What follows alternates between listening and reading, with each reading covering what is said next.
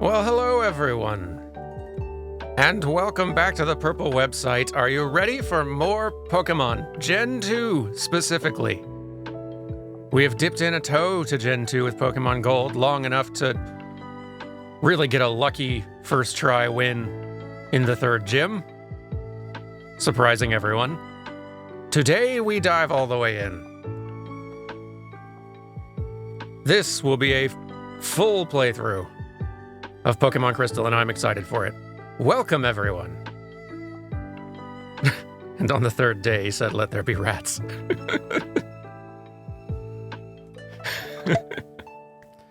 Just a real chaotic energy to the third day of creation.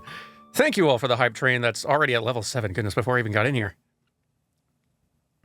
I took too long making tea, apparently. Gracious, what have you been up to? How far do I have to scroll down to find where this started?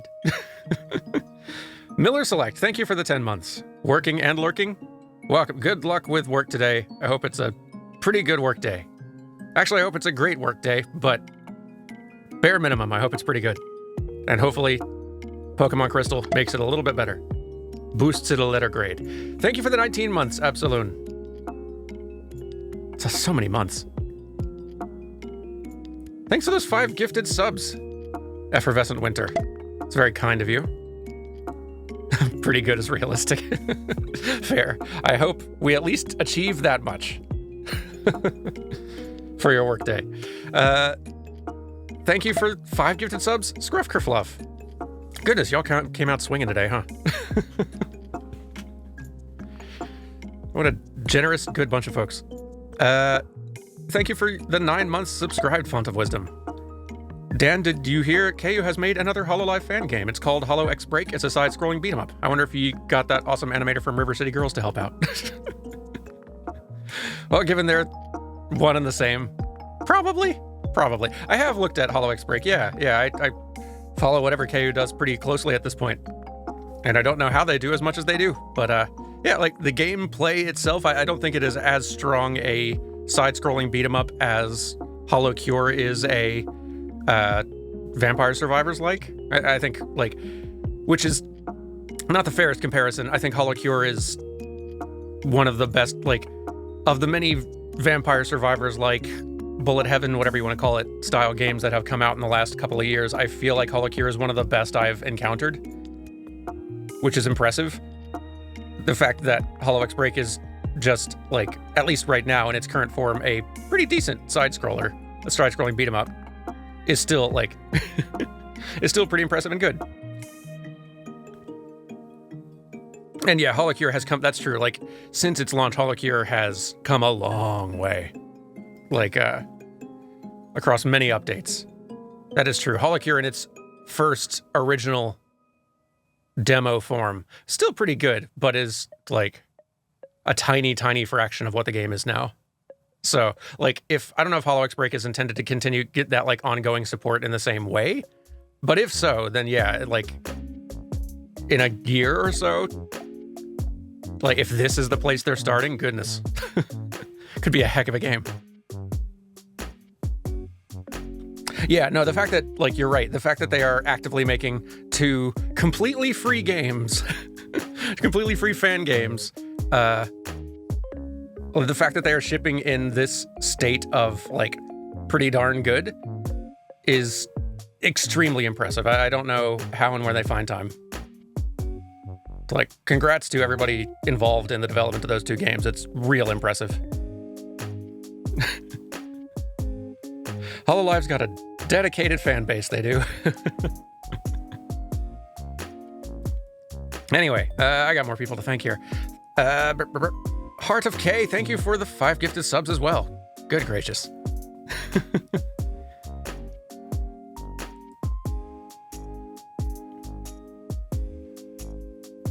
So many gifted subs before I even showed up.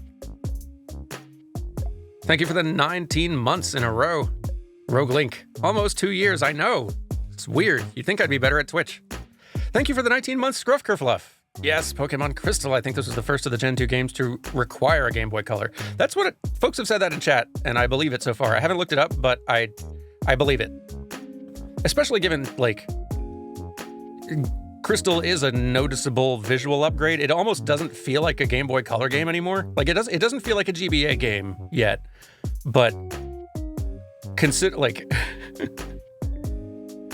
from where Gen 1 started to where Crystal, like, takes things visually, it's really impressive seeing how much change happens just over a few years. Confirmed, Crystal was Game Boy Color exclusive. And yeah, okay.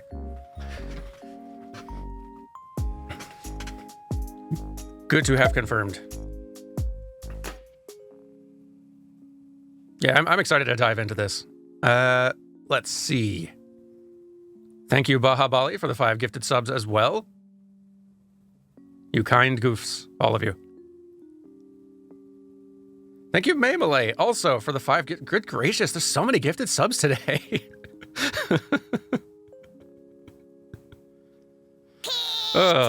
Thank you all very much. Thank you for the 19 months as well. Domadet, or Domade. Another game involving Dan and Crystal, so when do we get to fight Chaos? Oh gosh, yeah, I guess. There are several running themes in our playthroughs lately, aren't there? Final Fantasy and Crystals. And I guess RPGs in a more broad sense, but eh.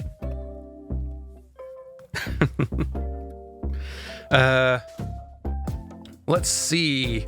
Thank you for the 19 months, Maymale, as well. And thank you for the 4 months, Slughard.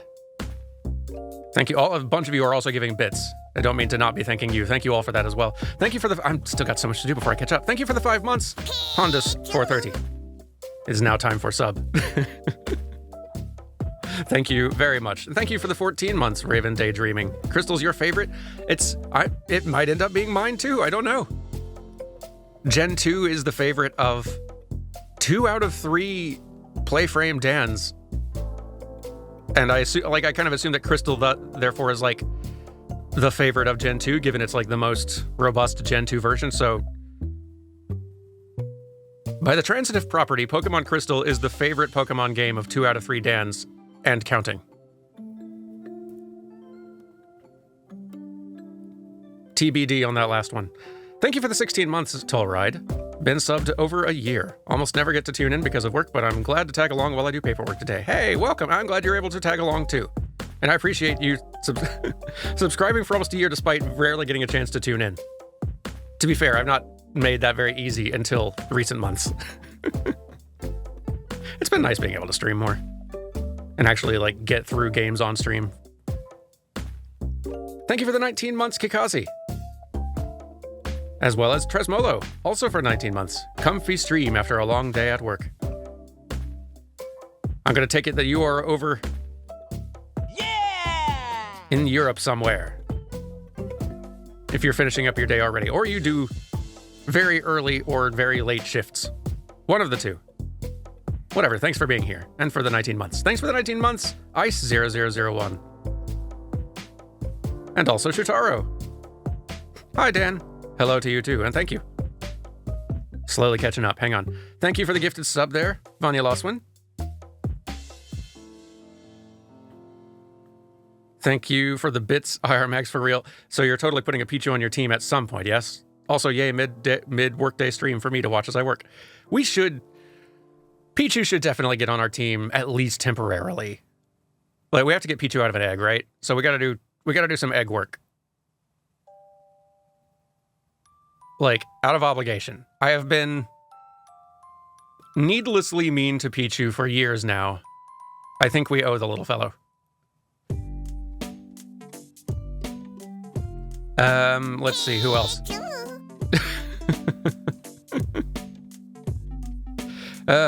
Don't worry, Pichu, you're getting in this time.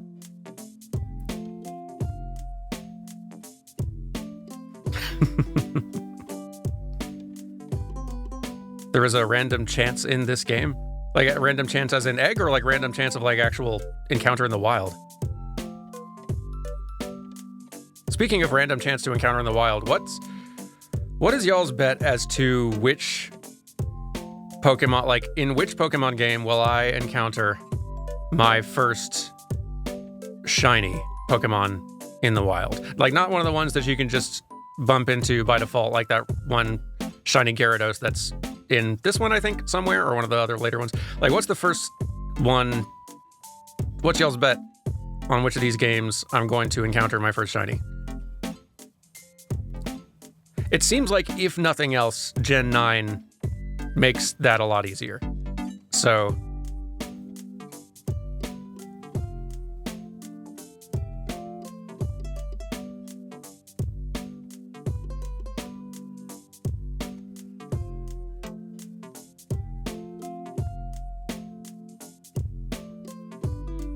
you get an egg that can hatch into any baby Pokemon. This egg has a higher shiny chance, so shiny Pichu is possible. Sounds like the odds of shiny encounters increase from Gen 6 onwards, so it, if we don't early on, we might get very lucky. But then again, I've never encountered one ever, so...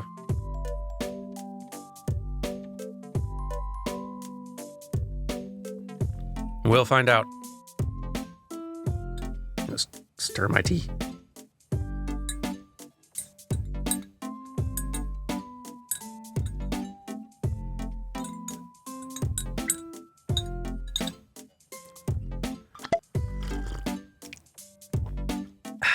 That helps. Thank you for the 4 months, Snowbound. Thank you very much.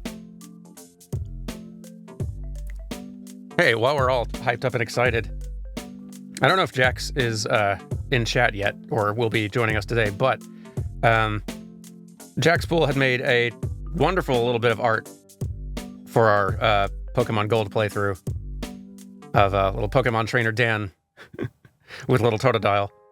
They are all already made, like a week ago, made sort of a follow-up for our time here in Crystal with today's starter, and it's extremely cute. I love it.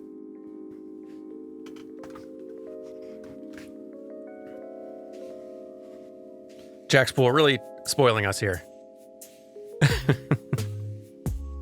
They've made so much... they have very frequently, for Dan Jones and Dragons sessions, they've frequently been like making little sketches and doodles of events while we play and tweeting them as we go, and they are wonderful. Like,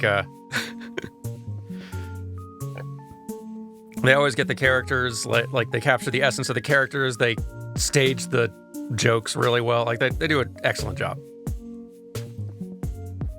You think our character for Crystal should be a girl named Danny? Well, coincidentally, that is exactly the plan, so... You have called it.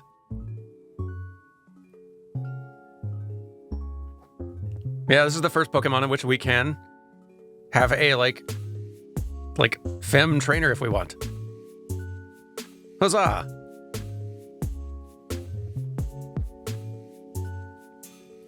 I feel like we'll kind of alternate from here, or like... and for the rest of these Pokemon gens where... there are like the 2 original releases and then the 3rd kind of best version release, like Emerald and Diamond, or Platinum rather. I think we'll do sort of like boy trainer for the partial play, like first game, and then girl trainer for the complete one. And then maybe just like alternate from there, or I don't know, we'll play it by ear.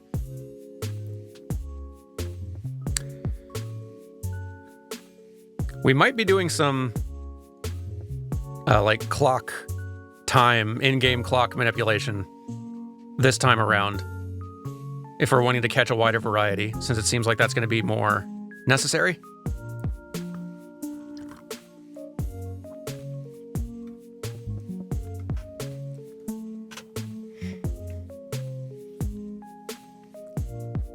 But we'll also probably be doing, at least today, probably a longer stream. Speaking of which, we should go ahead and get started. Actually get some more progress in this here game, huh?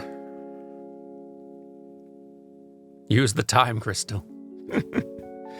Okay, let's see. Let me get us queued up here. Oh, I'm excited.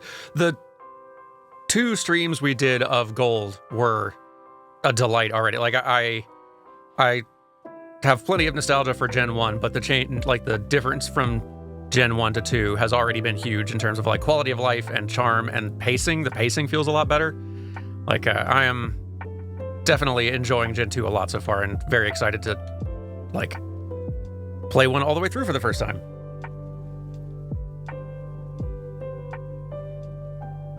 So,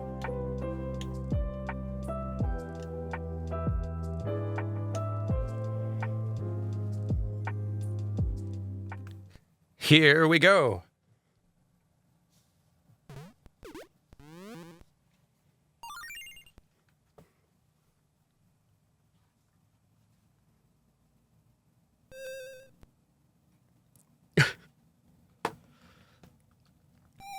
I kind of love the weird energy this one's opening starts with.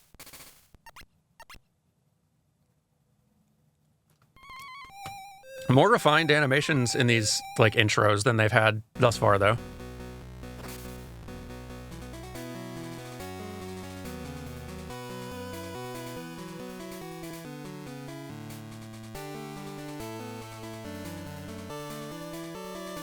Like, this compared to where Gen 1 started. I know the Game Boy Color is like technically like a handheld generation later, so it is. Of course, there's going to be a difference, but wow, it's pretty impressive how far it's come already, and the jump to Gen 3 is going to be huge.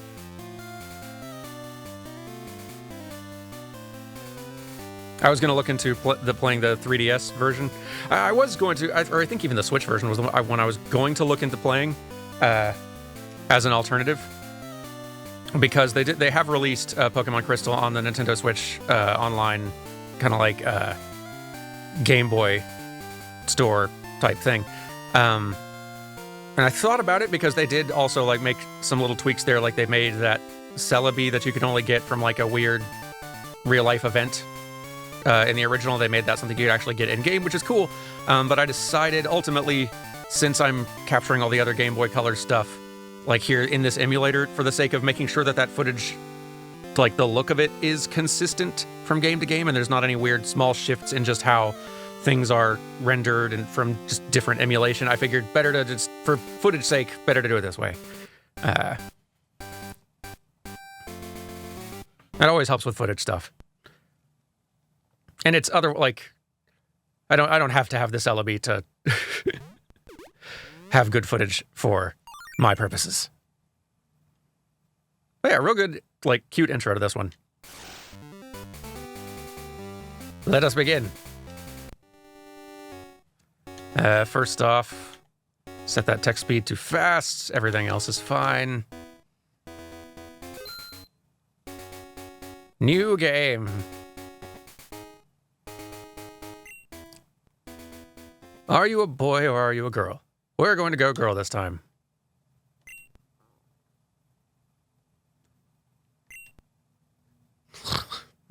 What? Oh, you woke me up. Will you check the clock for me? What time is it? It is 11 in the day.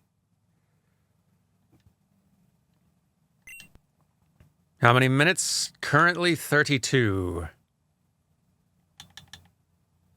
Yep. 11:32. Yikes, I overslept. Hello, sorry to keep you waiting. Welcome to the world of Pokemon. My name's Oak. People call me the Pokemon Prof. This world is inhabited by creatures that we call Pokemon. People and Pokemon live together by supporting each other. Some people play with Pokemon, some battle with them. But we don't know everything about Pokemon yet. There are still many mysteries to solve. That's why I study Pokemon every day. Now, what did you say your name was? Look how adorable we are.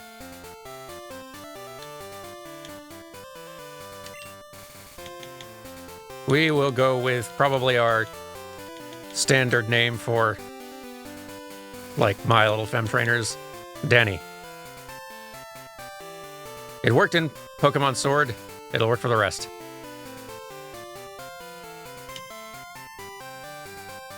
Danny, are you ready? Your very own Pokemon story is about to unfold. You'll face fun times and tough challenges. I know, in Gym 3 specifically. A world of dreams and adventures with Pokemon awaits. Let's go! I'll be seeing you later! And here we are.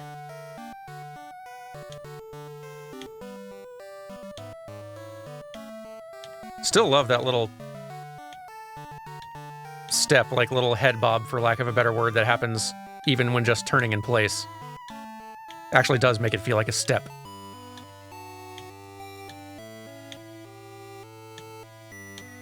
Which is impressive this early on. Let's see. Do we have anything in the... Nope. What's on the radio? Professor Oak's Pokemon Talk. Please tune in next time. Pokemon Channel. This is DJ Mary, your co-host. Pokemon Channel.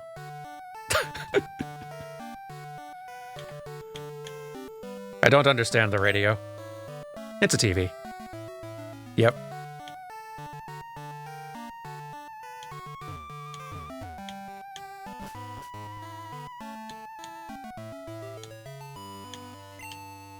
Don't remember there being two people down here last time. There's a movie on TV. Stars dot the sky as two boys ride on a train. I better get rolling too. Oh, Danny, our neighbor, Professor Elm, was looking for you. He said he wanted you to do something for him. Oh, I almost forgot. Your Pokemon gear is back from the repair shop. Here you go. Pokemon gear, or just Poke gear. It's essential if you want to be a good trainer. Oh, the day of the week isn't set. You mustn't forget that. What day is it? It be Thursday, Mom. Is it daylight savings time now? I think it still is. Right? Does anyone know if it is still... Yeah, okay, I thought so.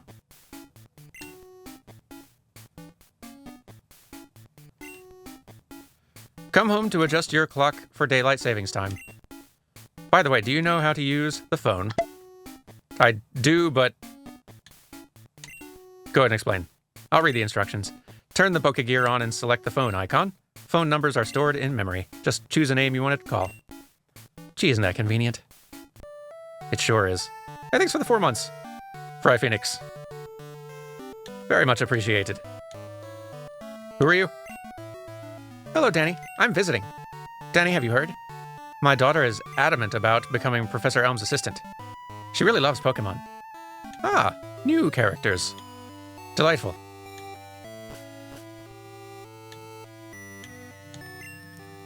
Yo, Danny. I hear Professor Elm discovered some new Pokemon. Cool. Nice water.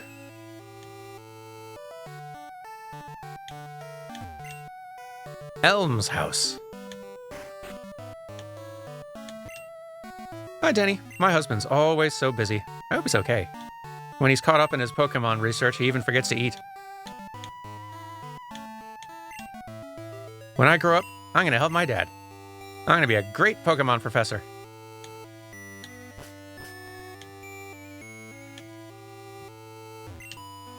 Wow, your Poke Gear is impressive. Thank you. Did your mom get it for you? That still feels like it's an insult a little bit.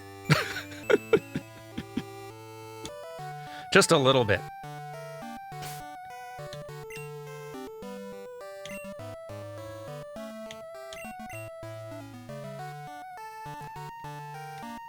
Now then. Elm Pokemon Lab and you. So this is the famous Elm Pokemon Lab. What are you staring at? Sorry.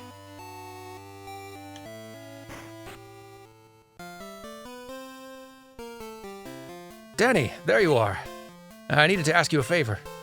I'm conducting new Pokemon research right now. I was wondering if you could help me with it, Danny. You see, I'm writing a paper that I want to present at a conference. But there are some things I don't quite understand yet. So, I'd like you to raise a Pokemon that I recently caught. Okay. Thanks, Danny. You're a great help. When I announce my findings, I'm sure we'll delve a bit deeper into the many mysteries of Pokemon. You can count on it. Oh, hey, I got an email. Uh-huh. Okay. Hey, listen. I have an acquaintance called Mr. Pokemon. He keeps finding weird things and raving about his discoveries. Anyway, I just got an email from him saying that this time it's real. It's intriguing, but we're busy with our Pokemon research. Wait. I know. Danny, can you go in our place? Maybe. Is this time it's real code for something, or... I want you to raise one of the Pokemon contained in these bowls. You'll be that Pokemon's first partner, Danny. Go on, pick one. Okay. The moment has arrived. Hey, thanks for the 2 months. Ginny. So. I wonder, will we see some of their little animations in this here?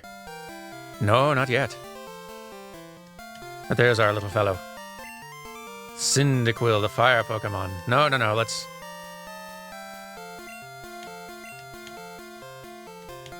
Just for tradition, there's our previous little fellow, Totodile, who served us well.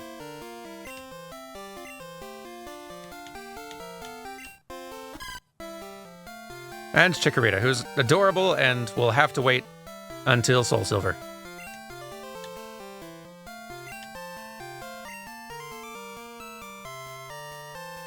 Hey, Emmons. Welcome. Is Cyndaquil. You'll take Cyndaquil, the fire Pokemon? Yeah. I think that's a great Pokemon, too. Our journey begins. Give a nickname to the Cyndaquil you received? Nah. Mr. Pokemon lives a little bit beyond Cherry Grove, the next city over. It's almost a direct route there, so you can't miss it. But just in case, here's my phone number. Call me if anything comes up. Excellent.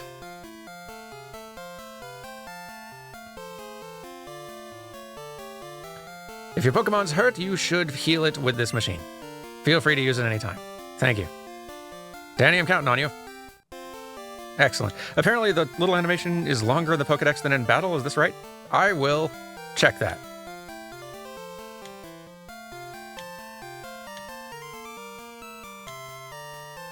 Danny, I want you to have this for your errand. Thank you.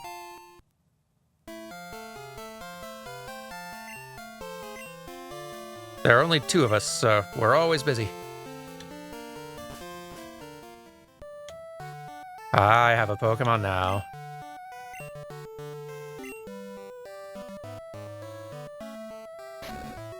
You don't care.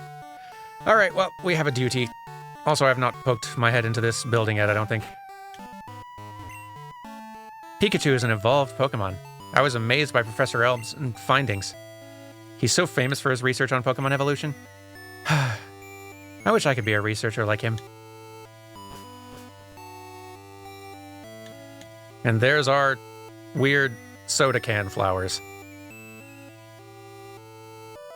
I appreciate that they're still animating the flowers, but these definitely look less flower-like than Gen 1s.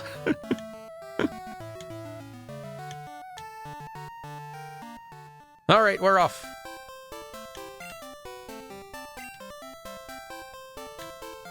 How's it going? Pokemon hide in the grass. Who knows when they'll pop out? Yes, whom will we encounter first?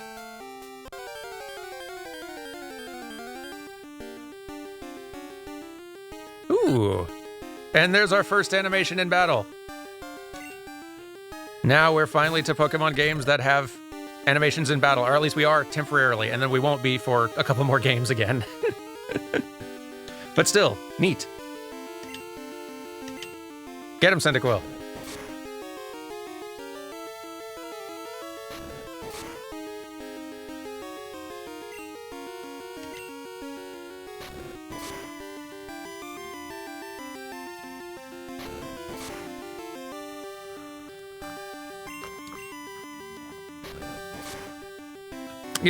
Yep. It's Crystal has animated sprites for when Pokemon your opponent enters the field, and then Emerald is the game where they finally bring animations back in, and it sticks. It's still just animations for entering the field, I think, but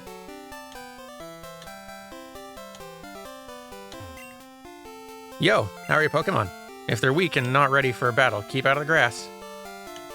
Wise words. Right, dead end.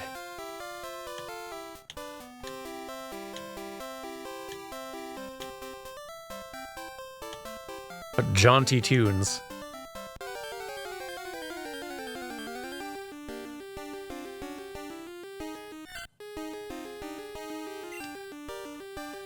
Even just a little bit of animation, even just basically one other pose in Sentret's case that it bounces back and forth between a couple times. Makes a big difference. Cyndaquil, stop missing.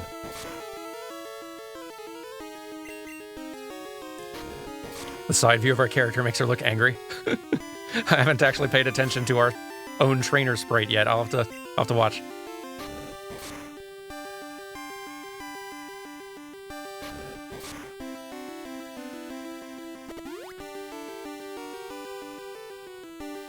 Cyndaquil recovered using a berry. Right, you just had a berry on you. Good thing.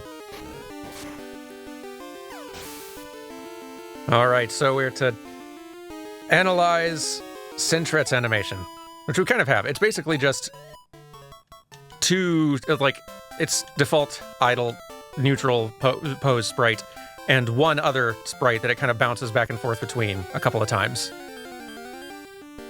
Just making it sort of like do a little bounce in place. Like so. There are definitely more complex, relatively, animations for other Pokemon in the game. Some that have like 3 or 4 or sometimes even like 6 or 7 frames of animation. Rather than just kind of bouncing between two poses. But it's always somewhat simple. Even so, it adds quite a lot.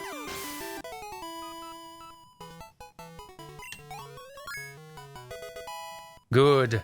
Grow strong, little Cyndaquil. Ooh, smokescreen. And what's this?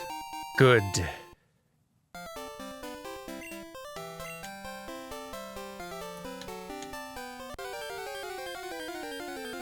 Hydrating is also a good idea. I will do that. Boy, a lot of Sentrets out here. Ratjuma's just biding its time.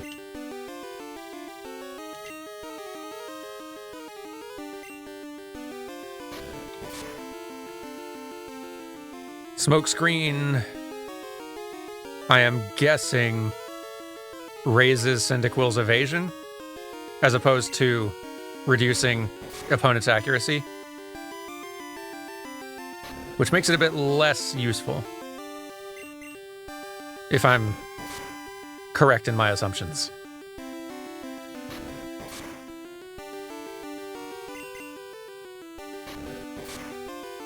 There we go.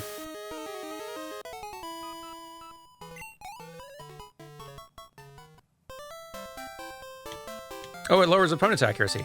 Okay, then it's pretty good then. So, like, similar to Sand Attack.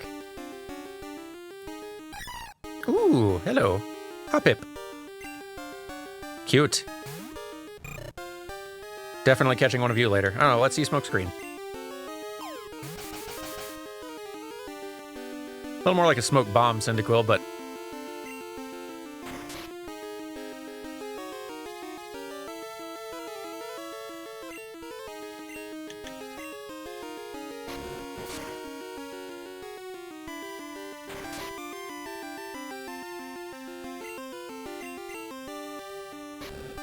Well, thank goodness we used Smokescreen, or else these splashes might hit us.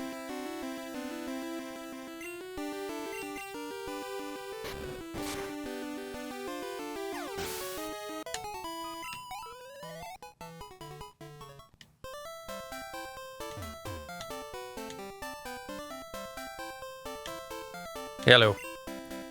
I wanted to take a break, so I saved to record my progress. That's a great idea.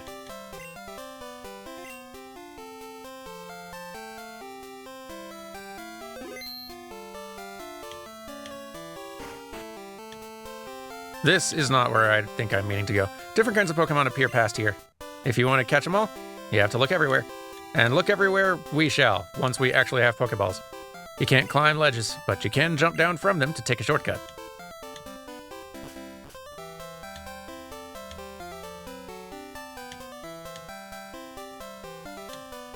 This music sounds like a carnival game.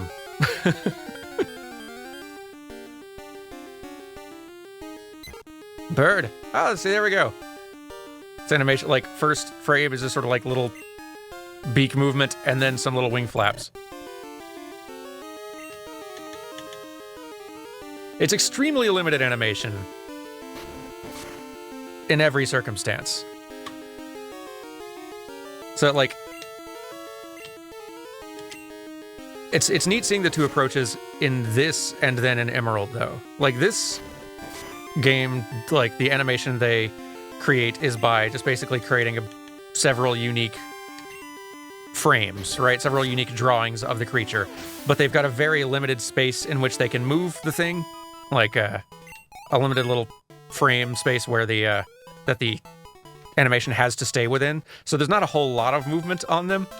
And the movement can be a little stiff and clunky just from limited frame count and stuff like that. As opposed to Emerald, which animates things by basically taking the sprite and moving it and rotating it and squashing it and moving it around a bunch. Which is giving you a little bit like, or maybe there might be like one additional other pose mixed in there, but there's not like animations that are like several drawings long in the same sort of way. I think it's a more effective look though in Emerald, just because the motion and rotation you get on the creature adds a whole lot more textural variety from creature to creature.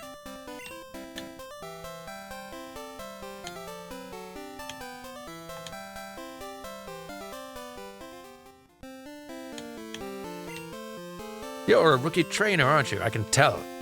That's okay, everyone's a rookie at some point. If you'd like, I can teach you a few things. Please do, I'd love to hear that very good tune. Okay, then follow me. This is a Pokemon Center. They heal your Pokemon in no time at all. You'll be relying on them a lot, so you better learn about them. That's like one of my favorite little recurring themes in Pokemon games. Is this cute? This is a Pokemon Mart. They sell balls for catching wild Pokemon and other useful items. Route 30 is out this way. Trainers will be battling their prized Pokemon there. This is the sea, as you can see. Some Pokemon are found only in water. Is it not until Gen 5 that the sprites are actually animated throughout the battle? I believe that is the case, yes. Here is my house. Thanks for your company. Let me give you a small gift. Thank you. We have a map now. Pokegear becomes more useful as you add cards. I wish you luck on your journey.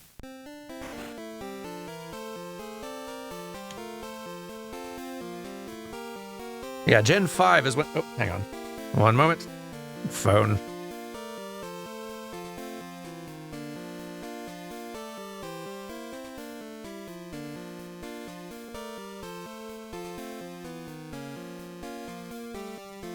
Sorry about that. Somebody's... I think we got a delivery person trying to get in the building. Anyway, let's see. So yeah, Gen 5 is when the first game in which the Pokemon are animated throughout, and they are still pixel art sprites, but they are sort of animated using a... I can never think of like a... There's probably a good official term for this. It's sort of like a 2D skeleton-based animation system. Similar to what you see in a lot of Flash cartoon type stuff. Like the... Imagine like the Foster's Home for Imaginary Friends show. Like that sort of Flash animation where you got 2D images that are still being kind of like moved by like joints and control, like a little system of joints. Like a lot of 2D animation for TV shows has been that way for the last decade or two. So they're using a similar approach animating those sprites in Gen 5, which was a neat look. Like it was definitely the most lively the sprite animation ever looked, which is really cool. Is it kind of like what VTubers use? Not exactly. The VTuber tech, like in some ways, yes, there are certain aspects of like VTuber rig live stuff that uses similar principles, but it's not quite the same thing. And that technology has gotten a lot more robust. So like there's a lot of 2D animated shows that still use that sort of tool, but it's much more invisible. Like the aesthetic between fully hand-drawn traditional animation and that sort of 2D skeleton joint-based animation, it's harder to tell the difference than it used to be. But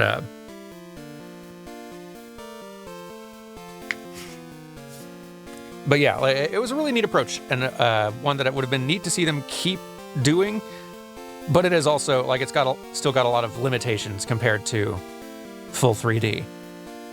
And so like the move to full 3D, I think, makes a lot of sense. Was a good move for them to do long term.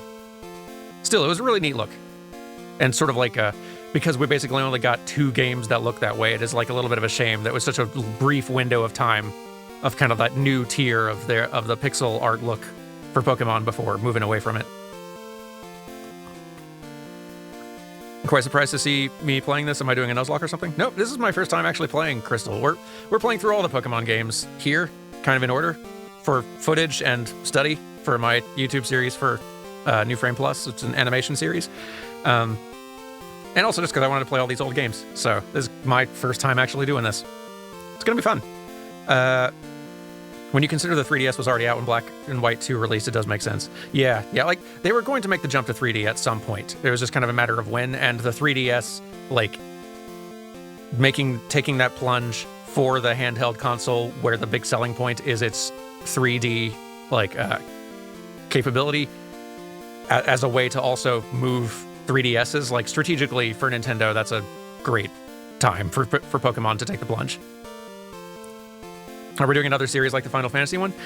I don't know. So that's the thing. Like, I've got several video ideas that are kind of loose ideas, but I don't know exactly what the videos will be. I just know I do want to make some Pokemon animation videos down the road, and I need footage from all the games to do it, which is a big undertaking, so I figure we'll start there. It might be like one very large video similar to the Sonic video. It might be several large ones. Or who knows? It probably won't be the same as the Final Fantasy 1 video per game, 15 to 30 minutes long. Probably won't be that in-depth. But still pretty large, regardless, whenever it happens. Let's see.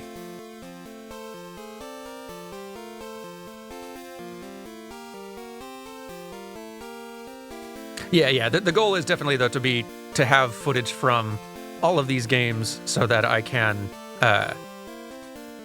show sort of that retrospective journey of progression from gen to gen, game to game, showing what has changed, what's been added, and yeah, that sort of thing. So, anyway, let's continue. Hope that delivery guy was able to get in. Anyway, Guide Gent's house. Right. Ah, nice place you have. When I was a wee lad, I was a hotshot trainer. Here's a word of advice. Catch lots of Pokemon. Treat them all with kindness. It's great advice. When you're with Pokemon, going anywhere is fun.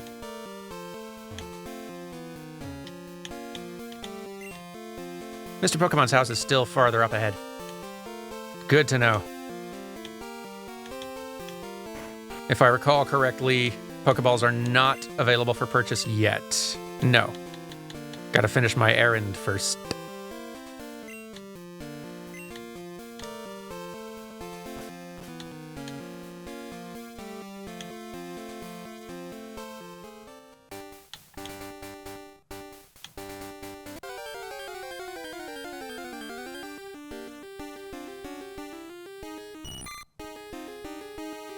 Hi, Caterpie. Looking very cute. As we've already discussed, I should stop by the Poke Center back in town before we go running off.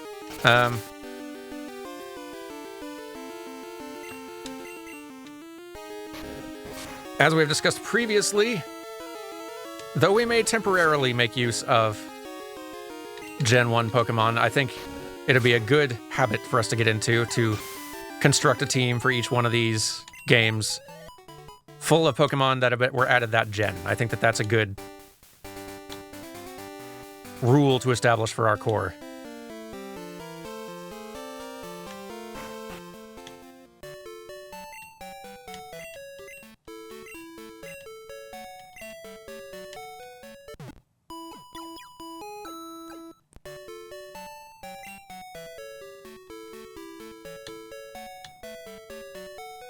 Does that include regional types in later gens? Probably. We got a ways till we got to make that decision, but probably. And it's good to be, like, where we can, good to use a variety as much as we can anyway, just for footage variety as well. Especially once we get, I don't know if I'll really do this on stream necessarily, but as soon as we get to the 3D gens, I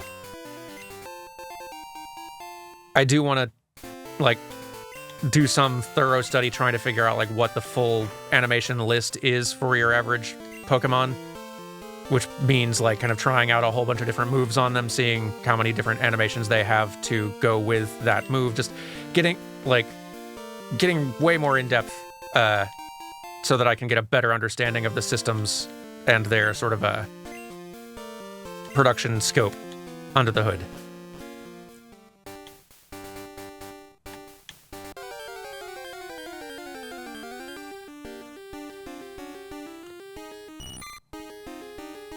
Hello, Caterpie.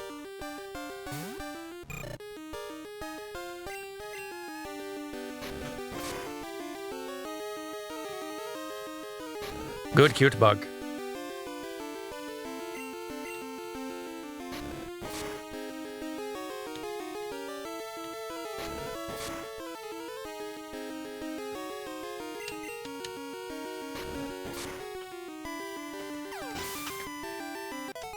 Am I essentially planning to reverse engineer the animation logic they used? Sort of. Not really like reverse engineer, like as in attempts to reconstruct or anything, but I am going to be, like trying to see as much of the animation as I can to try to get a sense for, to try to make some more accurate guesses as to what sort of like their approach is, how they've designed their animation systems to work. How many animations each Pokemon has, how many they need for each thing. And not just in battle, but also in like other features, like just a Pokemon existing out in the world, other like mini games that exist, or other features like follower Pokemon, Pokemon Me, Pokemon Camp, things like that. Just trying to get a sense by studying the end results to be able to make some decent guesses as to sort of like the scope of the project at large. That's generally the plan. Basically the same approach I use anytime I'm studying the animation in these games. There's only so much you can realistically guess without being on the team, knowing like what decisions were made and knowing how everything actually works under the hood, but you can make some educated guesses around certain factors.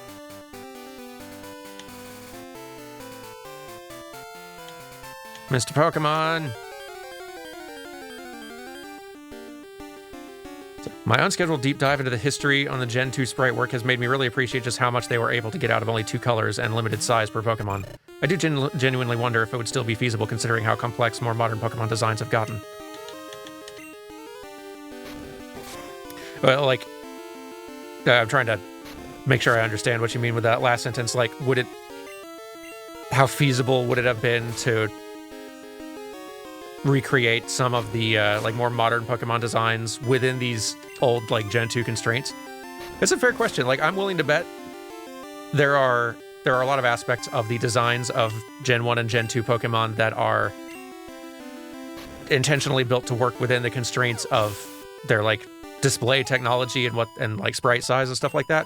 And those are not constraints they have to worry about so much anymore. So there's definitely, I'm sure there are some designs of more modern Pokemon that wouldn't be impossible to present in Gen 2, but it would be very difficult, and they'd have to probably, like, reduce some details.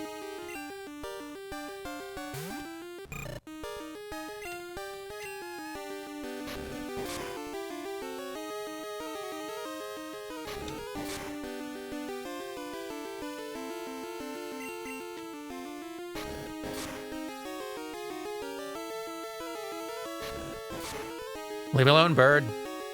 I'm running an errand. Can't even catch you.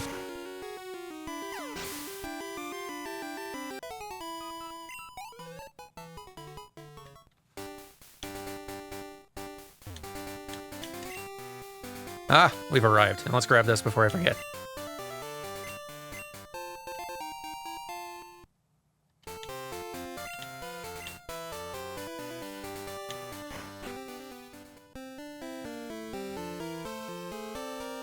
Hello, hello, you must be Danny. Professor Elm said that you would visit. This is what I want Professor Elm to examine. Mystery egg. I know a couple who run a Pokémon daycare service. They gave me that egg. I was intrigued, so I sent mail to Professor Elm. For Pokémon evolution, Professor Elm is the authority. Even Professor Oak here recognizes that. If my assumption is correct, Professor Elm will know it. Aha, so you're Danny. I'm Oak, a Pokémon researcher. I was just visiting my old friend, Mr. Pokémon. I heard you were running an errand for Professor Elm, so I waited here. Oh, what's this? A rare Pokémon. Let's see. I see. I understand why Professor Elm gave you a Pokémon for this errand. To researchers like Professor Elm and I, Pokémon are our friends. He saw that you would treat your Pokémon with love and care. Ah, you seem to be dependable. How would you like to help me out? See, this is the latest version of the Pokédex. It automatically records data on Pokémon you've seen or caught. It's a high-tech encyclopedia.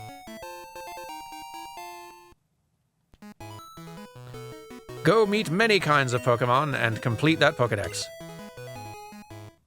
But I've stayed too long. I have to get to Goldenrod for my usual radio show. Danny, I'm counting on you. You're returning to Professor Elm? Here, your Pokémon should have some rest. Thank you. A lot of birds attacked me on the way. I'm depending on you. You got it.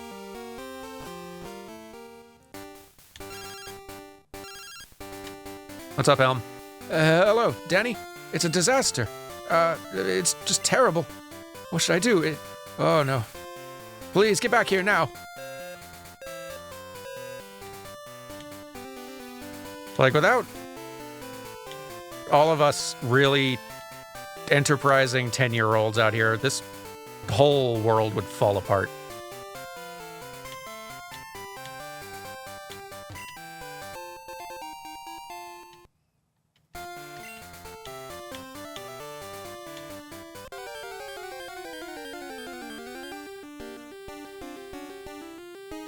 Hi, bird.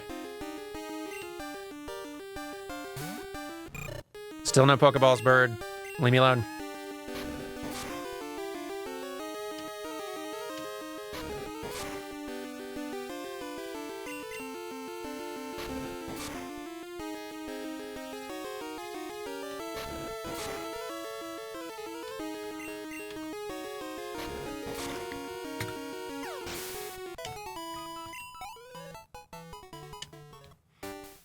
Stats-wise, Descendant will lean more towards special attack. I'm feeling like the tackles aren't as strong as I'm remembering Totodile doing.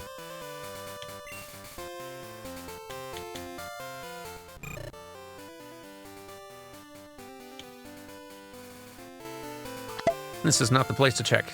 Let's see.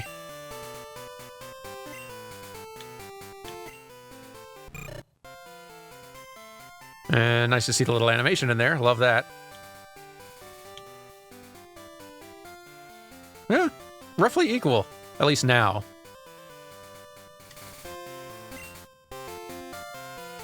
As it levels, I could see that gap increasing.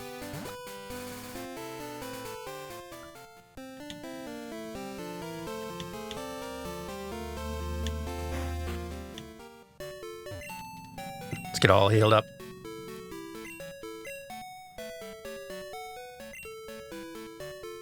Hello, Daredevil, and welcome.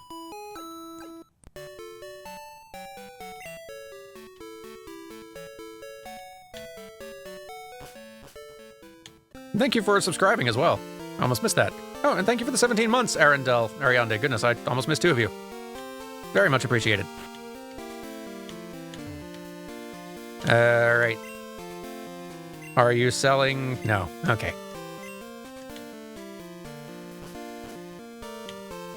Fine.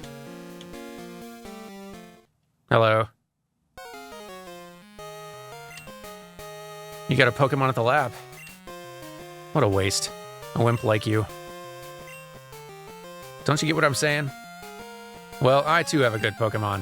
I'll show you what I mean.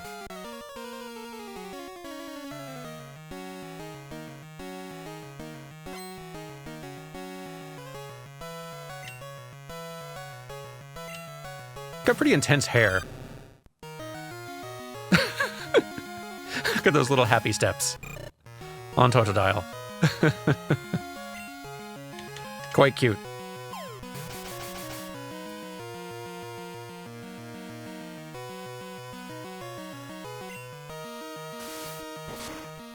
No, I lowered your accuracy. You are supposed to miss.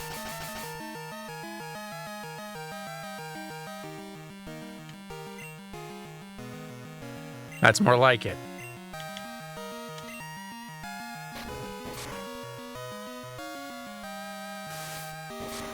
Hey, what did I tell you earlier?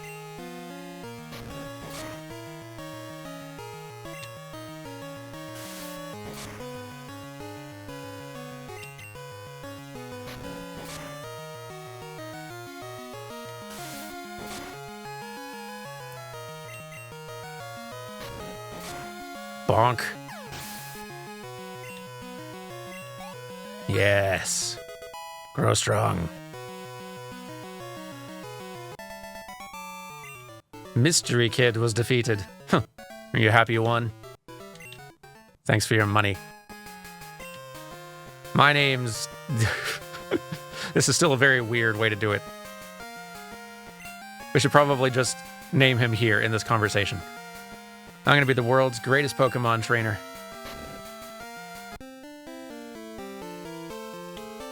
Anyway... Yeah. Ah, welcome, Grizzhoot and friends. Thanks for the raid, and hello. We're playing Pokémon Crystal now. I'm very excited.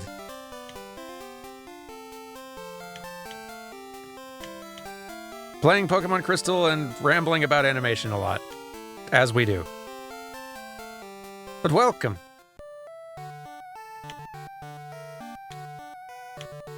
Ellen, what's going on?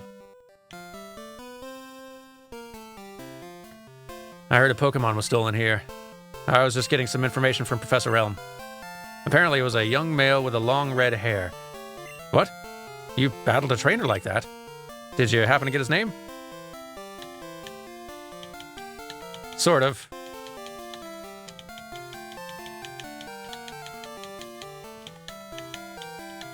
Here we go. It's Silver. Okay, so Silver was his name. Thanks for helping my investigation. You bet. For all the good it does, it doesn't really seem like the law has much luck catching up to Silver. Danny, this is terrible. Oh, yeah, so what was Mr. Pokemon's big discovery? Egg. This? But is it a Pokemon egg? If it is, it's a great discovery. What? Professor Oak gave you a Pokedex. Danny, is that true? That's incredible. He's superb at seeing the potential of people as trainers. Wow, Danny, you may have what it takes to become a Pokemon. Or the champion, you know. One of those words. You seem to be getting on great with Pokemon, too. You should take the Pokemon Gym Challenge. The closest gym would be the one in Violet City. Danny, the road to the championship will be a long one. Before you leave, make sure that you talk to your mom. I don't suppose I can take this one as well.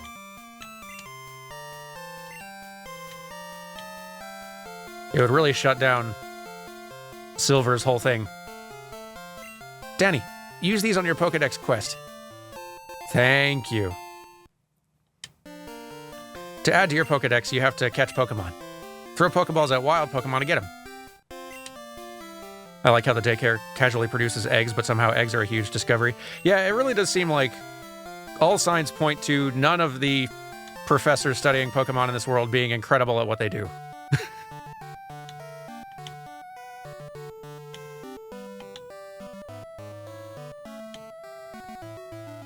Gotta start somewhere.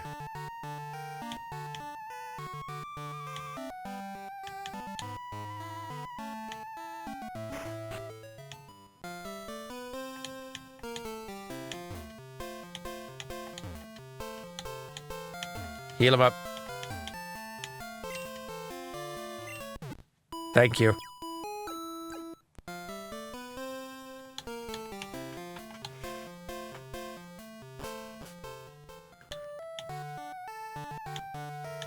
Mom, I'm leaving forever.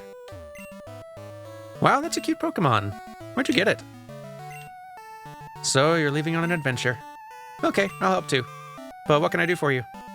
I know, I'll save money for you.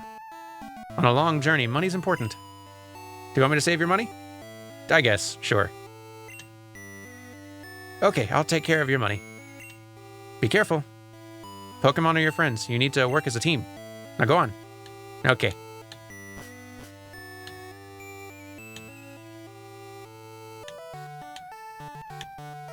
Our quest properly begins. Hello. I've seen you a couple times. How many Pokemon have you caught?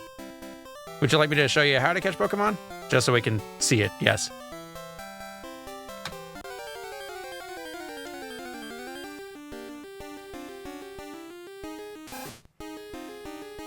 Look at that little butt wiggle.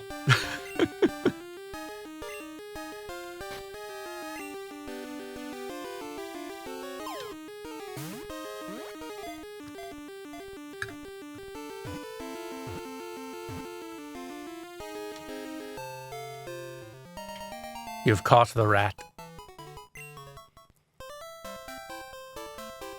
That's how you do it. If you weaken them first, Pokemon are easy to catch. Thank you.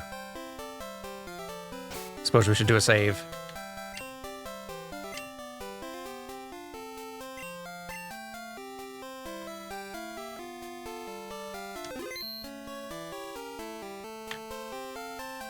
All right. Let's get catching.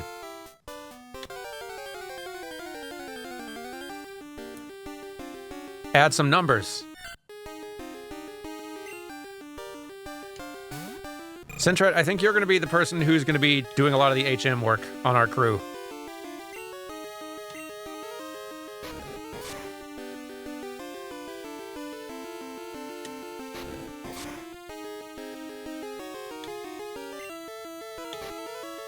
Get in the ball.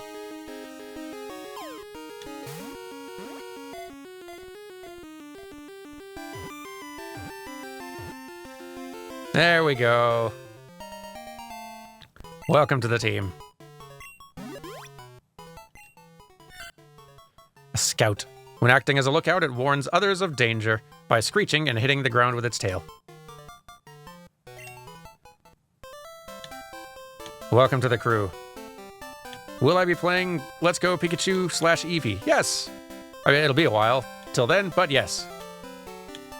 Eventually that will happen.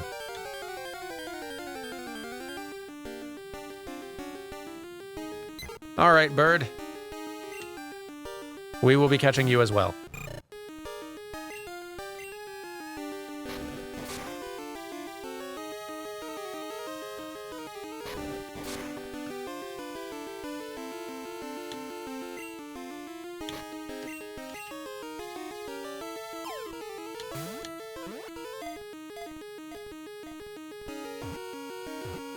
This whole series needs to end with some kind of special thanks to Rachima, who was there with us through every generation card.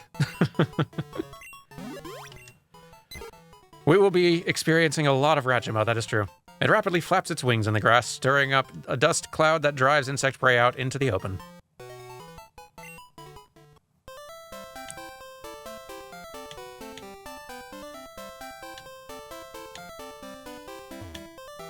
You wonder if Bird will get to be actual Bird before we get a Hoot Hoot? Where does one acquire Hoot Hoots?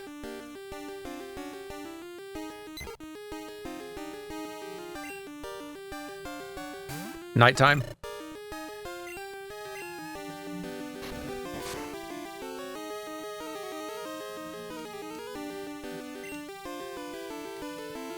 Well, that is something we can arrange.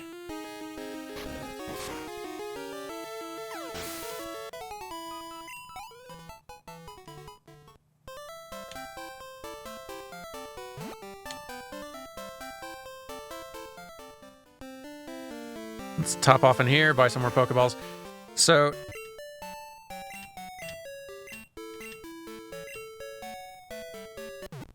to change the time of day, is that something one can do in your Pokegear, or do you have to, like, actually go back to your house or something? Heading out. See you later, Grizzhoot. Thanks for the raid. Much appreciated.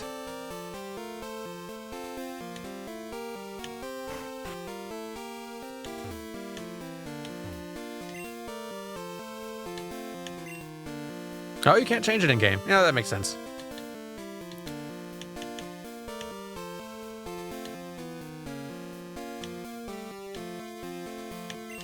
Yeah, I'll get a bunch of these first.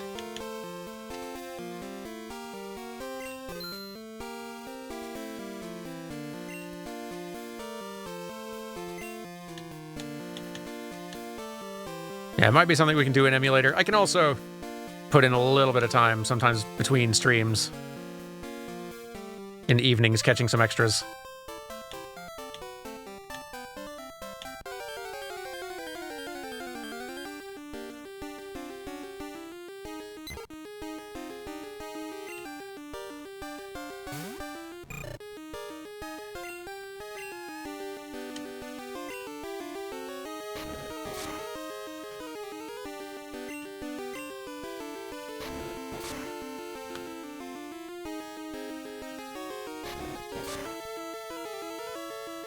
Also, like, our Tuesday streams tend to, like, they start kind of late afternoon and can get into the evening, so toward the tail end of those streams, especially once we've gotten far enough in the game to where we can, like, fly around and travel around a bit, we can kind of, toward the end of those streams,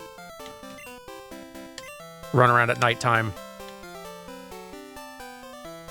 in a few places.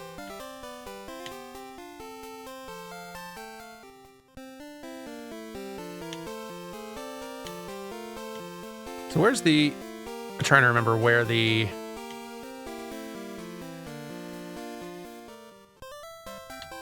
stop to go further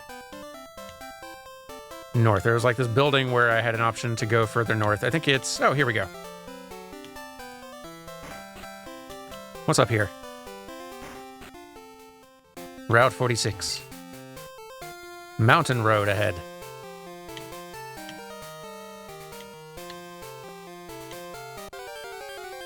Can't go very far, seems like, but maybe we can catch some other things? Like a rat.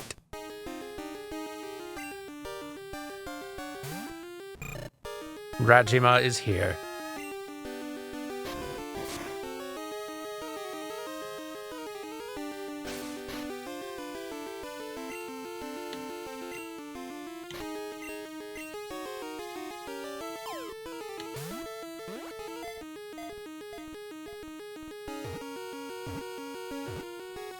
There we go.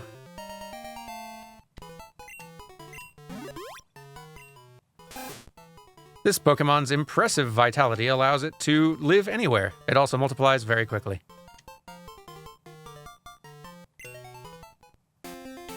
Well, we've got our rat. You can find a little long nose guy here at certain times, you say? Ooh. And also a little grumpy bird, wiggling its little feet.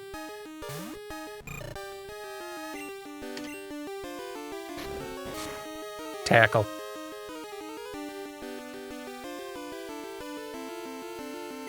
So to be clear, you can change your clock in the base game, but you need to enter a sequence of inputs at the load screen and then input a password based on your trainer name, ID, and the amount of money. I could link a little tool with instructions.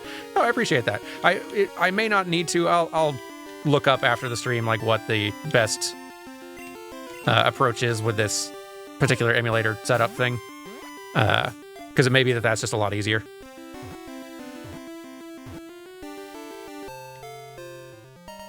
And it may not be all that necessary, ultimately. But we got a tiny bird. To protect its territory, it flies around ceaselessly, making high-pitched cries.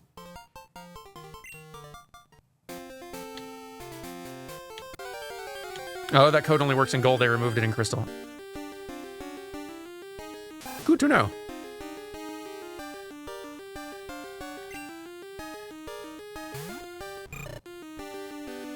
Ah, good night, Fry Phoenix.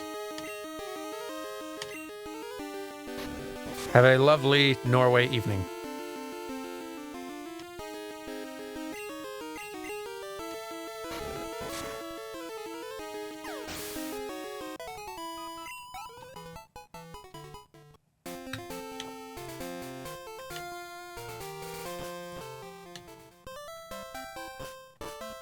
Let's see now.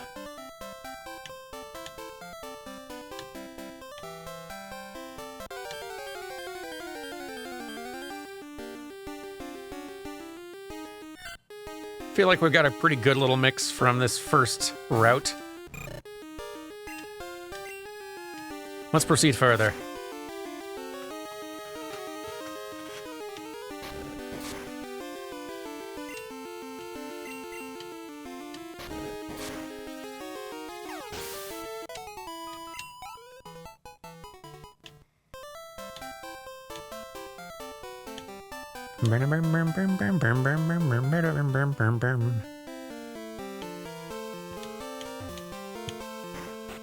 How long do I plan on playing today? Probably for a good bit. Like, we're going to do a pretty decent-sized stream here, so I could see going for another 6 hours or so.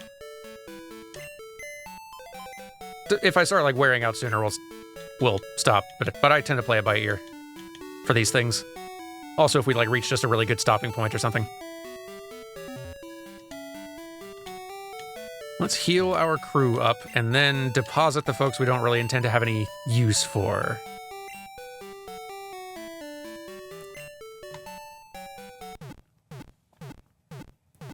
It's not new, but we should give Zubat a try for the team. I'm down for that. Like, Zubat has a new evolution, like a third evolution in this one, right? Am I remembering that right? So yeah, like, I feel like if a Pokemon has a new final evolution or something, then that counts. I think that makes it a viable inclusion.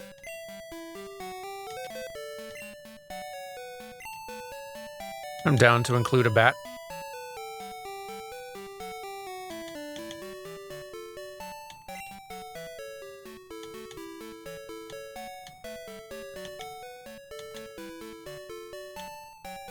Alright, Rattata, you stay in here, please.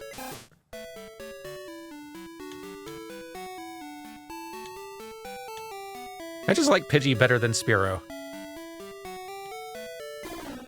Especially now that Pidgey is actually a bird.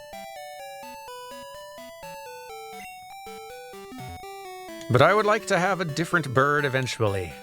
We will have to replace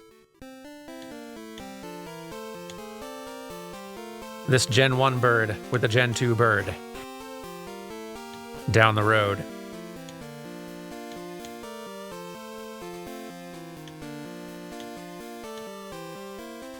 Have we thoroughly explored around here? When I get older, I'm going to be a gym leader. I make my Pokemon battle with my friends to make them tougher. You're trying to see how good you are as a Pokemon trainer?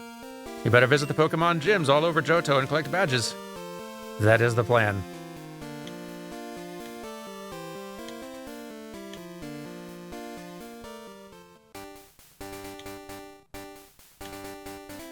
Route 30, let's go.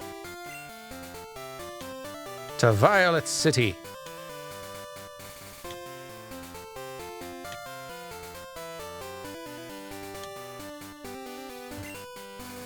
Everyone's having fun battling. You should too. Maybe I will.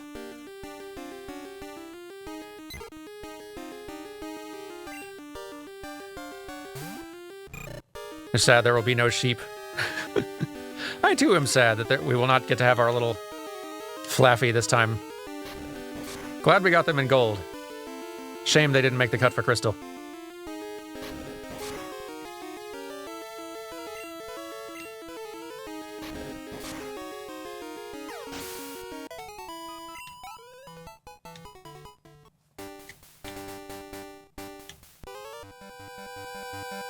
I just lost, so I'm trying to find more Pokemon. Wait, you look weak. Come on, let's battle.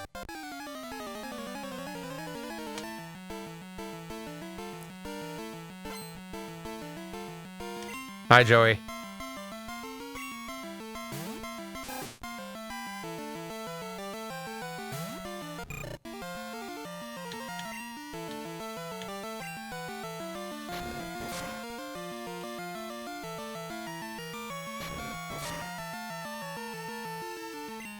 I don't like your rat's odds, Joey.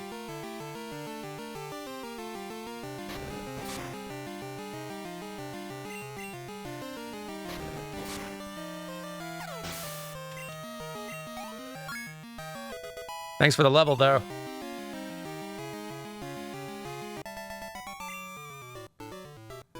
Ah, I lost again. Doggone it.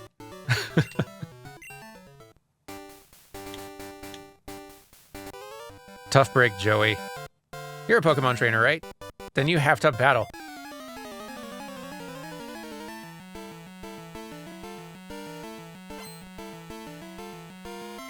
Mikey.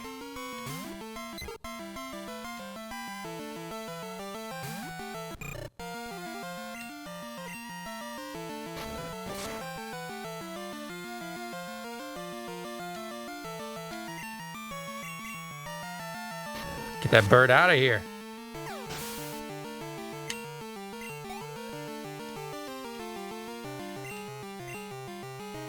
Actually, let's get started giving Sentret a little bit of experience.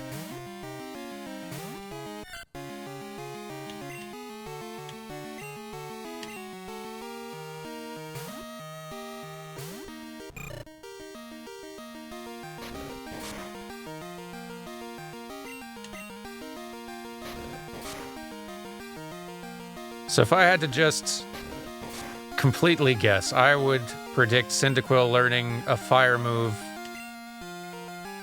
if we're really lucky, at level 12.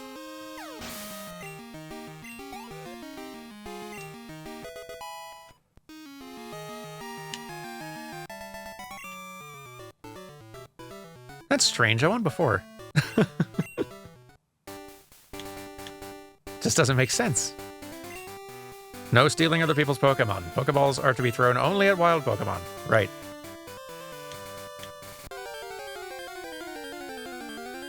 Does Crystal have the EXP share you can get later? I know Heart Gold and Soul Silver have it. I think so? I don't know if it works the same way, but I think so.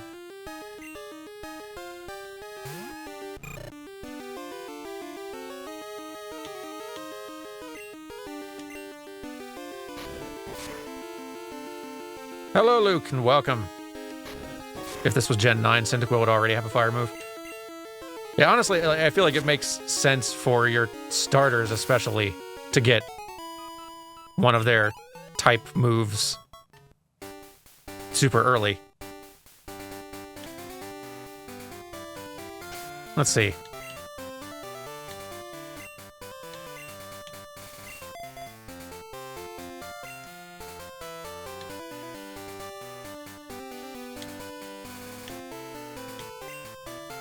I'm not a trainer, but if you look one in the eyes, prepare to battle.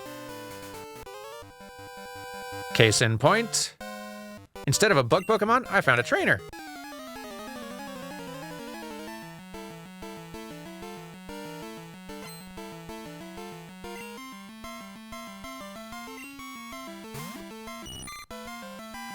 Cute Bogdon.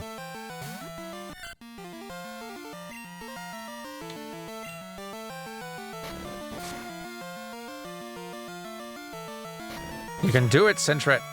Maybe.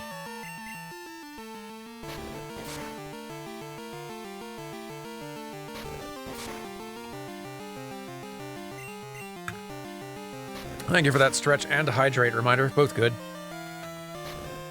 Sentret's an S-tier Pokemon design. I agree. It's a very cute.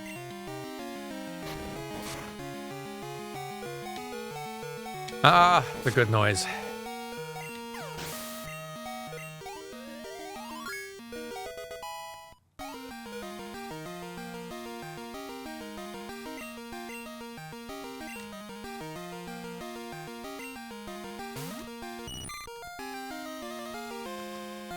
Okay, Cyndaquil, you can finish this.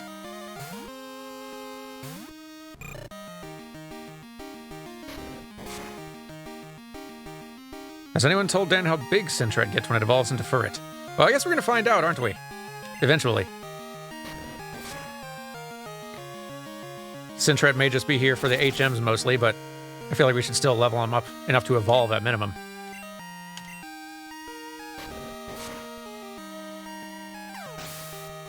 Did we beat Joey and get his number? We did beat Joey. I feel like with numbers, we should try to go for a collection of the different trainer types, like one youngster, one bug kid, one hiker, you know, just so on. Is Joey the youngster we should aim to acquire in our phone book? Joey's the one?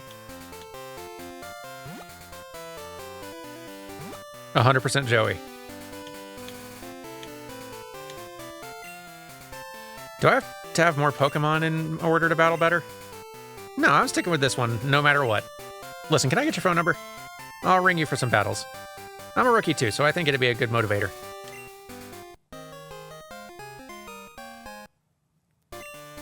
I'll ring you whenever I get the urge to battle. Sounds great, Joey. Welcome. I don't know what the maximum number of people we can have in our phone book is, but I do feel like we should limit it to one per trainer type. Because I feel like if they're going to have different dialogue stuff for their phone calls, like the phone call dialogue was pretty repetitive from what little we saw, even just in Gold. But we had almost all youngsters in there. I feel like if they're going to have different dialogue types, it's going to be different from trainer type to trainer type a lot of the time. So I feel like...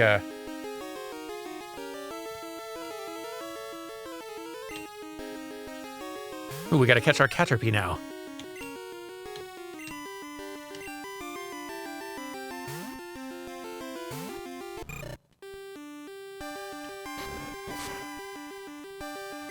That was a critical hit, huh? Bonk.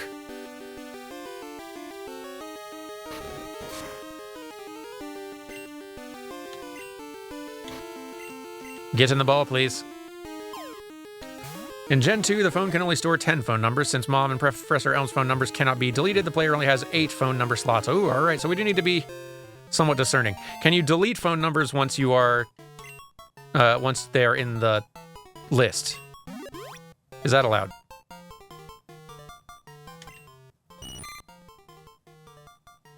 Worm.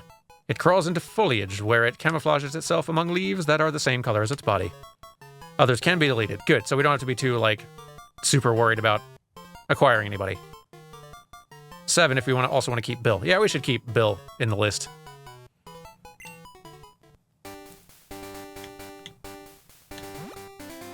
Speaking of things we should do, going back and healing up a little would not be the worst.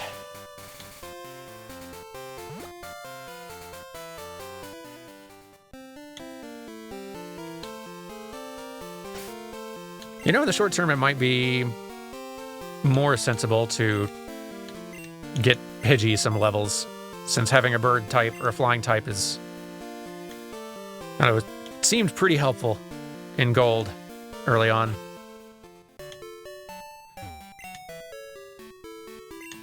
Okay, in Pokemon Heart Gold and Soul Silver, there is no longer a limit on the numbers stored. That's great.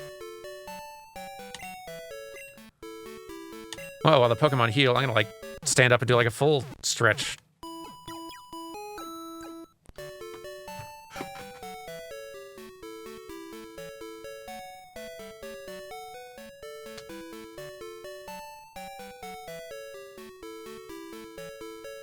It's a very good suggestion.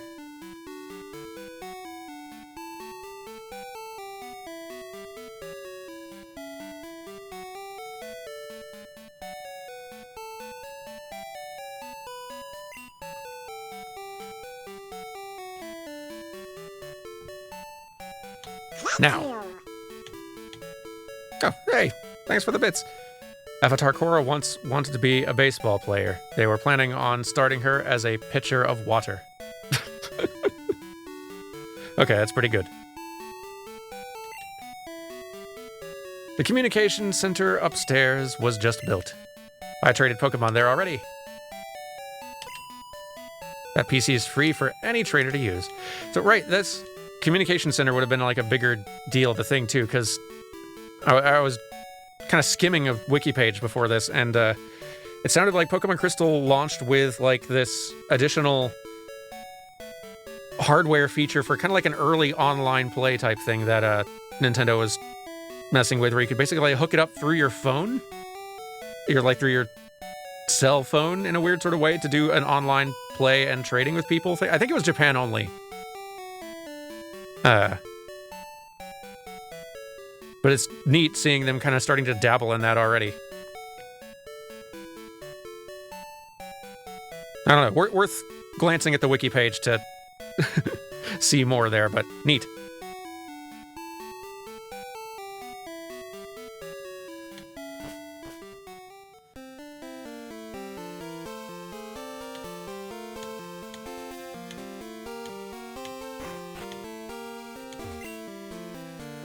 Probably better buy more than just Pokeballs for a little safety.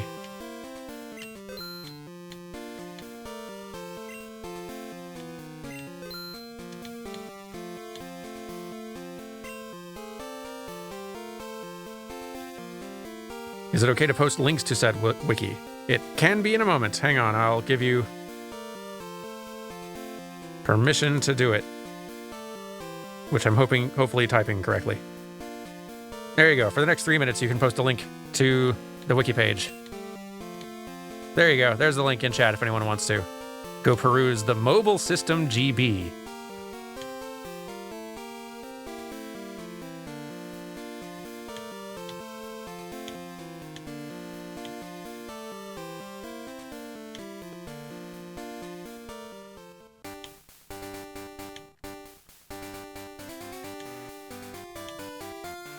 The internet may have plenty of downsides, but boy, I do not miss the time before having it.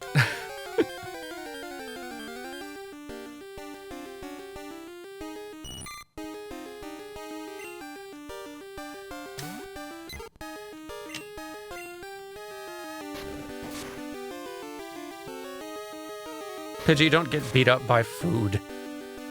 Well, I guess at your level, you don't have many options, do you?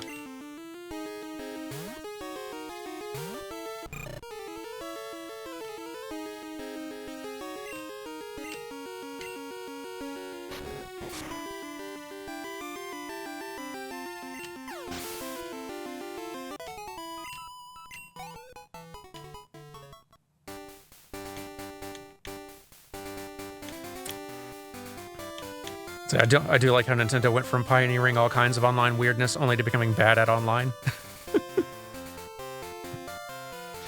Yeah, like it is interesting, right? And dramatic gaming, it said earlier, that's kind of wacky to think about considering how often Nintendo's thought of as being behind the curve on online features. Yeah, like they've been dabbling in various online play ideas for a good long while, clearly. I guess maybe part of the reason why it seems like they're kind of behind the curve or bad at it is that they've just historically always kind of done it in their own way, which early on with things like this mobile gaming GB or whatever they called it, the Mobile System GB, like it doesn't really stand out as all that weird because like it's no weirder or less new or odd than anybody else's weird early efforts at like online connectivity for like handhelds and things like that. But at a certain point, lots of game devs and lots of other folks like figured out kind of a pretty good way to handle online play and connectivity and storefront. Like some standards started getting sort of like codified and figured out at lots of places and just imitated and used by everybody else who was diving in, and Nintendo just kind of kept on taking their own approach, which at a certain point their own approach just started consistently falling behind the shared, consistent way everyone else was doing things.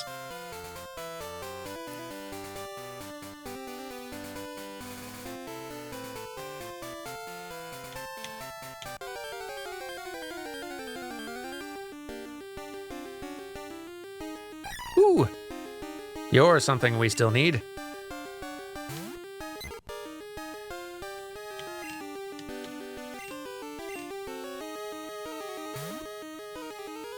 The little animations for Pokemon at the start of battles make such a huge difference. They really do. It's just one little animation that plays for your opponent entering the field. But I agree, it's a big value add.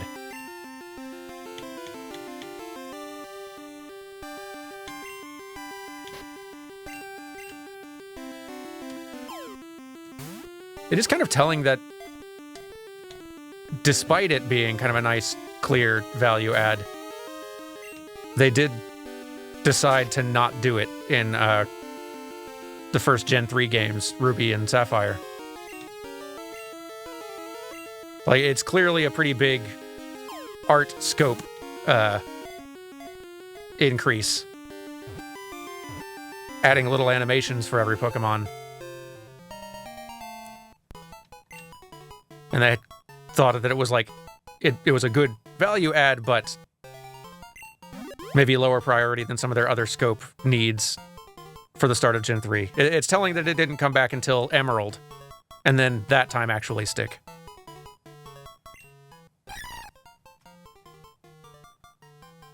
Cottonweed. Huh. It can be carried away on even the gentlest breeze. It may even float all the way to the next town. Welcome to the team, Hoppip. You were grass type, right? Look at your cute little sprite.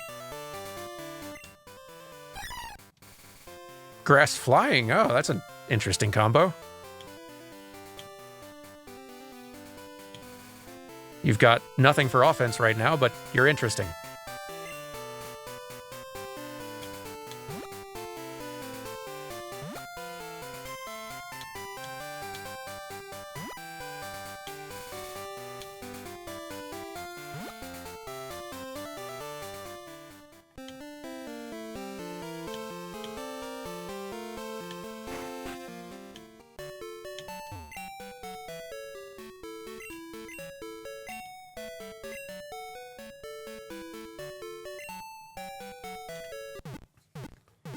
Pokemon does a lot of the let's not re-include this well-liked feature ever again, much to fans' annoyance.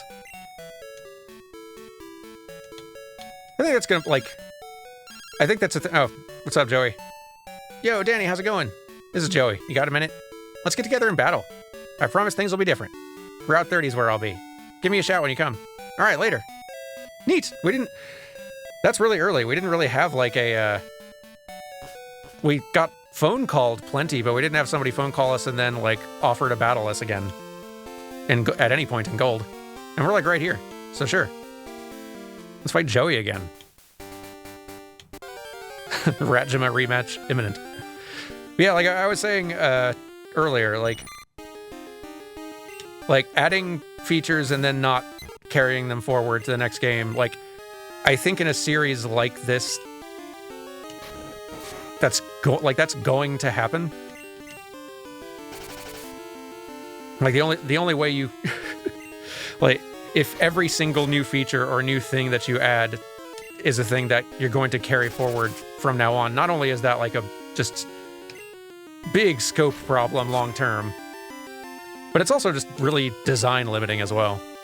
Like, Pokemon games are already very constrained in terms of design by how much they are, like, generally sticking to the formula, but also doing so in large part so that Pokemon can be shared between games at all. There's that inherently constrains a lot of design choices in how the games work, but like,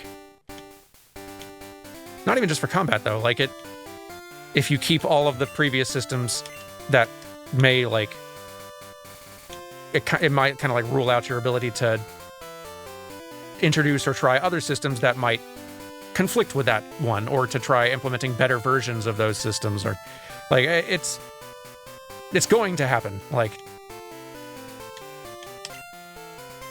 and that's kind of healthy, I think, for a long-term franchise series.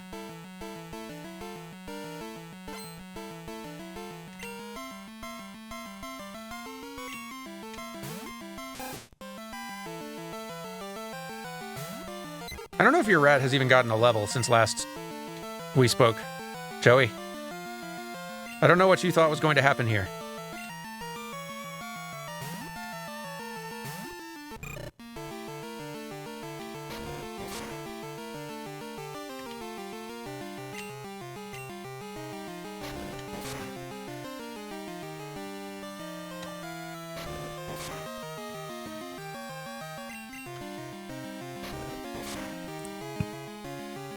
It kind of seems like their approach to like dabbling with new either features or new like visual upgrades in these sort of like third definitive edition games. Like it seems like they're kind of using that as a place where like, okay, we've got our foundation laid. The base game of we're building just sort of like a slightly improved plus version of an existing title. All that work is in there.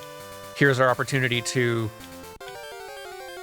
use some of that, like, all that. We're getting all this stuff for free. That gives us a little more bandwidth to try. Hey, there's a new one. Weedle. That gives us a little more bandwidth to try out this other thing and see how it goes as a test run. And then maybe if it works out well and we like it and it's a big value add, we keep it for the next time around. If not, maybe we scrap it and try again a different thing next time around. Next time we have the opportunity. It's a pretty good strategy for a franchise that's going to be like releasing as frequently as these do.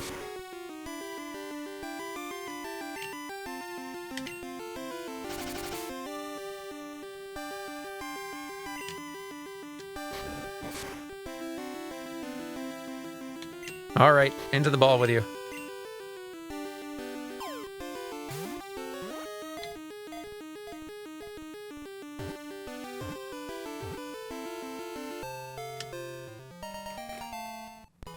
I'm surprised they kept the Pokemon trading to new gens thing going as long as they did, honestly. Me too. I'm very surprised they kept it going that as long as they did. Hairy bug. What's hairy about this bug? The barb on top of its head secretes a strong poison. It uses this toxic barb to protect itself.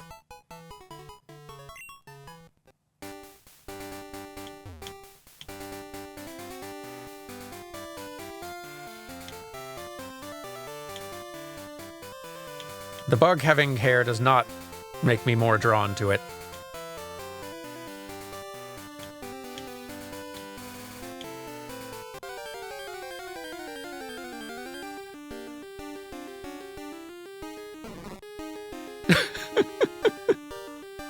It's a goofy little animation on Bellsprout, but cute.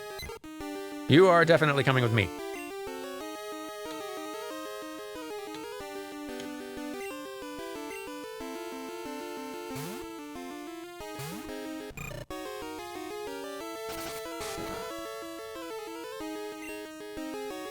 Look at, you've already got a grass move.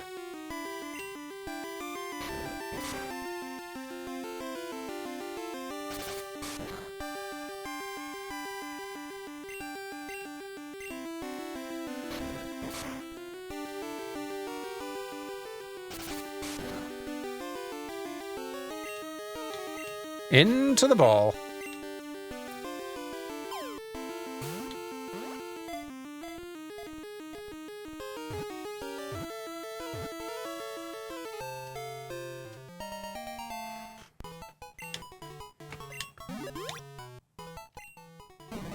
Flower. If it notices anything that moves, it immediately flings its vine at the object. Goodness.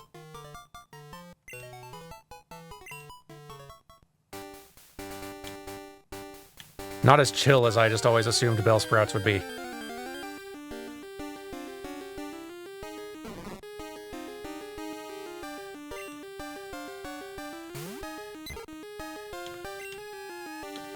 Alright, Cyndaquil, go at it.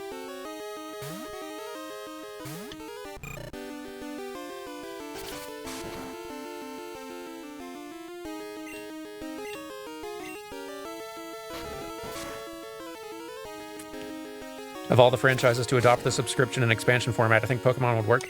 It would be an interesting route for the Pokemon franchise to go, because it definitely seems compatible with that. It definitely seems compatible with that kind of format and design. there would be trade-offs with doing that. So, like, I can see them deciding not to, but that, like, the games would have to change pretty significantly to accommodate that. And it would fundamentally, I think, change the experience of just what playing a Pokemon game feels like, which, like, maybe they'd be resistant to, I don't know, but it would be interesting.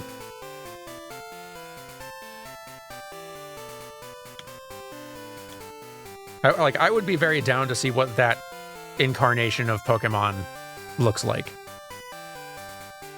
I could see them, I bet rather than like replacing their mainline franchise with it, I could see them at some point doing a more MMO style spin-off type thing. Kind of in the same way that of like the way the Legends, like Pokemon Legends Arceus is like a pretty different kind of play. I could see them trying that out as sort of a spin-off type thing, and if it wildly succeeds, then maybe they introduce some of those elements into the mainline franchise. That seems to be more like their MO. Hey, thanks for the 19 months, Zorlok. I don't think Game Freak has the time or staff to make a live service. No, they would have to expand considerably, and I am guessing they would... Nintendo would definitely get a different developer to make... Yeah, if they were going to make an MMO, it would be a different developer, for sure.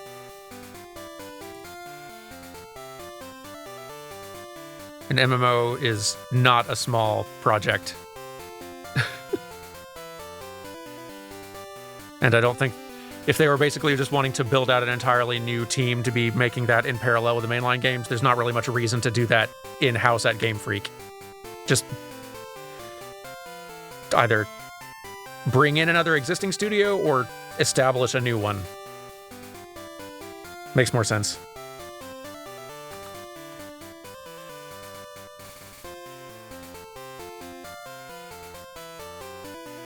Since an MMO wouldn't need new Pokemon designs, pretty much anyone could code it. I think, like, yeah, it definitely, like, I say but just in that, like, it would still be a mountain of a challenge. In some ways, I think it would be better to bring in some different studio than Game Freak for that, because, like, an MMO is just a very different kind of game, and it's got a lot of its own technical and design challenges, and if Nintendo could get a studio that already has some experience in that realm, that would be a huge value add rather than people at Game Freak having to try to learn all of that. Like,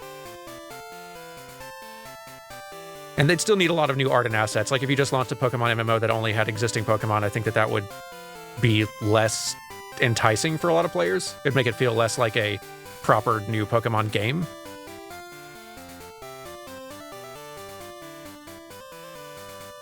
I don't know, it's an interesting thing to think about, though, especially since it does seem like I think almost any of us can kind of imagine in our head what a Pokemon MMO looks like.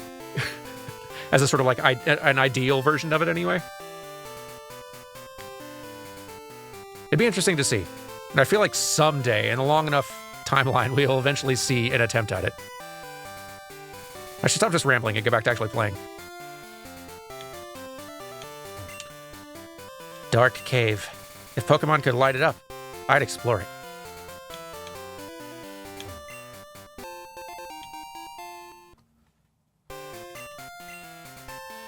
Let's see about this cave, huh? Yep. The sign was accurate. Cave dark.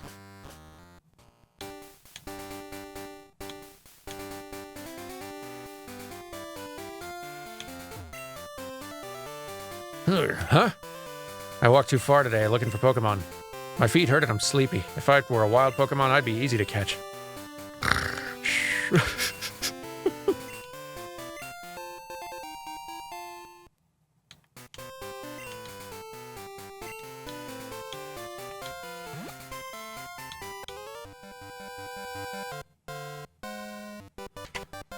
I caught a bunch of Pokemon. Let me battle with you. Let's see. I think we're making the mistake here of envisioning a good Pokemon MMO. Why make it good when you can make it profitable? I don't think that's a one or the other dichotomy. Hello, Bugcatcher Wade. Yeah, we definitely need to befriend Wade. Like, I don't know of any game developer who goes out there trying to make a mediocre, profitable game. But the people who are actually making the game always want to make a good game. Like, as good as they are able to.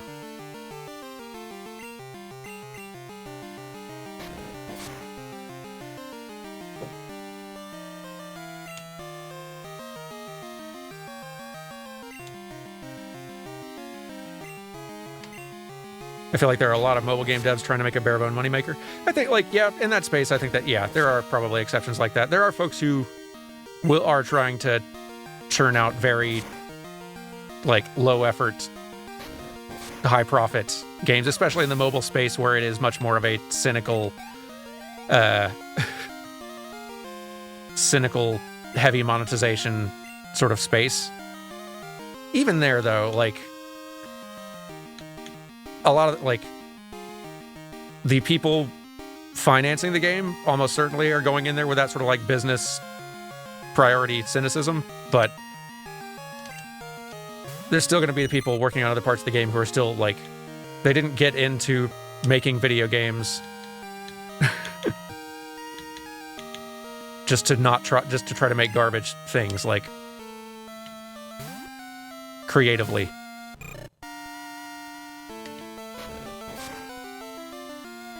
At the end of the day, if making money is your goal, there's a lot of better industries to do that in.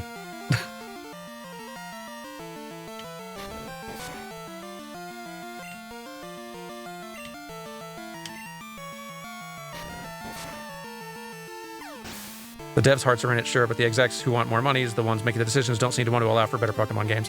Yeah, and that's a good thing that I think is good for all of us to remember, even with like our favorite studios and our favorite companies, like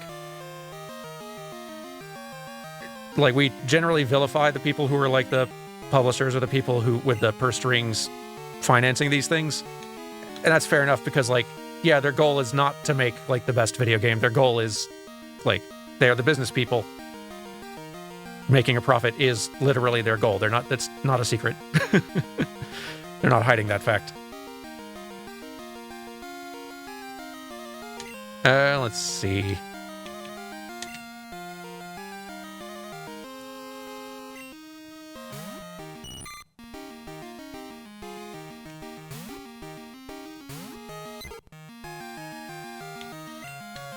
Get a little more experience on that Pidgey.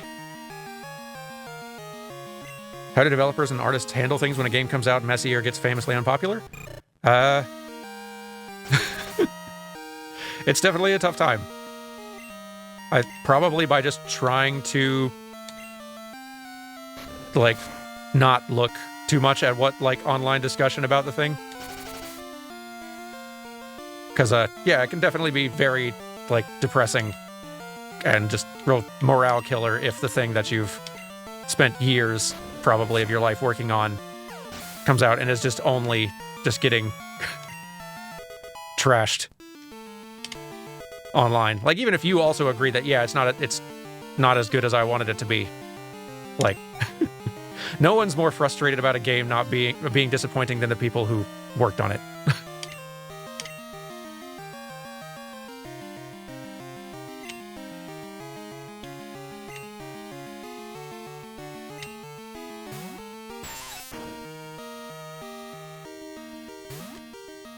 Maybe incentivizing all publicly traded companies to prioritize shareholder value was a bad move, but yeah, no, like it is the reality of things, but doesn't necessarily mean it's a good reality.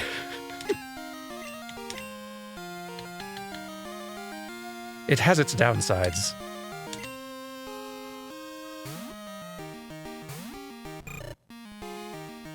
Or you do a cyberpunk and work on it till it's what you want it to be. True, True, but that is not always an option.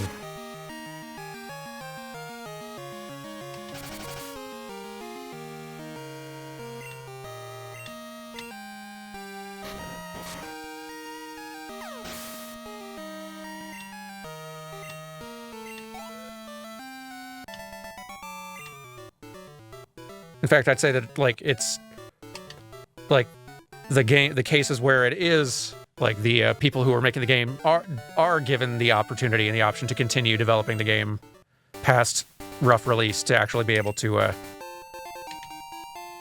get it into the shape they wanted it to be in is a bit of a rarity. but one that I'm always happy to see when it does happen.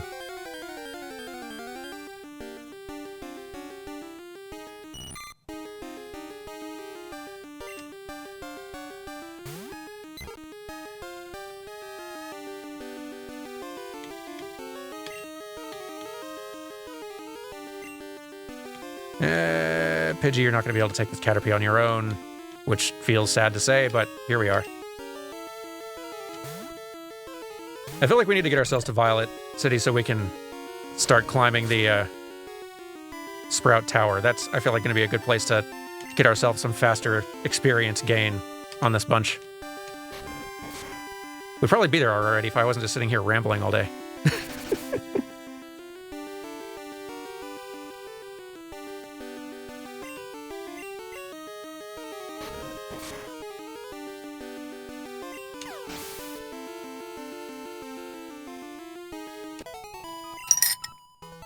Oh, sorry about that. That's the little spoon in my little teacup mug.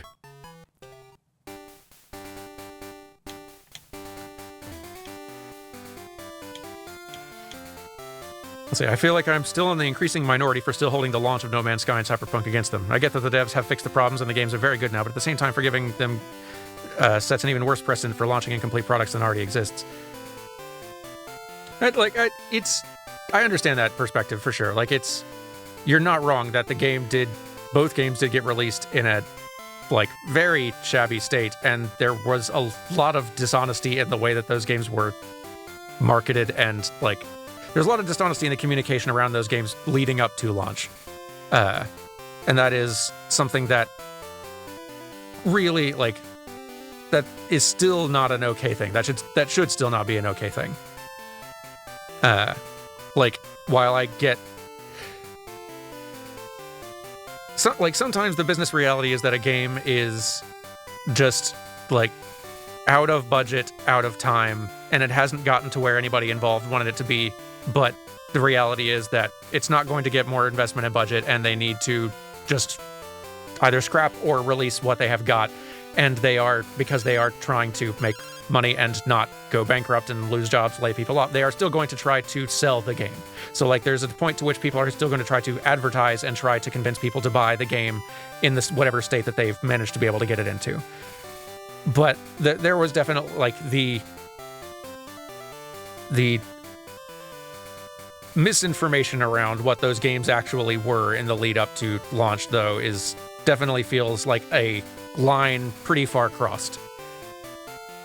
And I'm glad that things turned around and that those, like, things were made right somewhat by the games, eventually being, like, turning into something much better. But but you are right, though, that it still shouldn't necessarily make us just all forget, or certainly not celebrate, the fact that those games were, like, advertised pretty, like, misleadingly in leading up to the launch in their original form.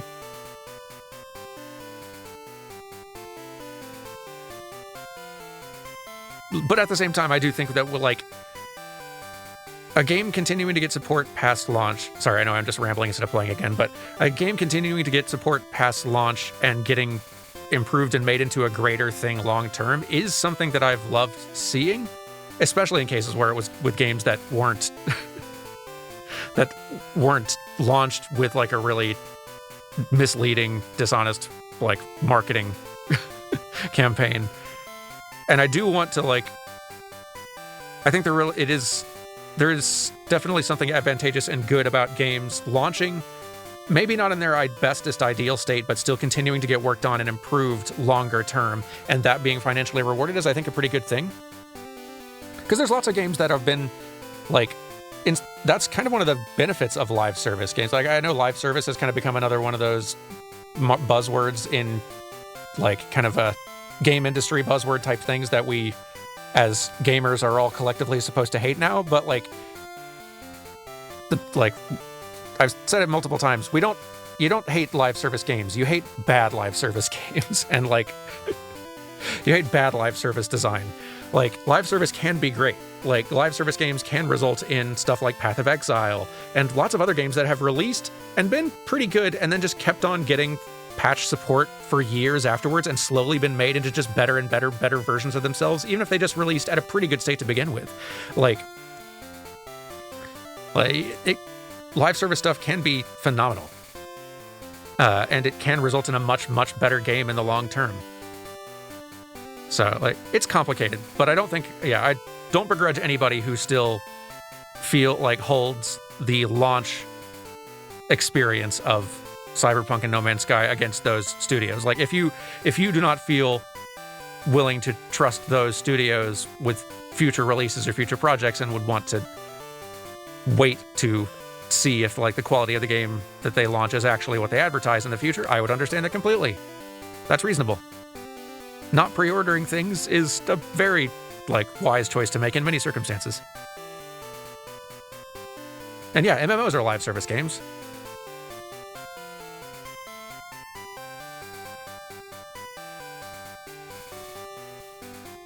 Yeah, Vampire Survivors, Hollow Cure. Any games that are continually being supported and getting new releases, either paid or free, in the long term.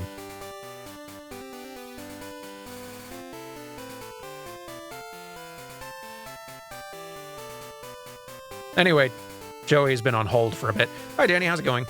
This is Joey. You got a minute? Let's get together and battle. Goodness, people just want to battle a lot more often lately. I'm not going all the way back there, Joey. I just finally got partway up this route. Maybe later.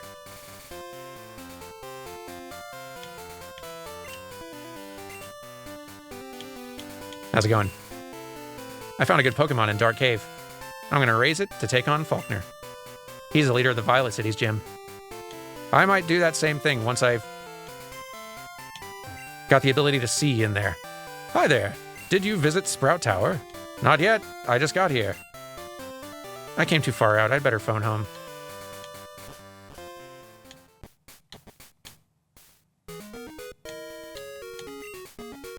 Ghosts are rumored to appear in Sprout Tower. They said normal-type Pokemon moves had no effect on ghosts. Don't know if we'll be seeing those in there, given we're not going to be probably streaming until 6 p.m. But maybe.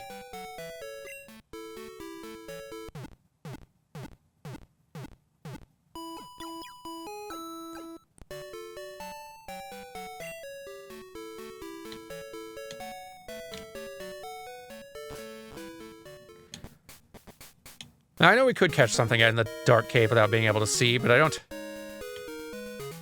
Maybe later. I traded my best Pokemon to the guy beside me.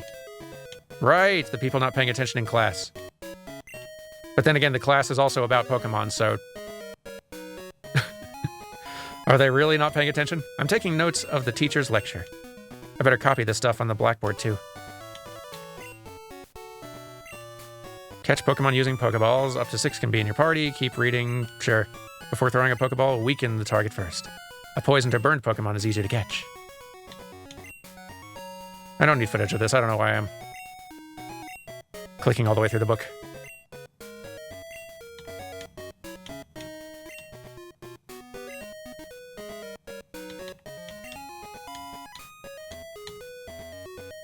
Let's go!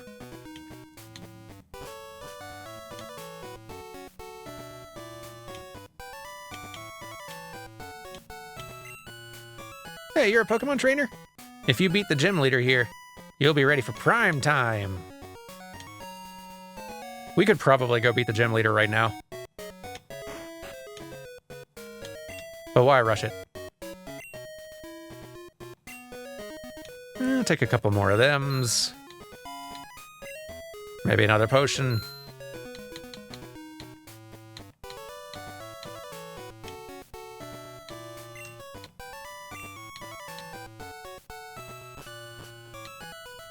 Let's see.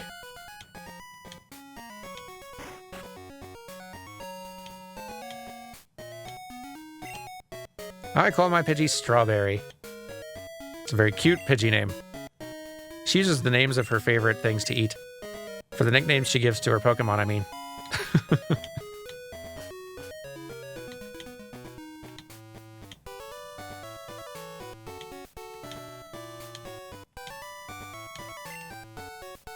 Hello! You're a trainer? Battle gym leader. When you did... no. Is that so? Then study, shall you? Follow me! Oh, okay. Boy, you're twirly. Here, teacher I am. Good it is you study here. Okay.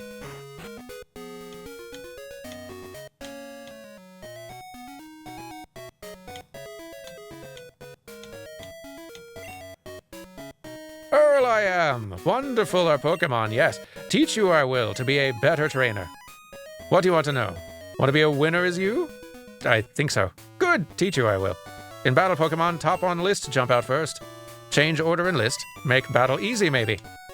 More from me you want to hear? So, want to know how to raise Pokemon well? Fine, teach you I will. If Pokemon comes out in battle, even briefly, some experience points it gets. At top of list, put weak Pokemon. Switch in battle quick. This way, weak Pokemon, strong become. Great advice.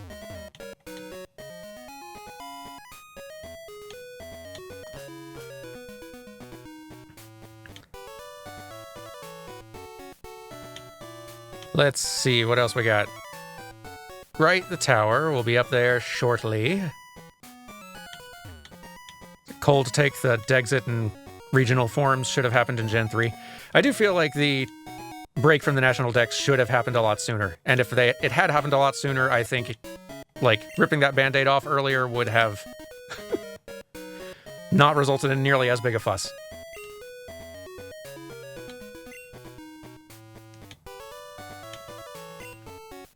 But here we are.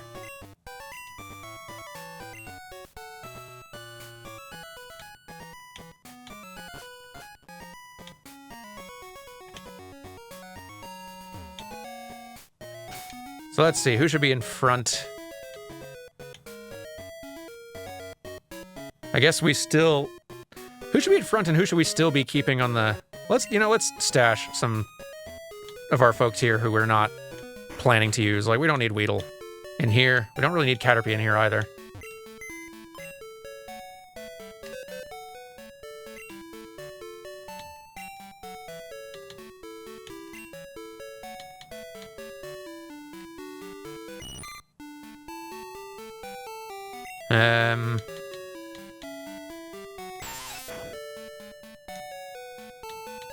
Don't really know if we'll be using Hoppip long term, although a flying grass type is interesting. If it learns some decent moves quickly, then that could be our temporary bird until we can get Hoot Hoot or Skarmory or one of these others.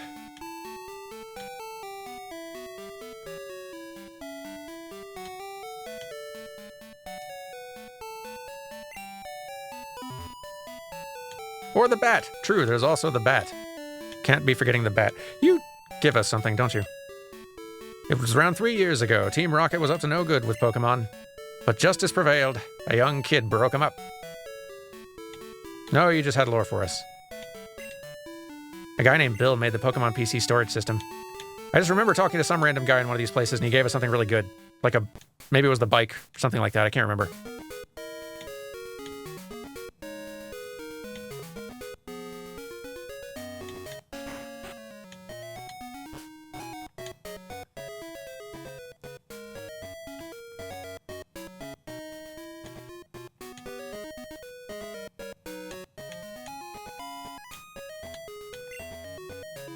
I saw a wiggly tree up ahead. If you touch it, it squirms and dances. It's cool.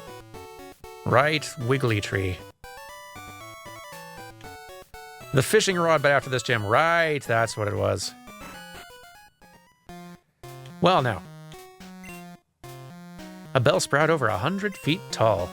People say that it became the center pillar here. See the pillar shaking? People are training upstairs. Sprout Tower was built long ago as a place for Pokemon training. That's why I'm here. Only if you reach the top will you obtain an HM.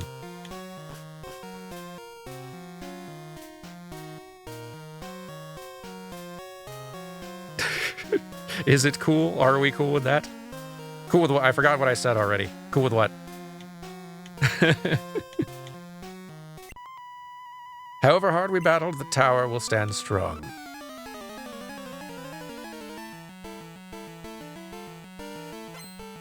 Oh, Will's also here. Hello. Wait, hang the heck on. Are you saying this whole tower is a giant Pokemon corpse? That's sort of what they seemed to imply. Right, this is the tower where everyone has Bellsprouts.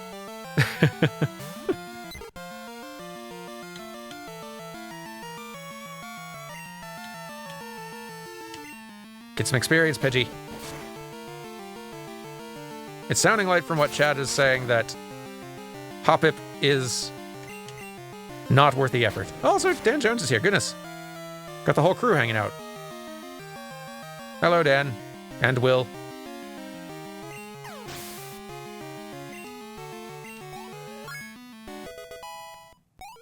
It's lovely seeing you all. I hope you're having good days.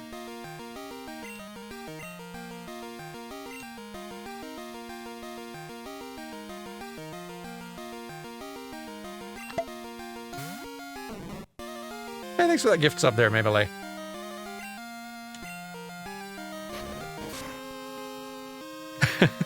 It's lovely seeing you too, Twiddle.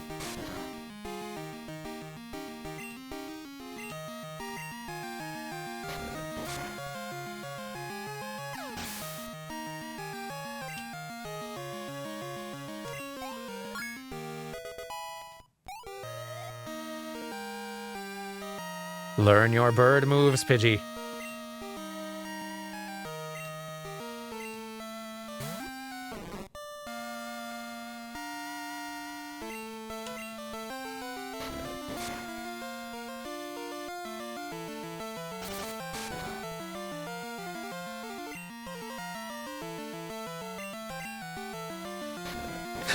Finally, Dan can use the emote he drew.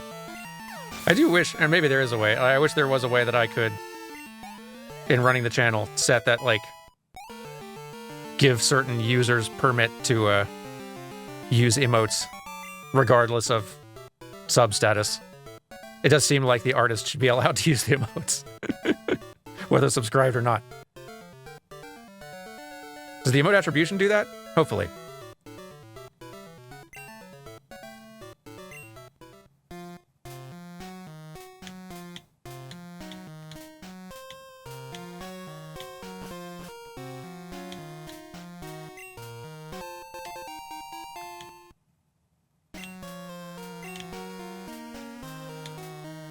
Upward.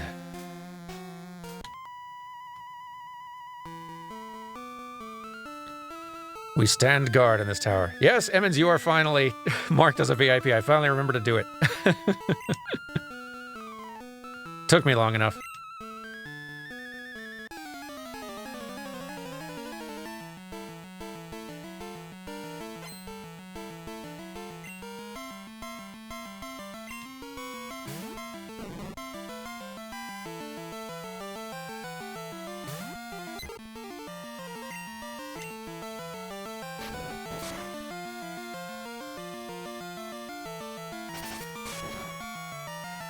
Keep tackling the plant until you learn to use your wings, bird.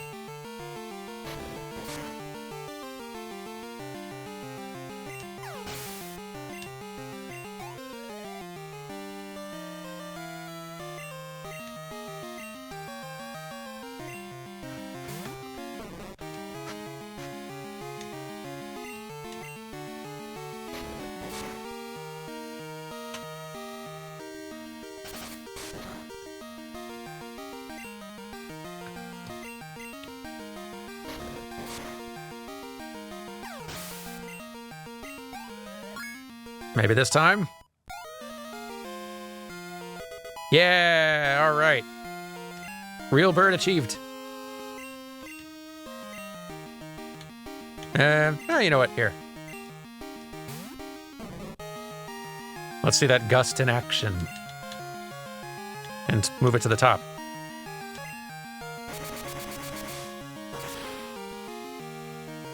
Much better.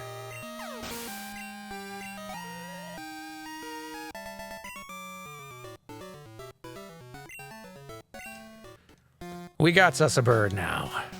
Feels good.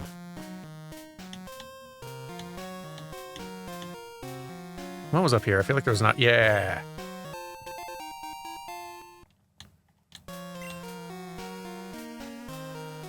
Who should be up front now?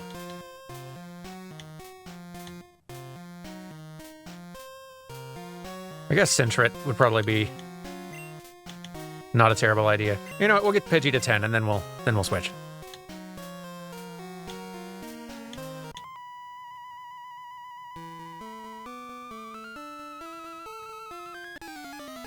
I really wonder what their original thought process behind Gust being a normal type was. Like, was it just a mistake? Who can say? There were a lot of moves in Gen 1 that were normal type that didn't seem like they should be.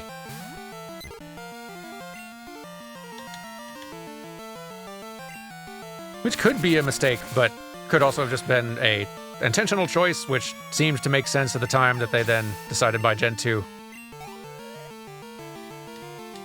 to adjust.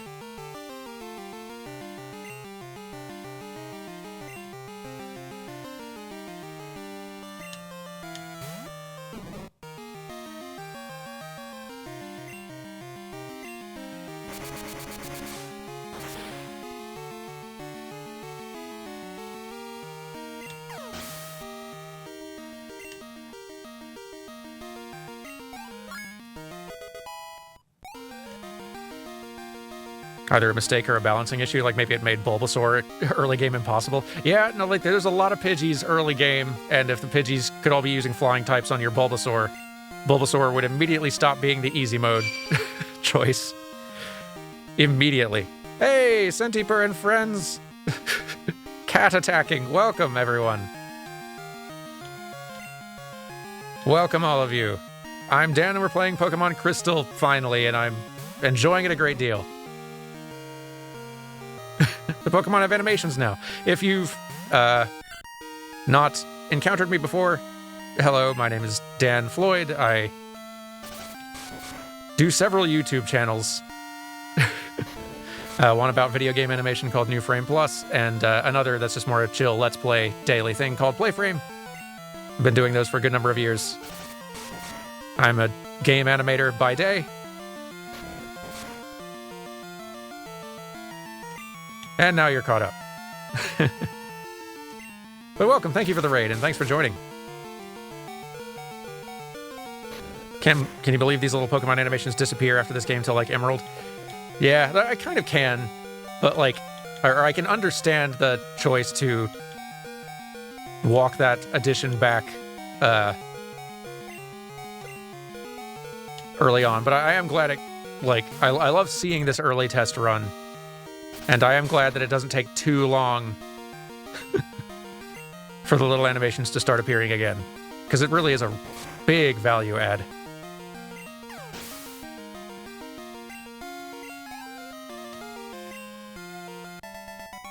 Lots of extra appeal. Ruby and Sapphire were probably in development alongside this game. Oh yeah, for sure. Like, almost definitely, right?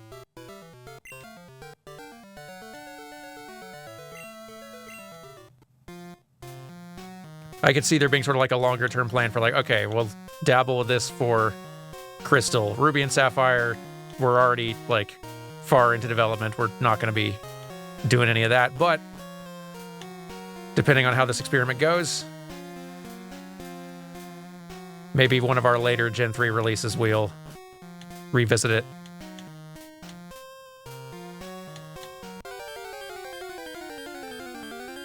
What do we got in here? A rat! Who'd have guessed?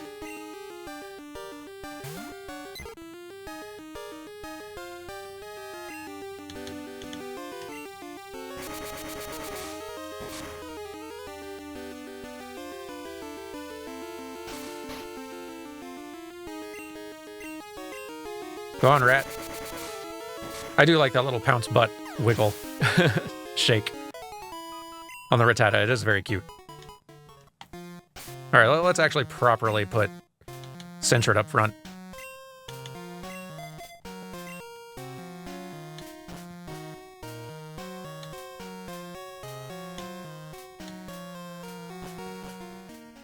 Get everyone healed up.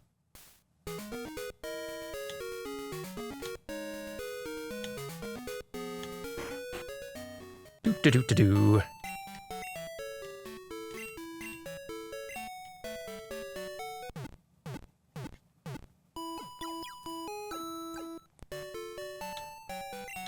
Is Ratchama stalking whoever is our starter with each gen?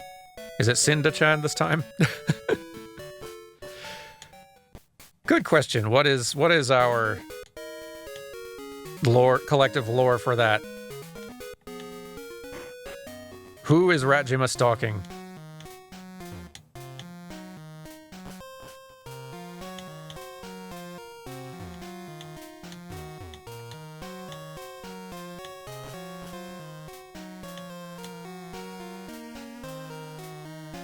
You love the animation of the shaking central column in Sprout Tower. It is a nice little, like, bit of textural detail. Basically, anything that moves this, like, early on is a nice, noticeable little textural addition.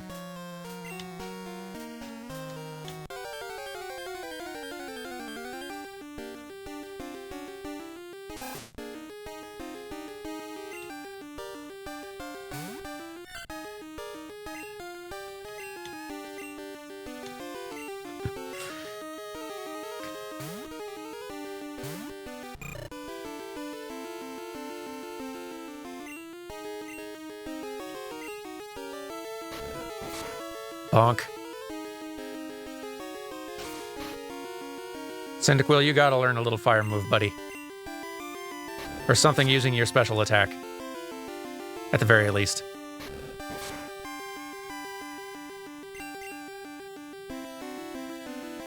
Don't miss.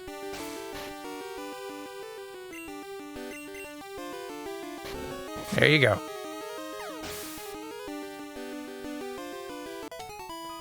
Rajima stalking the player. The player character is just a beacon. So Rajima stalking me and tracking me via my trainer. I see. Alright, since it's learned to move, there's something.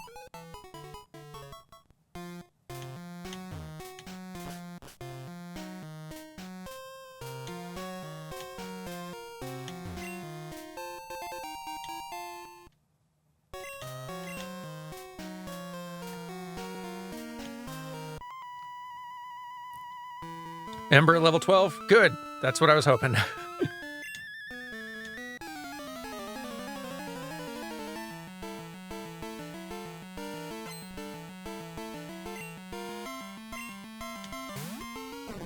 Another Bellsprout. Can you believe it? The folks here in the tower know what they like.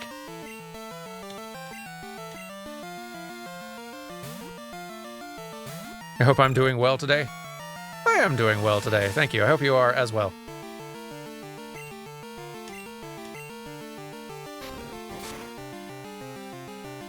It's a day full of playing Pokémon Crystal, which it's a pretty good time. Playing Pokémon Crystal, rambling about animation, chatting about Pokémon stuff with folks who know way more about it than me. Lots to enjoy.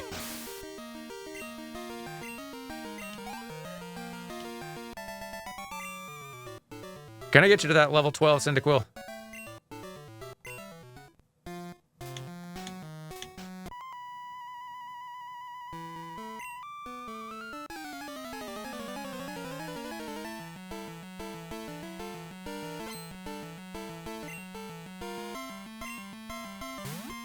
Should we add one of the sages to our phone book?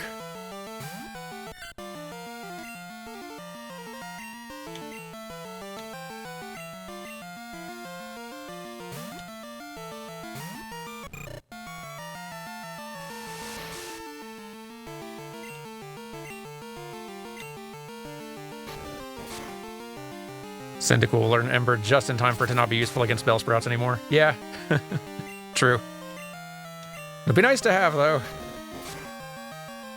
Only certain people have phone numbers for you. Oh, okay. I just assumed every trainer variety was phoneable.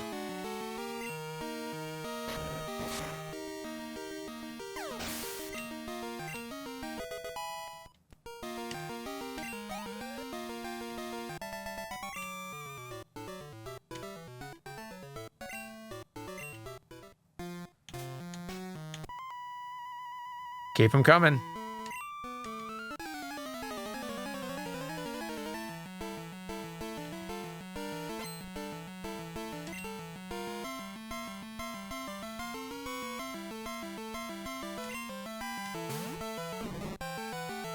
Usually the ones who do have events in-game will notify you about during the week. Okay.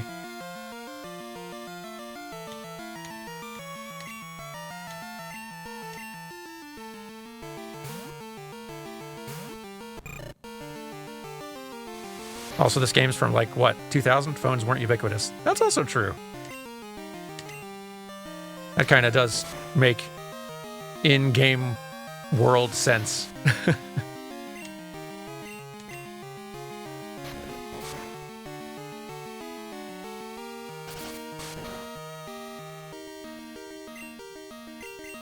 Although, fair counterpoint there from Naruhoodie, they were in Japan.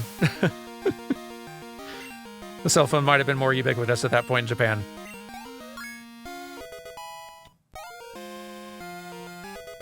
There's a fire move at last. Ooh, and a hoot hoot.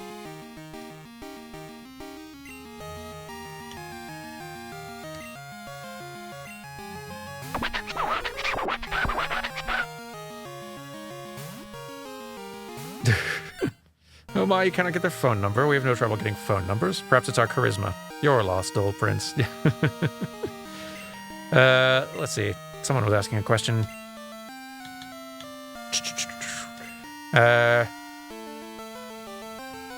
Do you think you're going to try changing the clock to see any events at times or days of the week that you don't stream? Maybe. I'm going to kind of look into seeing what the correct method for clock changing is via this emulation to find out.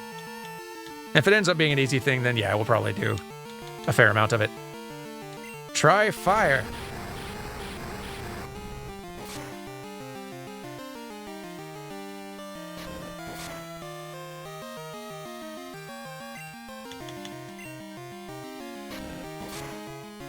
The bug trainers let you know when certain contests are happening, for example. Oh, yeah, that makes sense. Neat.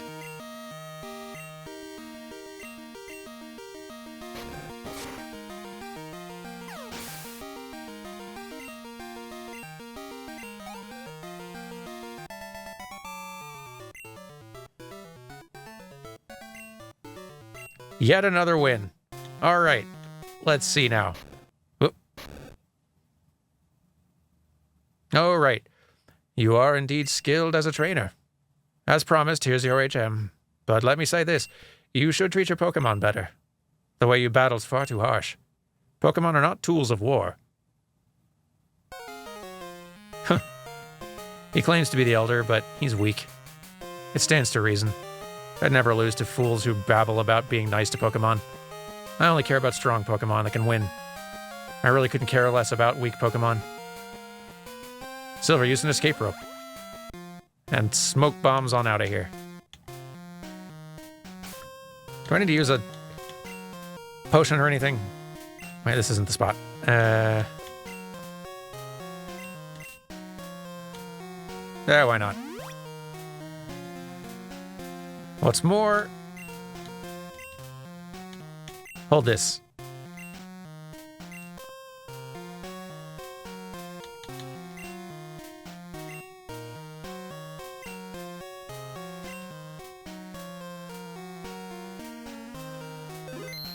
There we are. So good of you to come here.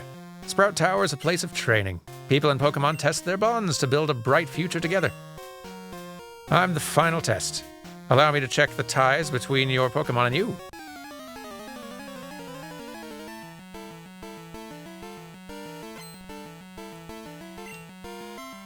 And there's a Bellsprout.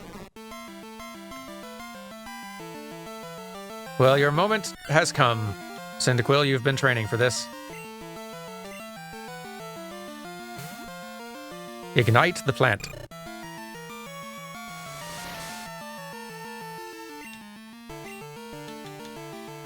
And go ahead and move that up top. There we go.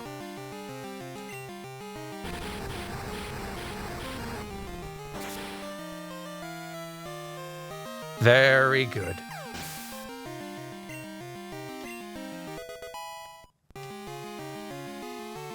And Sentret catching up a little bit, too.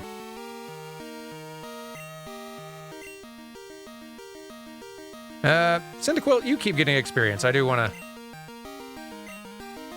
get you pumped up as we can get you.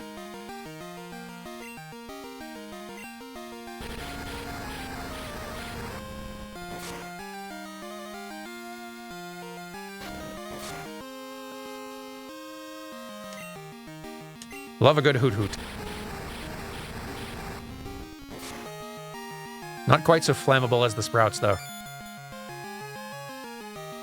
Hoot hoot is a good lad. Owls in general, pretty adorable for the most part. It's kind of wild how cute owls manage to be, considering how weird they are.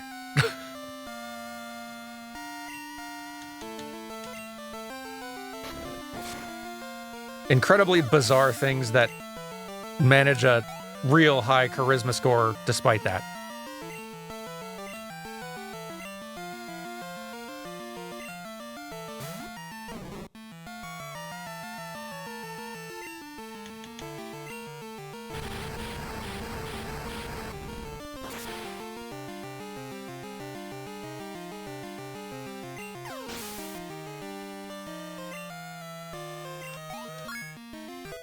Good, yes.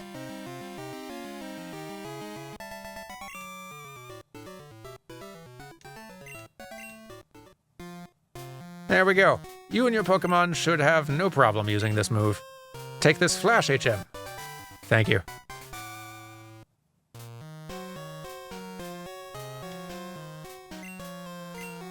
Flash illuminates even the darkest of all places. But to use it out of battle, you need the badge from Violet's gym. That'll be next on my list. What do you need, Joey? Yo, Danny, how's it going? This is Joey, got a minute? My Rattatta's looking sharper than before. I doubt there's a Pokemon as cool as this guy in your party. Oh yeah, I saw a wild Pidgey.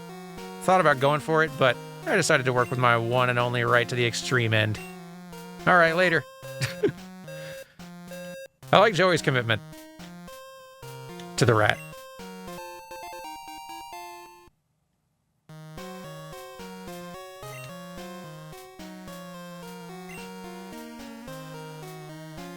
So, I saw a good question in chat here. Now I'm kind of got to follow up on my own. So, Gary is a Himedare and Silver is a Sundare, who, like, these rivals are wild.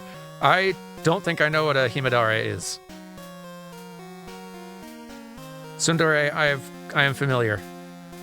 Generally. Himedare, I do not know.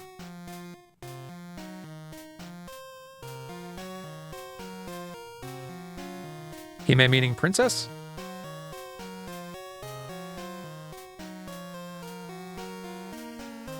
Joey's doing a challenge run.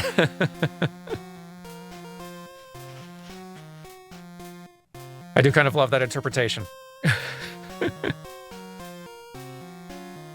So perfect princess with an attitude. That's what it is. I got it.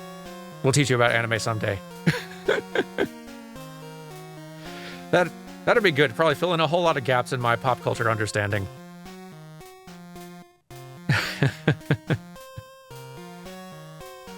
Someday I will learn the ways of the anime.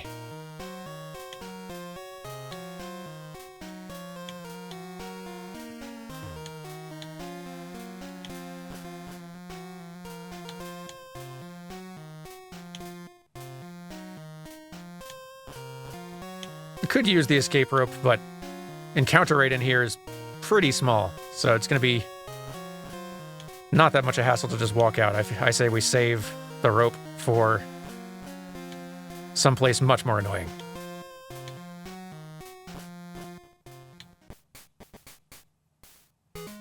Well, there we are. Let's heal up.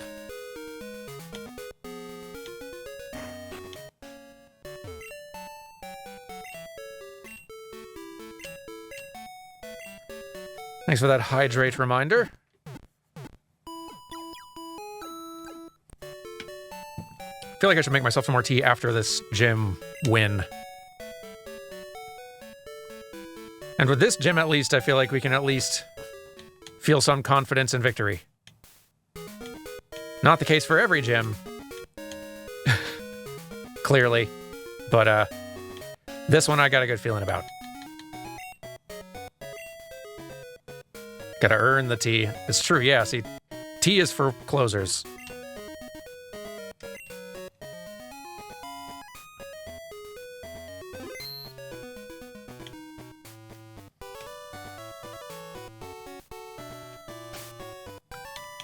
Who's going up front?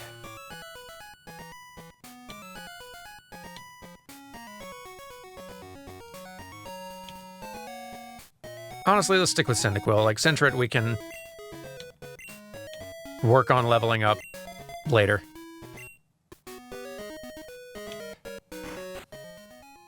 Having a real strong starter always helps. Hey, I'm no trainer, but I can give some advice. Believe me, if you believe a championship dream can come true. You believe? Then listen. The grass type is weak against the flying type. Keep it in mind. Noted. I wasn't going to use Hoppip anyway, but thank you. Let me see if you're good enough to face Faulkner.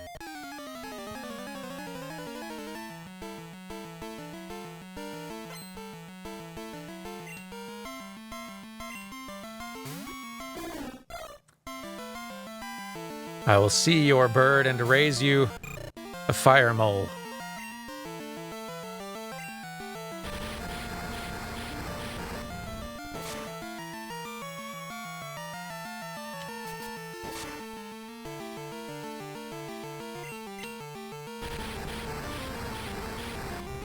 Don't forget to start planning for Whitney early.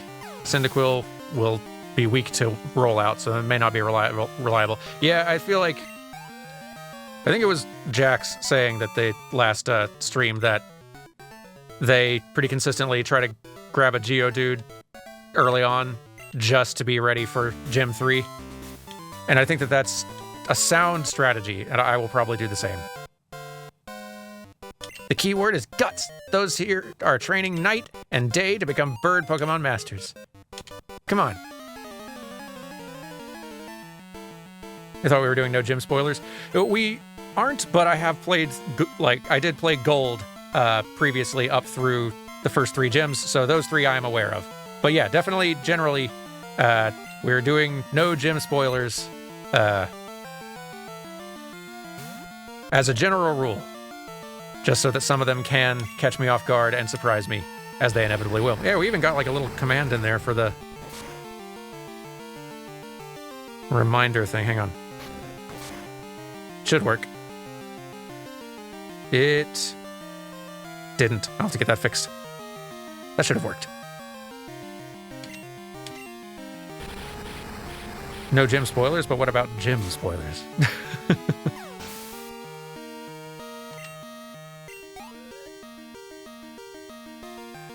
Why didn't that work, though? I'll check in a minute. Maybe while I'm getting the tea.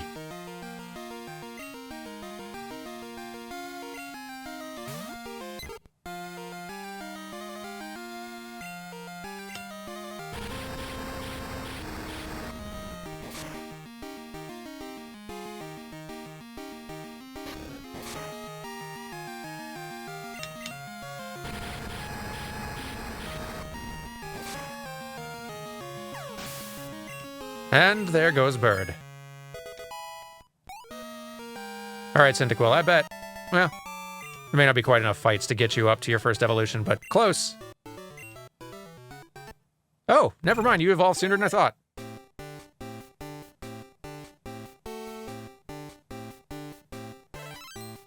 Look at you.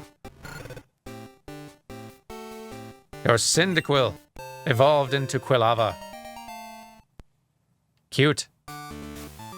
Increasingly noodly.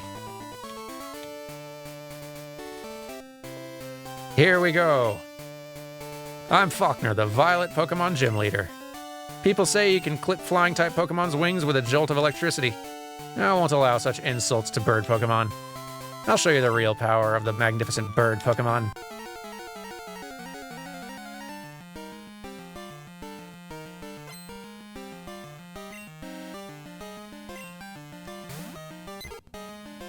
Boyd. Look at that mohawk. Bringing real punk energy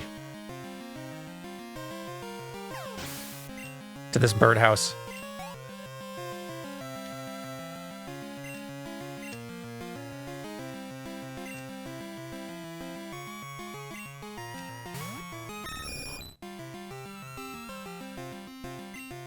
Now there is an angry, angry bird.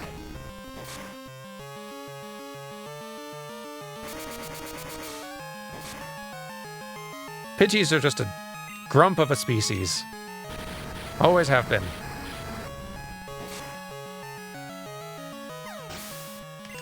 Born to frown.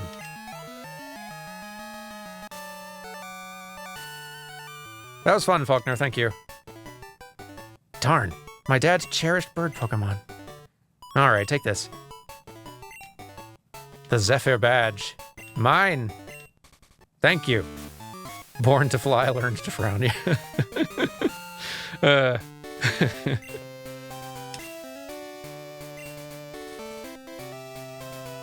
Alright, we've got Flash, or we can use Flash now with the Zephyr badge if they have it anytime. Here, take this too.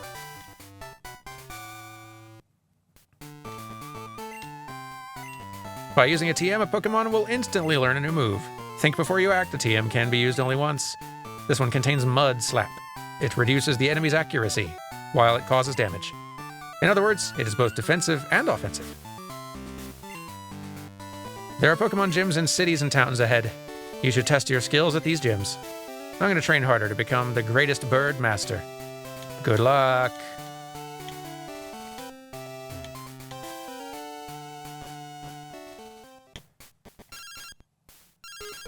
Elm, what do you need? Hello, Danny, we discovered something about the egg. My assistant is at the Pokemon Center in Violet City. Could you talk to him? Alright. Kinda got my own thing going on now, Elm. Thanks for the egg updates, though.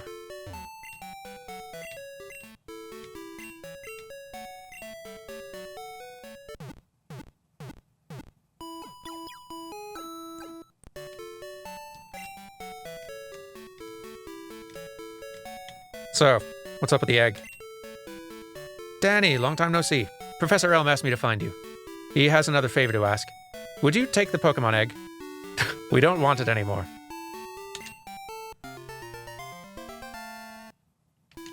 We discovered that a Pokemon will not hatch until it grows in the egg. It also has to be with other active Pokemon to hatch. Danny, you're the only person we can rely on. Please call Professor Elm when that egg hatches. Okay. Well, we have an egg now. Is it in our actual team, or, yes, great. Great and good. Well, this is off to a fine start.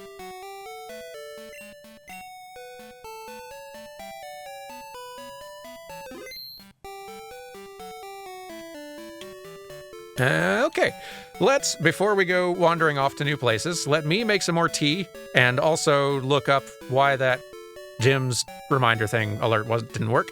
And I'll run a quick little ad. We'll listen to some tunes. Everyone go get a snack or a drink or something, or just stretch. Whatever you need to do. Yeah, that stretch reminder. Exactly that. Take care of yourself, and we will resume in just a few minutes. So, enjoy some tunes, and I'll be right back.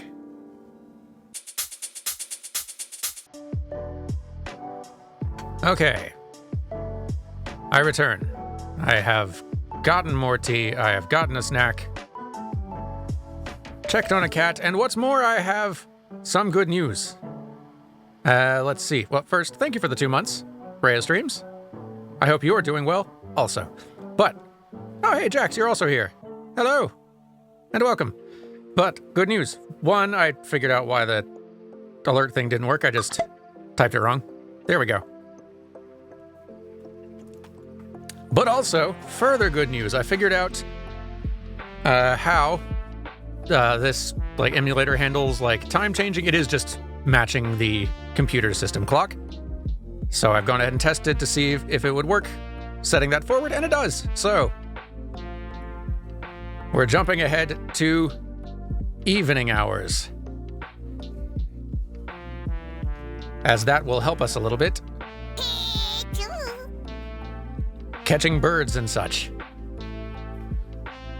Okay, thanks for the 7 months, Mahuru Raji.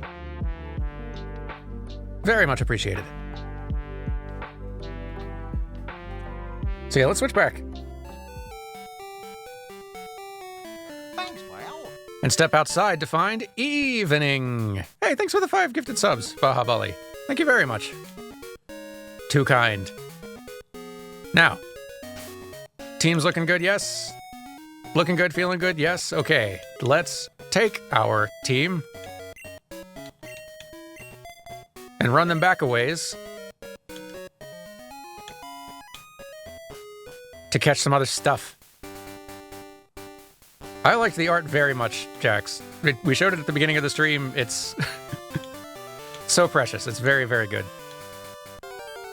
Really love it.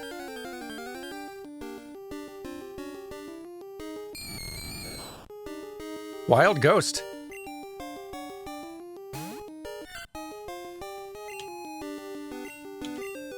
Well, we can't really have you on the team according to our rules, Ghost, but we can catch you, that's for sure.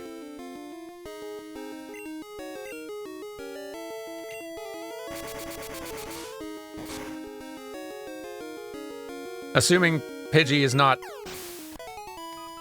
too much of a go-getter.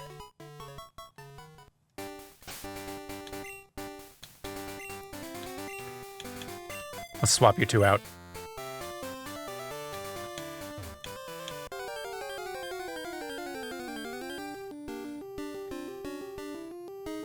Goodness. All kinds of new things just out in the grass in the night. Granted, you are also a Gen 1 Pokemon, so we can't really use you as our water type, but you will look great on my hard drive.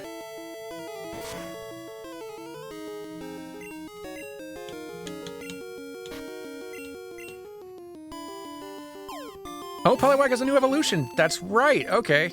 All right. You could count. Hey. Don't sass me, tadpole. Oh, never mind. It's trade only. Oh, it's a trade Evo, so that's fine. I feel like Gen 2 has got to have some good new water types. We'll have some good options here.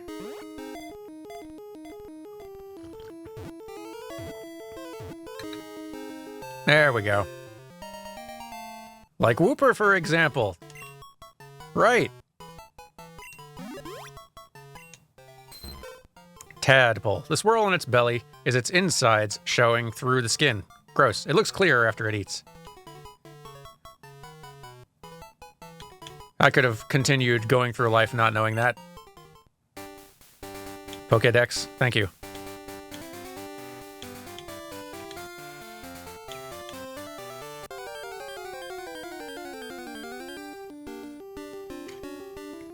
Bat.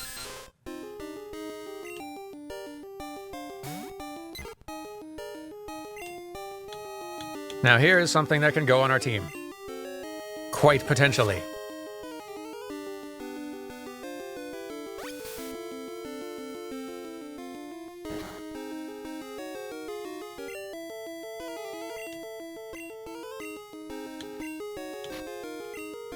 Into the ball you go.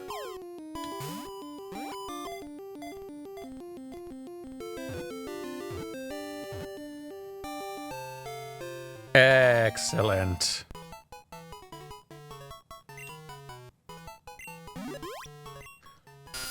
Bat. During the day, it gathers with others and hangs from the ceilings of old buildings and caves. Except for this one, which lives in my computer.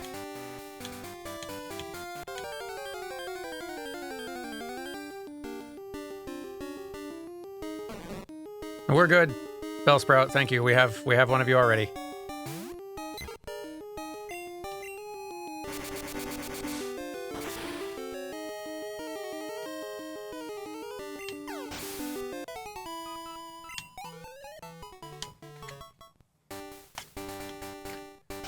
Zubat, are you in the lineup now? No, we should see to that. Well, here, we'll do a little bit more catching out in the wild.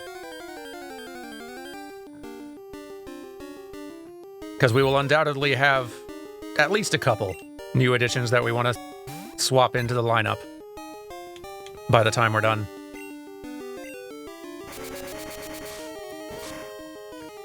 I love how silly some of the animations for Pokemon here. Like, Wiggly Bellsprout, definitely a highlight.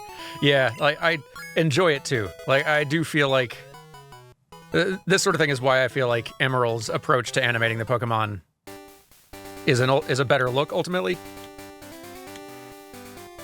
Which isn't really a slight to this one. Like, the approach they use in Emerald is not possible on a Game Boy Color.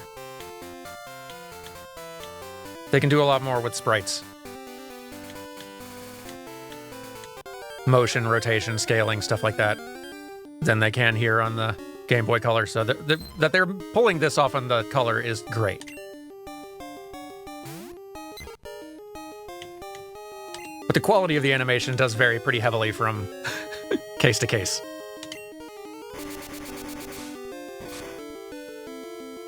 And yeah, Poliwag tilted as ever. Just don't know what it is with this particular evolutionary line of Pokemon and Dutch angles, but boy, they love them.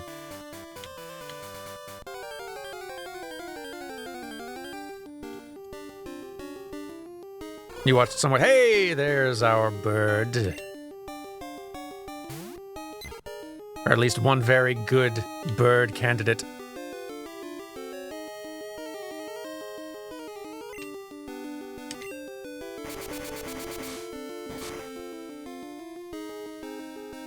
Pidgey, we needn't be that way about it. Well, we're not running into ghosts anymore. We can put Sentret back up front.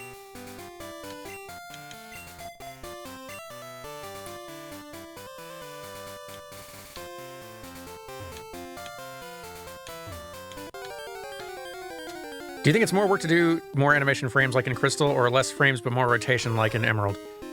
It's hard to say, like in part because I don't know what the actual workflow would have been like for the artists, animators, programmers, whoever would have been doing this back in the day in these old games. Like, I don't know what their workflow would have been like. In modern day, I'd expect that doing motion like translation, rotation, and scaling on an entire sprite is way faster and easier than drawing additional frames of animation in pixel art or 2D or whatever they are. But back in the day, I don't know. I don't know what... With the tools and whatnot they had at the time, it probably would have been a good bit more complex. So maybe it would have been comparable amounts of work. Regardless of the workload, though, like that they have the capability of doing it on the Game Boy Advance. It helps to loosen them up a lot. Like, even with the little bits of animation we have here on these Pokemon, like, there's little bits and pieces of them that move around, but on the whole, most of them stays still. It's like a very limited animation kind of approach. Like, you know those splash screens? These are the best examples I can think of in the moment for whatever reason. Those, like, splash screens in League of Legends, like, whenever a new character would come out, that's, like, basically a piece of concept art of the character, but there's some motion on it. Like, they've done some kind of, like, limited animation motion, keep alive stuff on what is technically a static piece of art. Like, it's kind of got that feel about it, right? Like, a little bit of keep alive motion and personality on top of what is still mostly a still 2D image. Much different than, like, seeing that whole image move around the space in different ways within their little playfield. We don't need this one.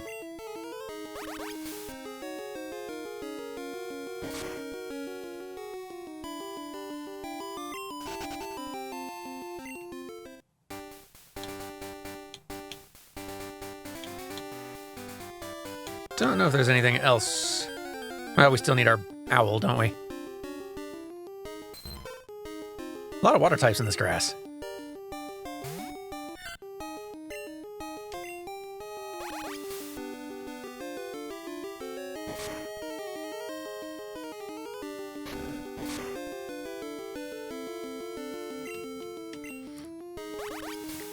So the way animations were for Emerald impressed me when the games were new, but I personally prefer the look of the Crystal ones. It's got a bit more charm than just translating or transforming 2 frames, but I can see why they did that as the Pokedex numbers got higher. Yeah, like there is a trade-off there. It's true. Like, seeing more parts of the actual Pokemon moving, like, does have some really, like, nice appeal and kind of breaking up their forms a bit. And, like, the different parts of any given Pokemon that move are a little bit more unique feeling from creature to creature than just seeing the different creatures kind of like globally moving as one big piece in different ways. Like there's a little bit more unique texture there. Even if like the animation is still kind of like stiff and iffy in certain specific cases, it does have its perks as opposed to the Emerald approach. Hey, you're also new, little bug.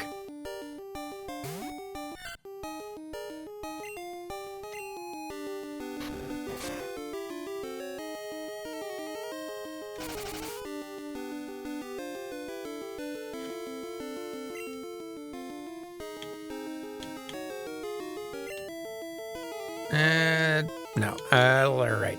Ball. Throw a ball.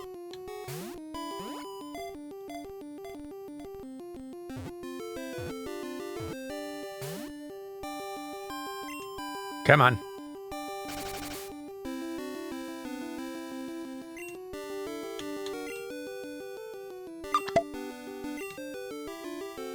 Hey, thanks for subscribing, Merlune. Or Merlune. However it is pronounced. Thank you very much. Spider, come on.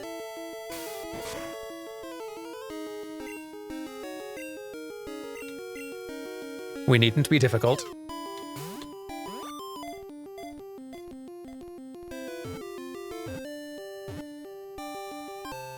There we go. There's another possible candidate. String spit. If prey becomes ensnared in its nest of spun string, it waits motionlessly until it becomes dark. Welcome to the team, little fellow. Still need our owl. Hoot hoot, where are you? Stop stalling.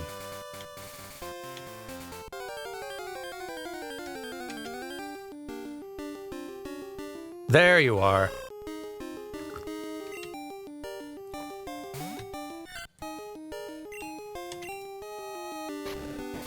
Light touch, Sentret.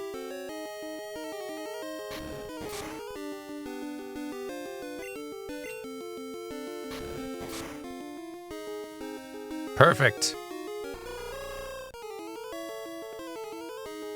I don't think owls are supposed to growl. Hoot hoot.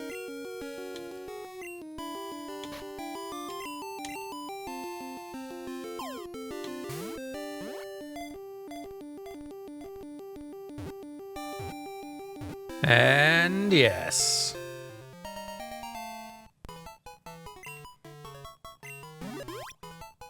All right. Owl. It begins to hoot at the same time every day. Some trainers use them in place of clocks. All right, we've got some good new candidates for our lineup now.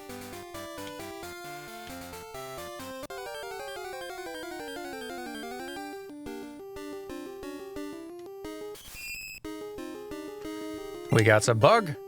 We got a new bird. We got a bat.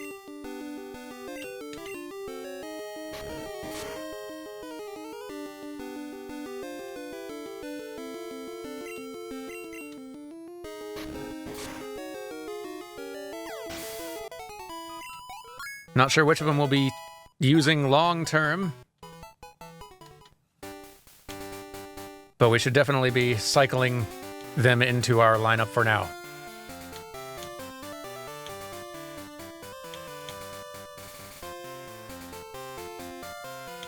I'm going the wrong way.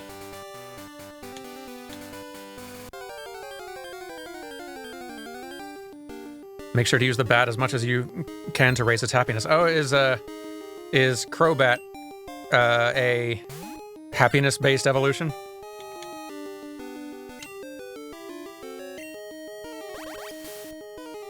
It is. All right, then.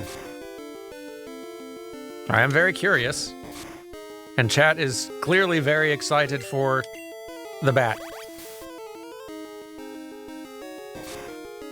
Random thought, do you think Gen 2's popularity and success is what set Pokemon Company on the consistent new gen path? Probably to a degree. Like, if this was sort of the first time around trying the new... Like, I don't know if they would have even really been thinking about these as generations so much, even at that time, that early on. But, like, regardless of whether they were or not, them seeing the popularity and success of this, like, bunch of sequels would certainly have been information that they'd take going forward as like, yep, this seems to... people seem to like this.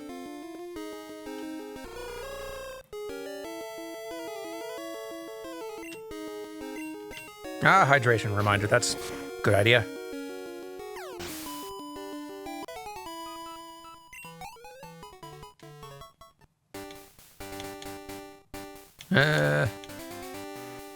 Nope. Still wrong.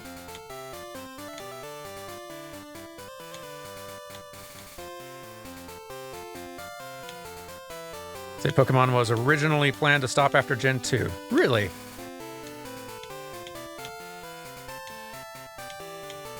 What's the source on that, out of curiosity? I find that a little hard to believe, given how heavily they were investing in Pokemon and given how many spin-offs they were already launching into well before Gen 1 was over. It seemed like they were building up a big thing that, like, they were laying a lot of groundwork if their idea was that they were just going to abandon this very successful thing for some reason after a second gen. It feels more like they didn't expect to make it past Gen 2. Like, that I could definitely believe. If they were not expecting, like, oh, wow, this turned into a much bigger thing than we thought we were going to be able to do, rad. Like, for sure. Like, I think that's kind of a case for basically any new big IP. Like, it's always like, hey, this could turn into a big thing that we're going to be working on for the next couple of decades. Or we could release this game and it comes out and it does middling sales and then we never do anything else with it. We'll see.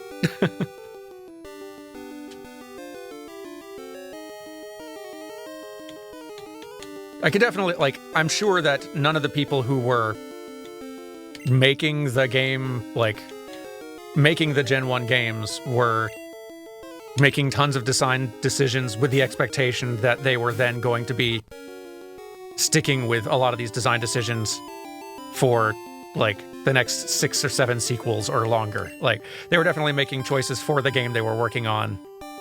And then maybe by the time they were getting to Gen 2, they would have been starting to think, like, okay, longer term, if we're going to keep on building like this, what approach do we want to have to doing sequels, and how do we want, like, they'd have had to be a little bit more forward-thinking once they got to the point of knowing, okay, these are successful, we're going to keep on making these, let's start making some decisions with intent here.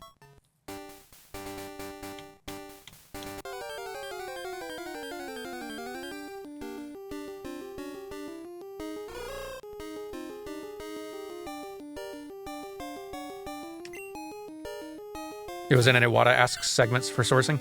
All right, that's good to know. I have a suspicion that having not seen the answer that Iwata's answer in that moment, I can't say for, I'm just guessing here, but like I would still assume that means that, yeah, they were not.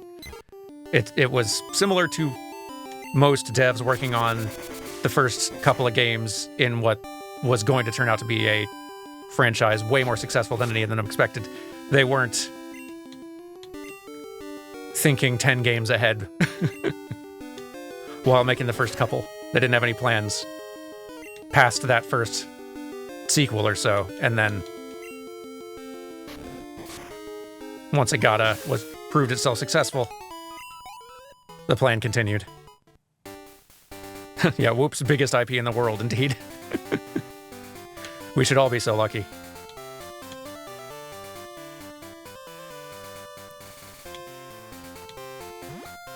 If anything, like, it's good that they...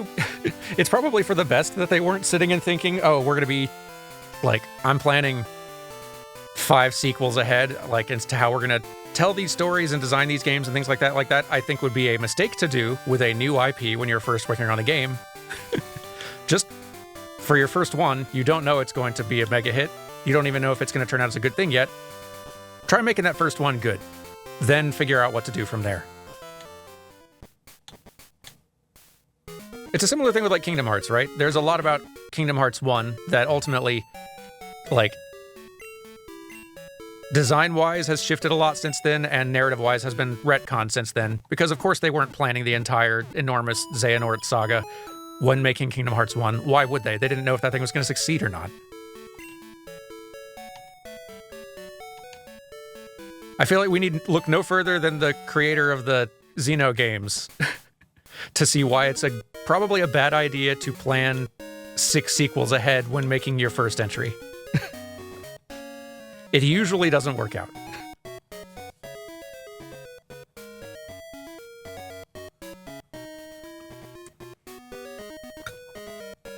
Or Shenmue, for that matter. Yeah, that also.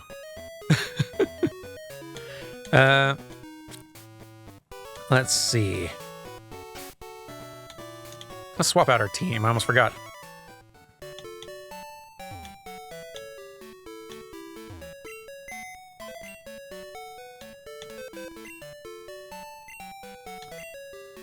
We will deposit the Hoppip. And you know what? The Pidgey. We've got like 2 other flying candidates at this point. Pidgey's done good work, but there's no point investing more levels in Pidgey when we're not going to be able to use him long term. Let's pull in folks who can actually be potential long-term crewmates, like Hoot Hoot here. And Spinnerack.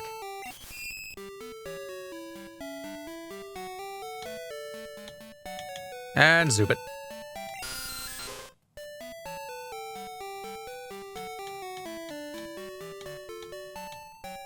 And that will do for now.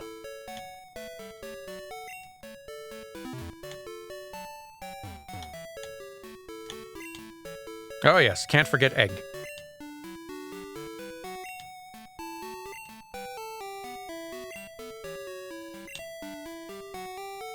Thank you for the hydrate reminder.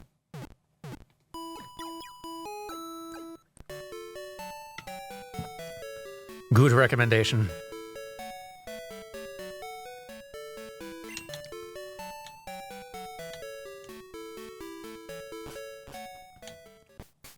I feel like we should poke our head into the tower to catch the ghost, even if we're not going to use the ghost.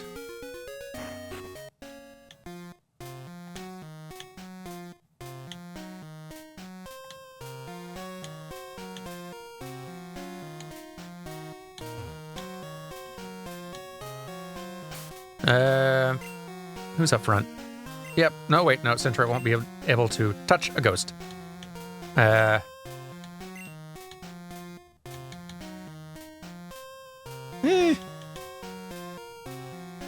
Quilava's probably going to hit too hard, but we'll see how it goes.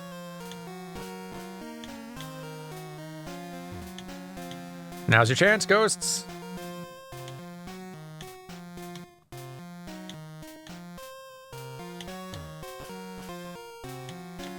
Does Hoot Hoot have Peck yet?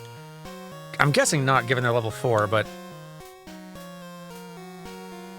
we definitely need to spend the next couple routes and gyms getting some of these new recruits boosted.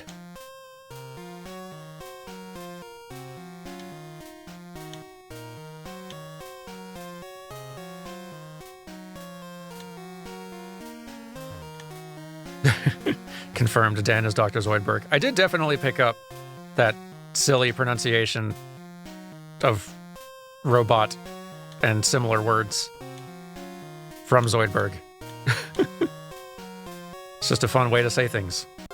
Robot. There you are.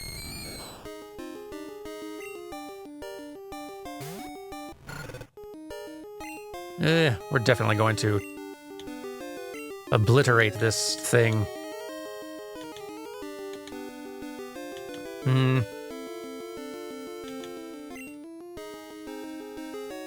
Yeah, there's no way this thing doesn't faint right away, but we'll see.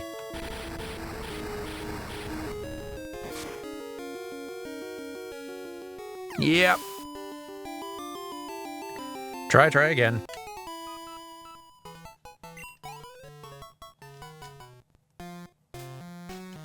Do we have anybody who could do a bit of a lighter touch here? Tackle and growl, no.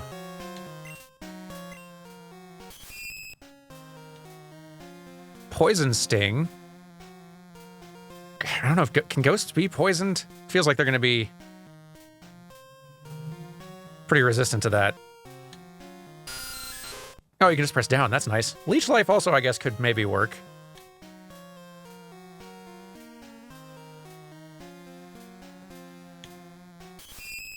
And Ghastly is poison as well, so no. Oh, I didn't even know that.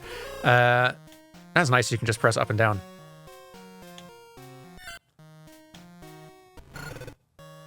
Might be better to just come back for a ghost later. It's not even a ghost we're aiming to use.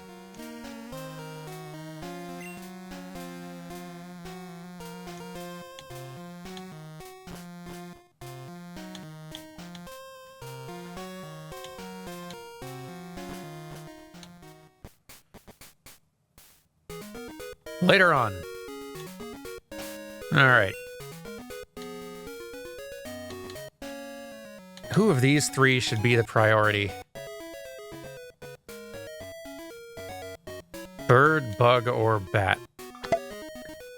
Thanks for the 14 months there, Nismith. Much appreciated.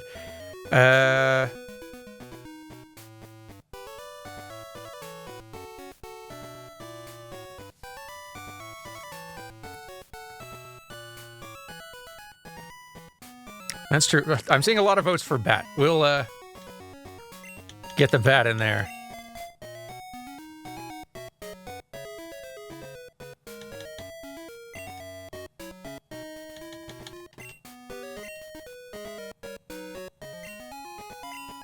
Oops.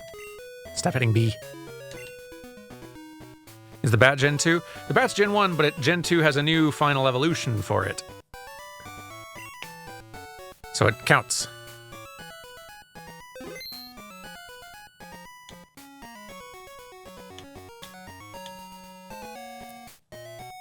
So we need to head to the cave. Although, I forget, is the cave actually the route forward, or is it just like a dead end that's a good optional stop? Is there something blocking us from moving further this way? No, I think we are supposed to keep going this way. We should go in the cave regardless. Because that's where we're going to get a Geodude, yeah?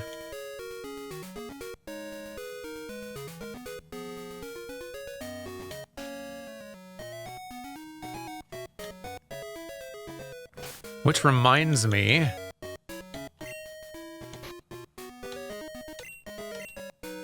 Thanks, pal. Hey, thank you for the gifted subs there. Again, Effervescent Winter. Very kind of you. Okay. Here's a bummer Sintret can't learn this one. We could bring in somebody who we're not considering as a long-term... We should do that. We should bring in somebody who we're not considering as a long-term option to learn Flash.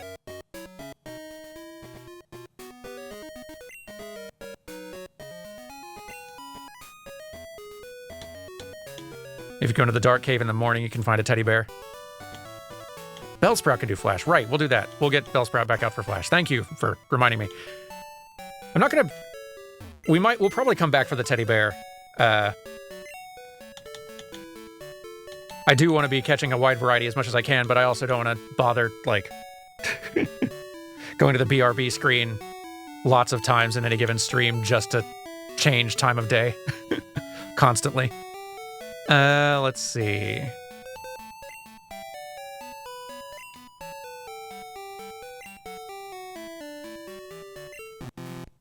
Oh, is it full? I guess it is.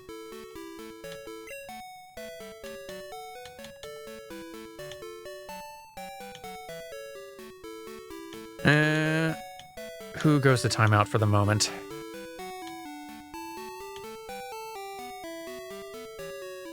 We'll say Hoot Hoot for now, since Zubat might learn some flying type things. No, don't release. Deposit. Dan, you go in timeout.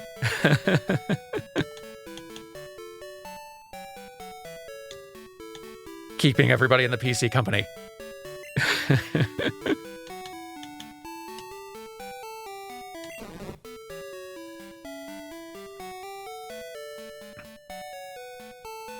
Trying to catch up on chat here.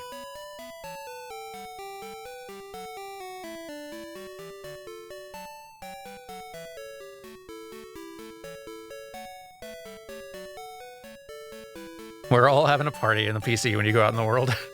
Good, I'm glad you're keeping them entertained. Seems like it could get boring in there.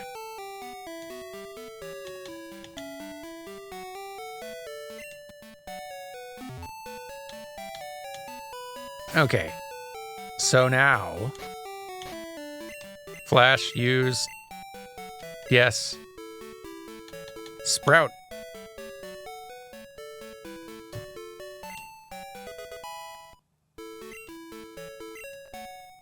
All right, now cave.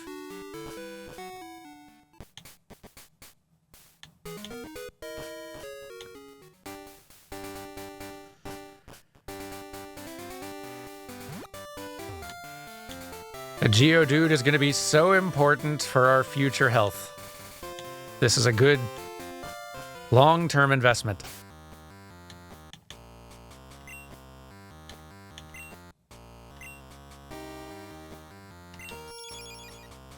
Flash. Yay.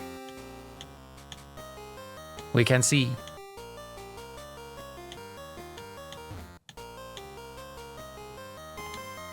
I like their dimly lit cave look in here, colors-wise. There. Our future savior. Level 2's not ideal, but we'll make it work. It's a very cute back sprite for Zubat. I like it better than the front sprite this gen, honestly. Bug type.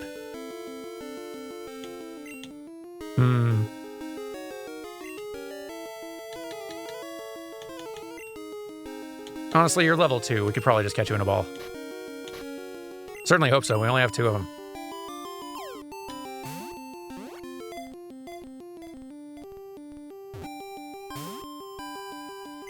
Fine. Prepare to get leech life then. It's my health. You can't have it.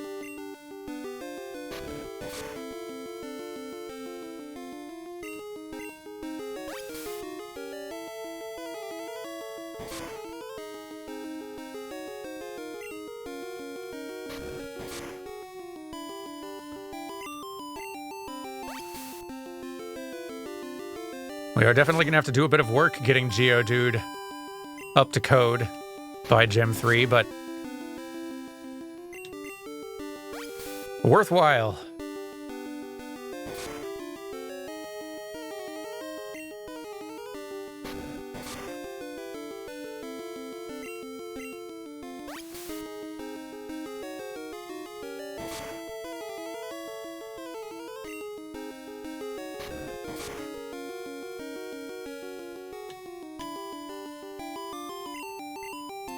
That's true. We're chipping away at the health so much here that we can just keep wearing it down. There we go. Perfect.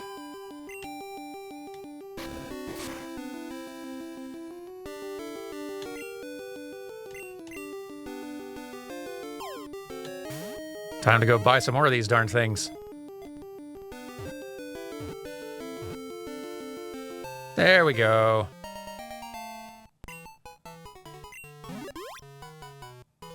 Good. Rock. Proud of their sturdy bodies, they bash against each other in a contest to prove whose is harder. Let's go get some more Pokeballs and also fetch our Geodude.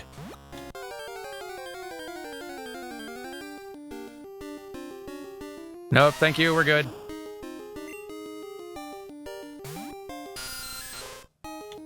All good.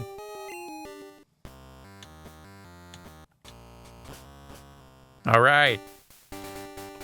A 1% chance for a Dunsparce. Rough.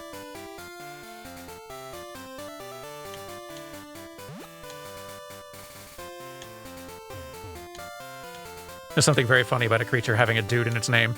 Yeah, if there was ever any indication that they clearly weren't planning several sequels of design ahead at time of Gen 1. Naming a Pokemon Geodude 1 gen before you introduce genders is all the evidence you need.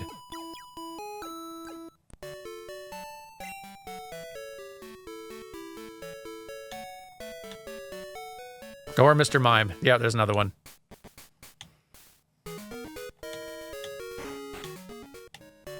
It's running on autopilot here.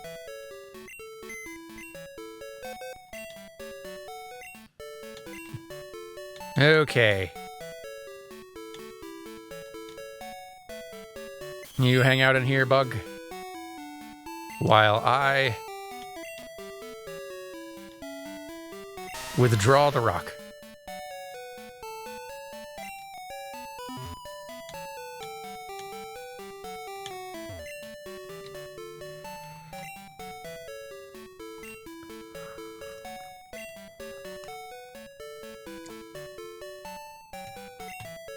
Oh yeah, no, our Geodude being a girl also means that, yeah, that's just all the better for the Whitney fight.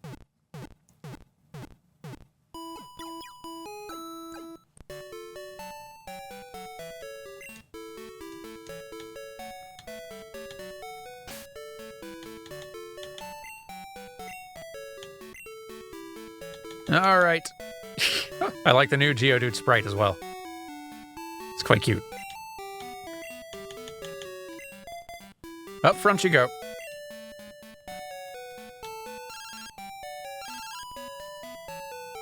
What up, Joey? How are you doing? This is Joey. Got a minute? My Rattata's looking sharper than before. I doubt there's a Pokemon as cool as this guy in your party. Oh yeah, I took down a Spinnerack in the wild the other day. It was a cakewalk. Well, I guess it can't be helped. Us being so tough. All right, later.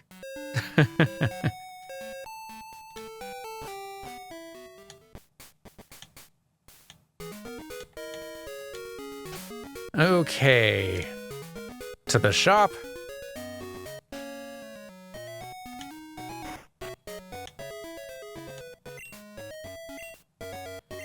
Get some more of these.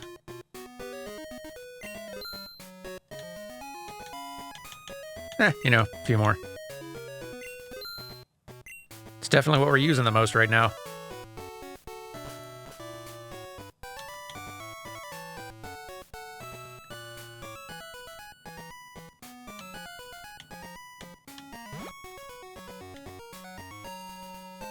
And back to the cave.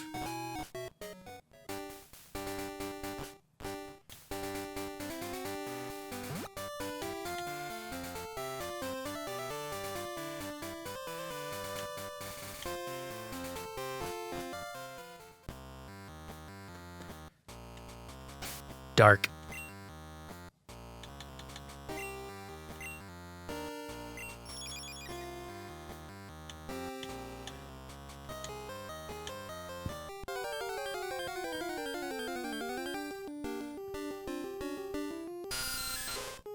It's another bat. Unless we get extremely lucky with that Dunsparce, I think this is going to be a lot of what we're seeing out here.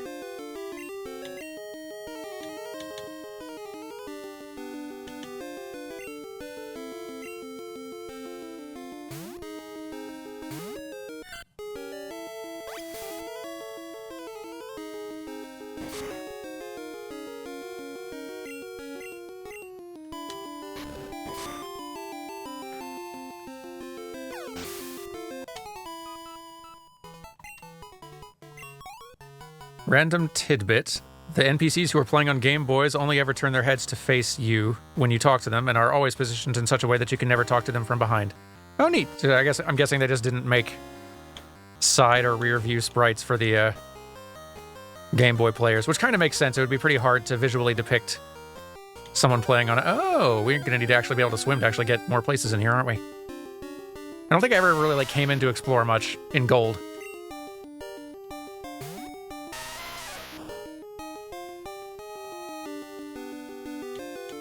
This would be a very long fight.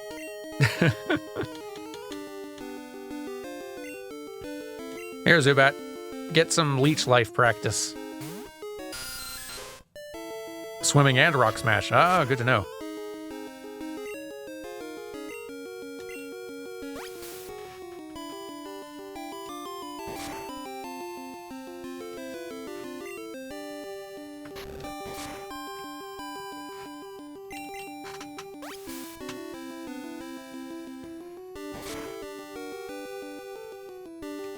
Oh, sure, Leech Life isn't great. I'm just pretty confident our bat can win this one and get a little experience toward learning a new move.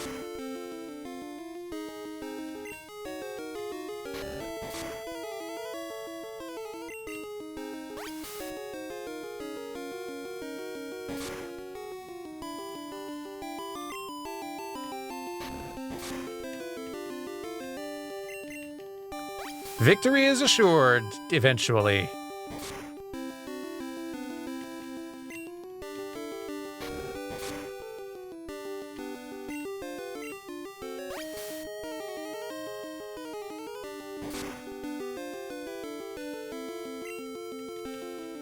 One more ought to do it.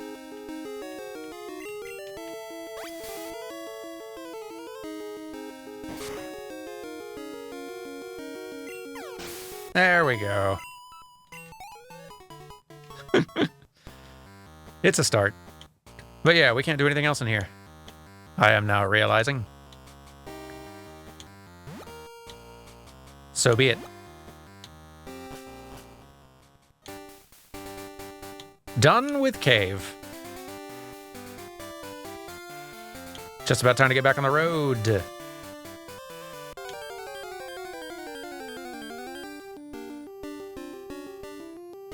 Hello, Owl. We do have one of you now. But thanks for applying.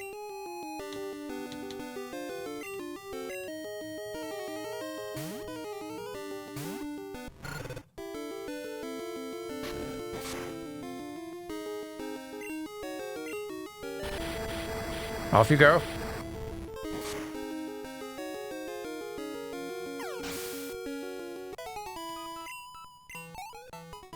Welcome, Rainbow Dwagon, to the stream. We're just about to head off toward... I don't remember what the next town's called, but... Move on from Violet City is what we're about to do.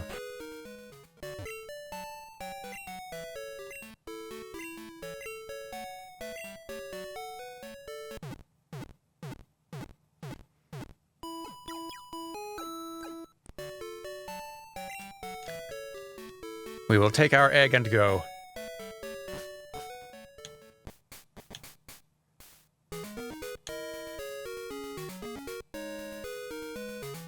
Really do love the windows being lit up at night. It's a really nice touch. All right. Northward. And also westward. Route 36. An odd tree is blocking the way to Goldenrod City. It's preventing me from shopping. Something should be done about it. I understand. Who are you? I'm Arthur of Thursday. What? Here, you can have this. What? I mean, thank you. But, a Pokemon that issues Rock-type moves should hold on to that. It pumps up Rock-type attacks. Thank you. Thursday. Arthur. I'm a little confused. But This seems like a good thing for our new Geodude to hold.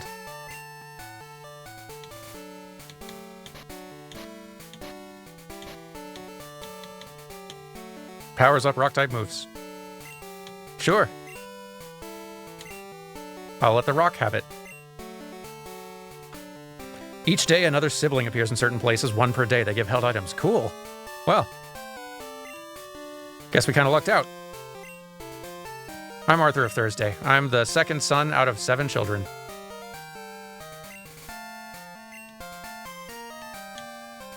Anyway...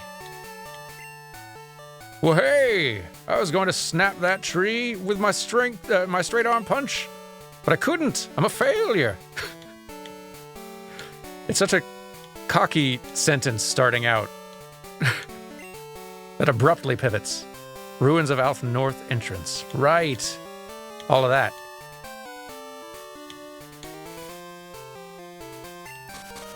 Wiggle, wiggle.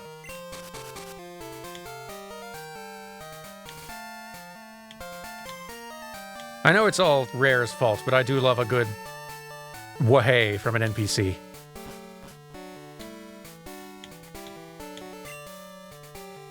Did you see that strange tree in the road? That may explain why fewer people are visiting the ruins of Alph. Don't you wonder who'd make something like this? And why? Sure, all the time.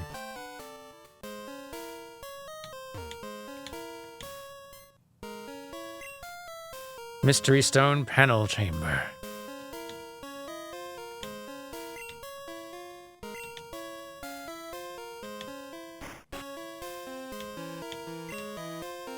The ruins are about 1,500 years old, but it's not known why they were built or by whom. There are odd patterns drawn on the walls of the ruins. They must be the keys for unraveling the mystery of the ruins.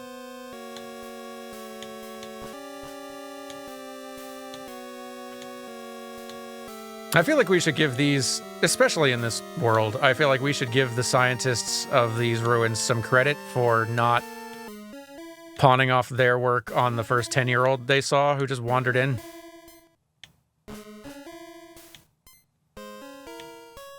It reflects all the more poorly on our Pokemon researchers.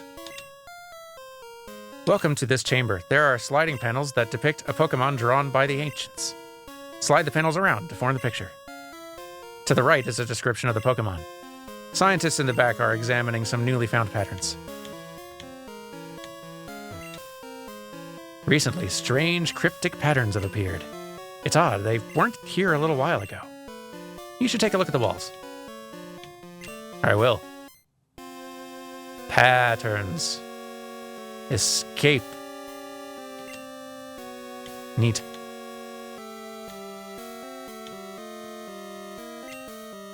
A Pokemon that hid on the sea floor, eyes on its back, scanned the area.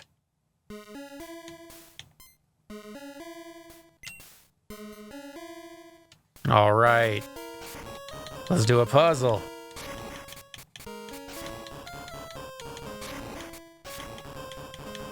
I like this sort of little mini game as an addition.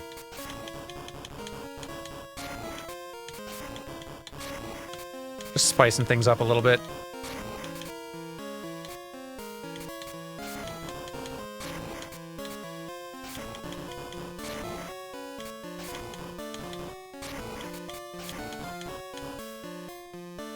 I think these actually need to be switched. Yeah.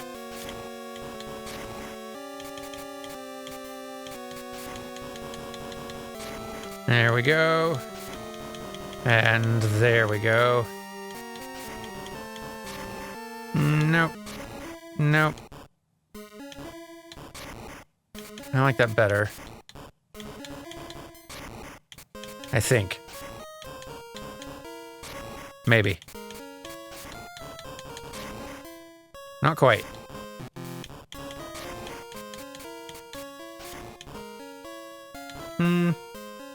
Hang on. There. Got it.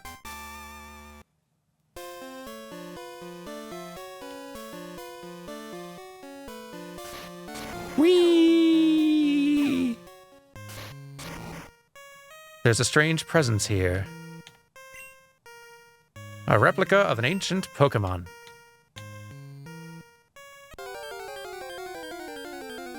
Bring it! Hello. And all the little unknowns will have their little... new little wiggles now.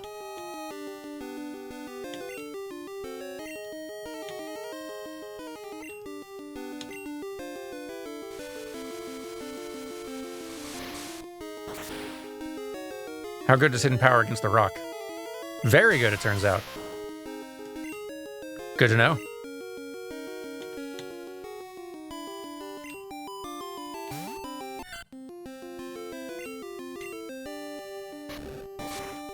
Tackle the alphabet. Oh, didn't know you ran. Let's, okay, no, you're up front. Good.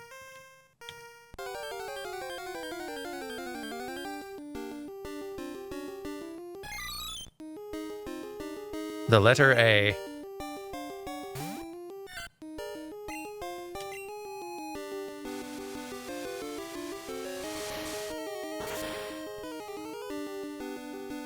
Super effective, huh?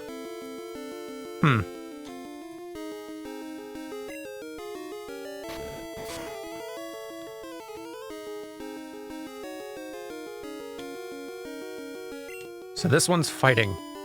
Interesting.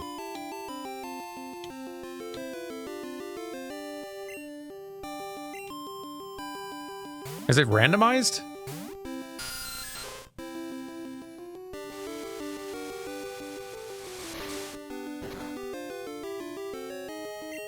Basically? Interesting.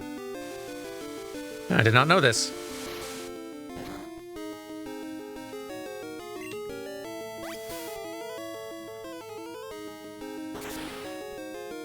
Yeah, that's a neat thing I did not know about unknowns.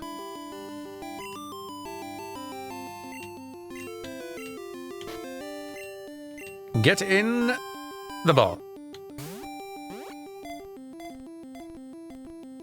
Stay in the ball, if you please. Awesome, thank you. You have no idea how strong the temptation to catch all 26 unknown is every time I'm given the chance. I can understand that impulse. Because of different types of unknown exist, it is said that they must have a variety of abilities. Welcome to my hard drive. Moving on.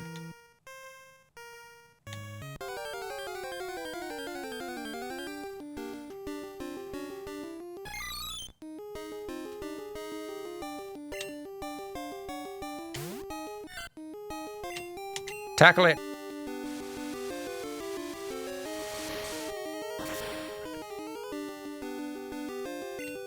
Fine, be that way.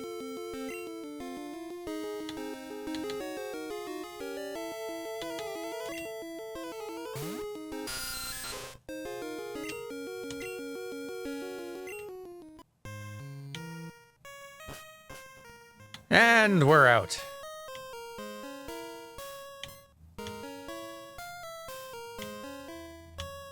Best we go heal up.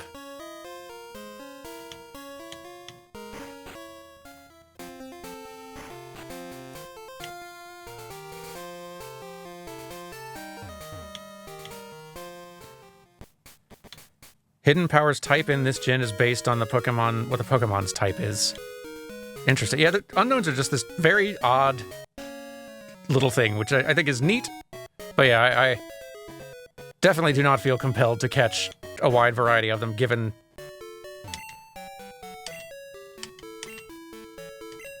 It doesn't really add to your Pokédex number, and I have zero intent to use them for anything. And I can already type letters on my computer, so it's not like they're contributing a whole lot to my hard drive either.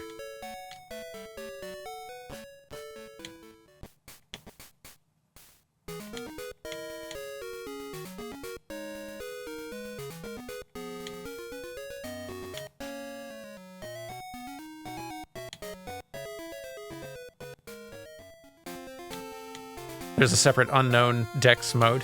That's pretty cool. I do like that. Not like I'm going to fill that out, but still pretty neat. It'd be kind of weird if they didn't add that. If they're going to add that many unknowns. Reflecting the player's full collection only makes sense. There are drawings on stone panels. I tried moving them. I wonder what they are. Ruins of Alpha, look and touch tourist site. Try the sliding stone panels. The hidden power and shininess are both determined by something called individual values, a hidden stat every Pokemon has. Funnily enough, because of that, only unknown I and V can be shiny in Gen 2. In later gens, shininess is determined by a completely different bite. Oh, neat! Ruins of Alpha East entrance. Boy, remember when there were sheep out here? I know we're going to make all kinds of great new friends, but I do miss the sheep.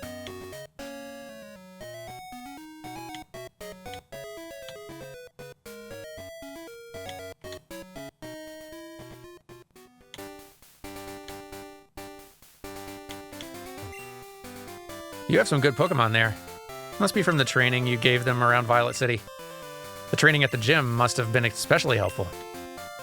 As a souvenir of Violet City, take this.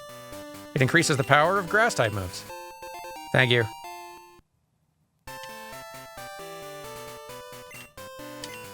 Your experiences in Violet City should be useful for your journey.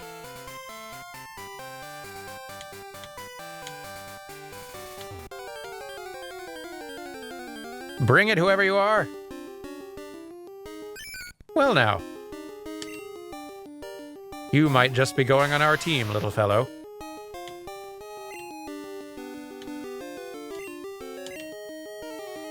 You might be our water type. For Gen 2.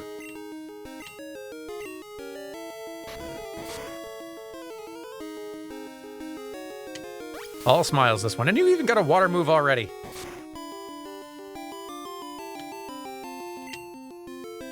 And it's immune to electric types? Oh yeah, I feel like we got our water type here.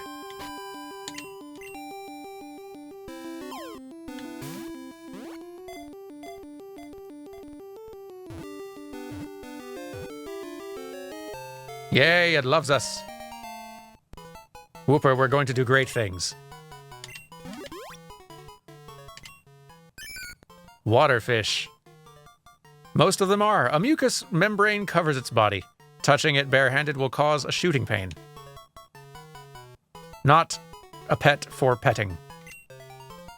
A pet for looking at.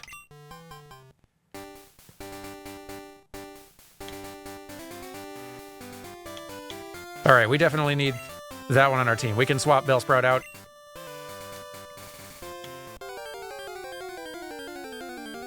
Acquire Whooper.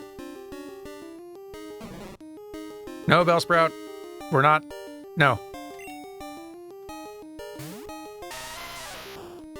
Though, yes, my Geodude could use some experience, so I'll take it. We got some grinding to do on our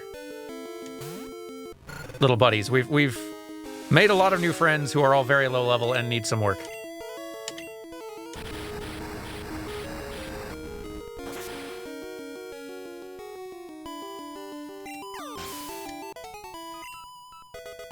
Very good. Also very good.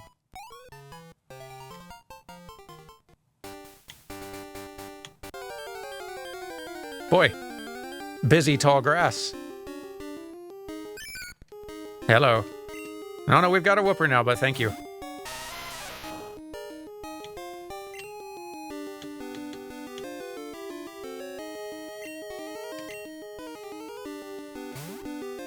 I do love their little frond wiggles. And the big smile. Lots to like about Whooper.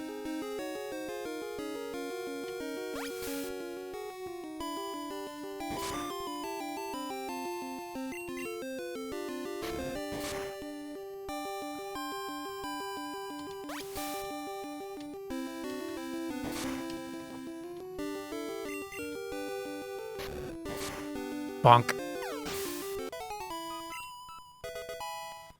Get them levels, Geodude. Really counting on you.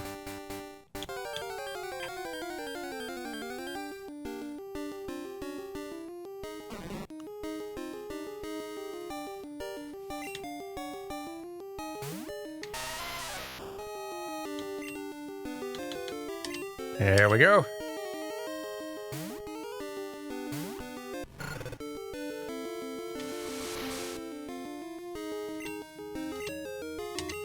Be on fire.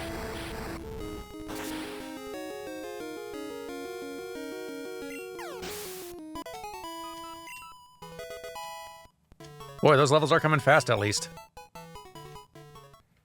Thank goodness. Busy grass. Hi, Bat.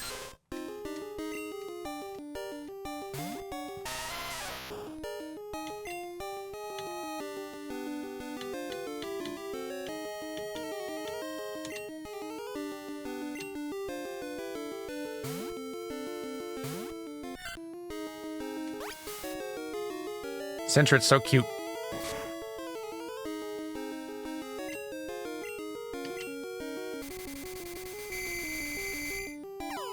Don't yell or confuse.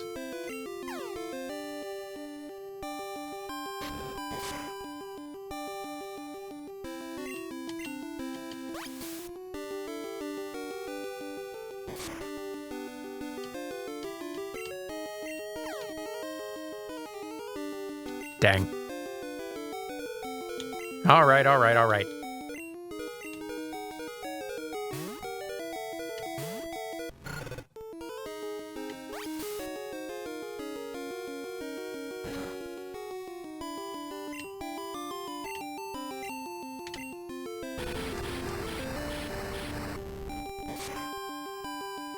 Leave me be, Bat.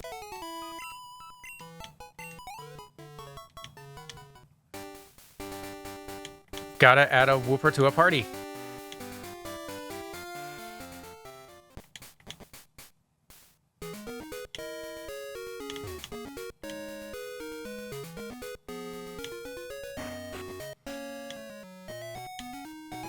And also, I've not really earned much more money.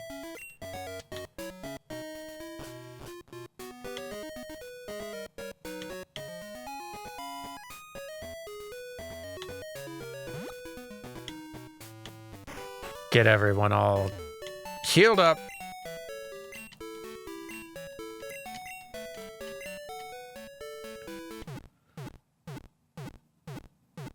We should focus on Geodude first. I want to be leveling our Bat. I want to be leveling Wooper. There's a lot I want to be leveling.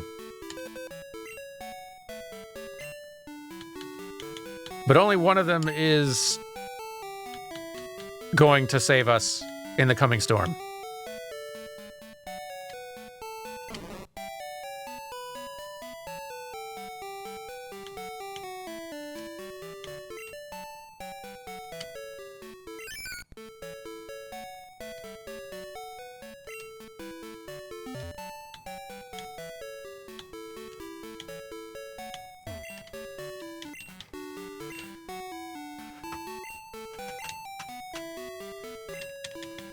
Get all healed up.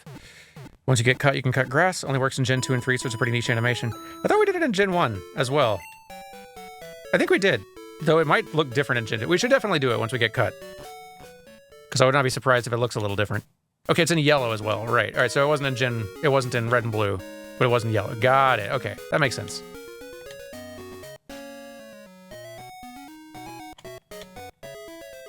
Unexpected 4-hour break. How our team looking? Team's looking pretty good. Well, I mean, only one of them is really, like, leveled to speak of, and one of them is an egg. But we've got our HM buddy, we've got the Geodude who's going to save us in Gym 3, and we've got a Zubat and a Wooper who need some investing in. We've also got a Hoot Hoot and a Spinarak currently in the box, who also, I think, might merit some screen time. Ooh.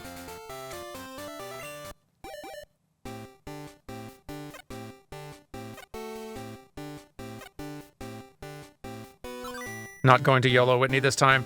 No, that once was enough. We got us a Togepi. Yeah, this time I want to be prepared so I can see the rest of the game.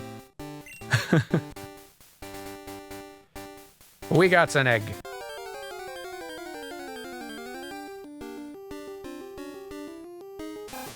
And of course, rat. Can't be forgetting rat. Geodude, this one you can take.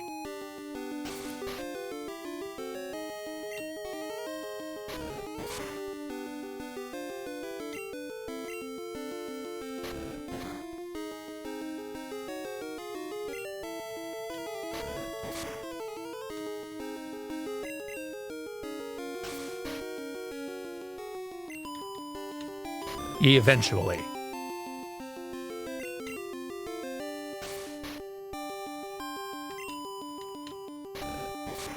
Bonk. There you go. Yes, get levels. Get moves. Get strong.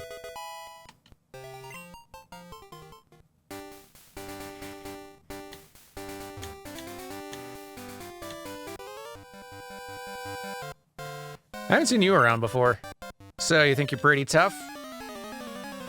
We'll see. Albert.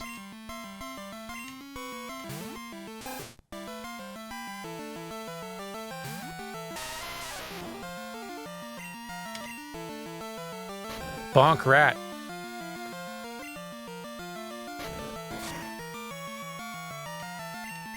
Toughen rock. So that we can hide behind it.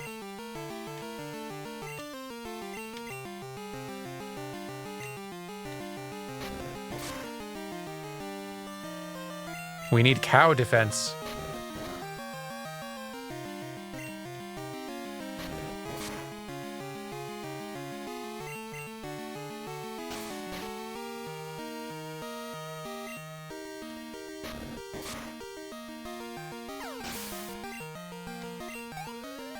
Good.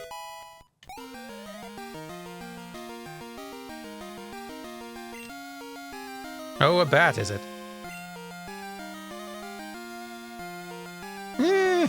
Maybe. Maybe. No, keep going.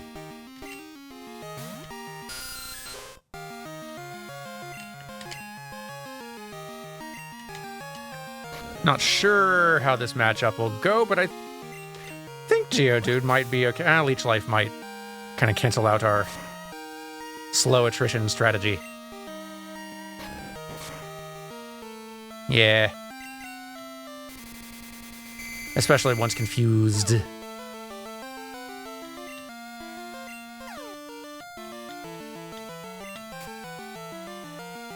Fine.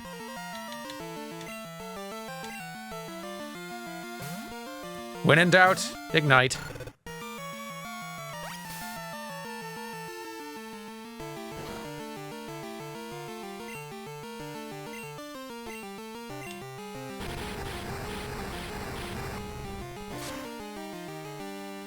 How's Cyndaquil, Quilava, Typhlosion, how's their speed? Just as a evolutionary group. Fast, slow, middle of the road?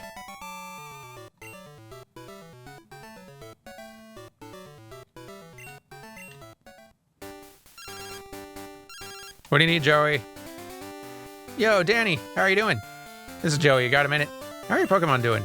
My Rattata's raring to go, just like always. It's the only one I have. I'm gonna become a great trainer with it. Oh yeah, I took down a Hoot in the wild the other day. It was a cakewalk. Well, guess can't be helped, us being so tough. Alright, later. Like, Joey is gonna start their own gym one day.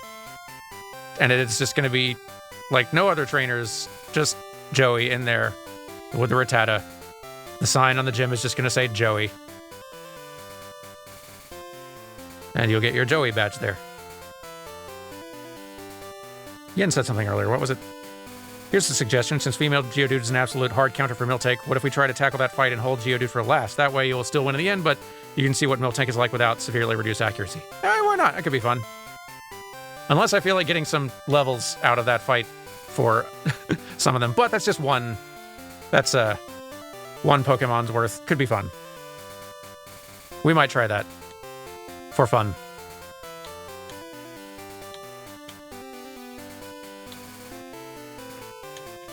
Hello. Uh-huh. Yeah, and, you know... Pardon? Battle? I'm on the phone. All right, but make it fast. That's still one of my favorite little bits of pre-battle NPC lines so far.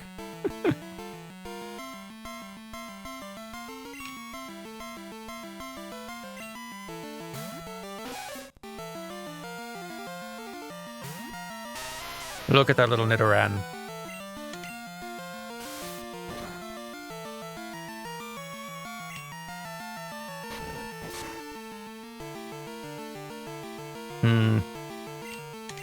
We should maybe swap.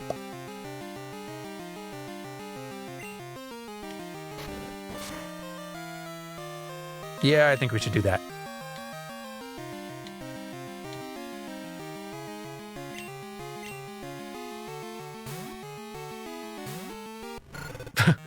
I guess it is double female Nidoran. I hadn't noticed that.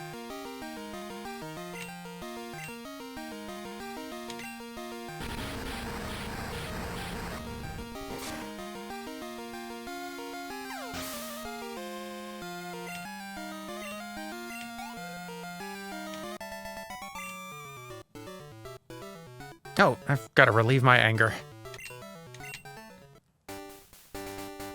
Well, sure, we'll add you to the Rolodex for now. I was having a nice chat, too. Oh, you're on a big journey to see the sights? Neat. Let's be friends. Can I have your phone number? I want to hear about everything you've seen. Sure.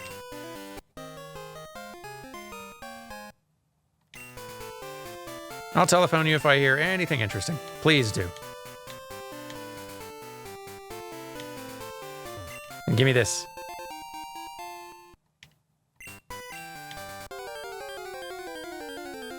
Anyone interesting worth catching, maybe? No.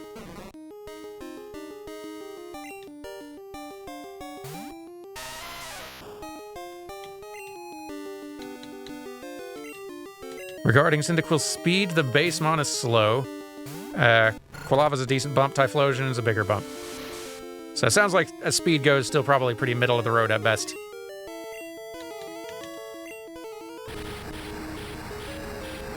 Which is fine.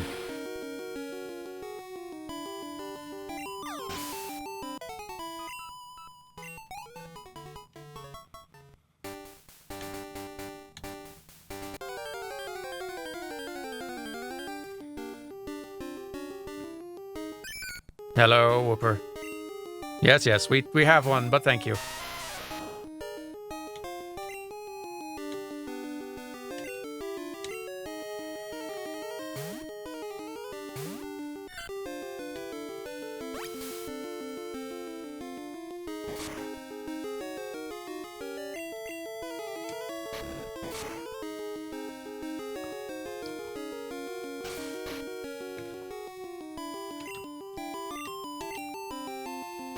For some reason, I can't remember what the second gym is. I want to say it's Bug Gym. I think so. Didn't leave as strong an impression as the third one for some reason.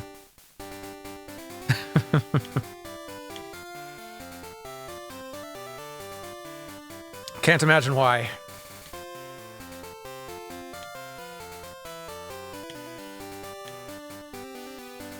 It is the bug gym. Right. Would you say not remembering is bugging you? I guess it is.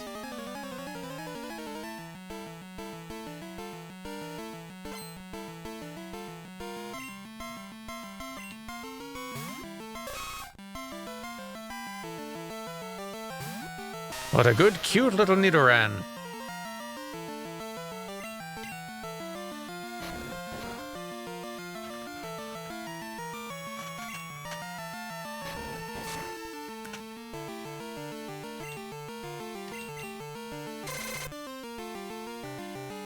Don't shoot laser beams at me.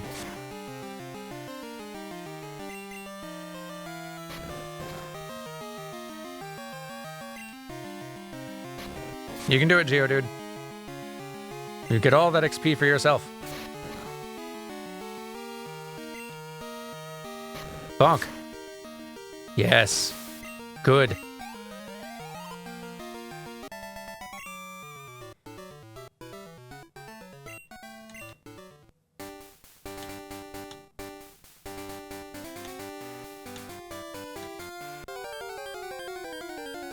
When we are done with this Geodude, it will be uncowed. Uncowable. We don't have a ghost yet.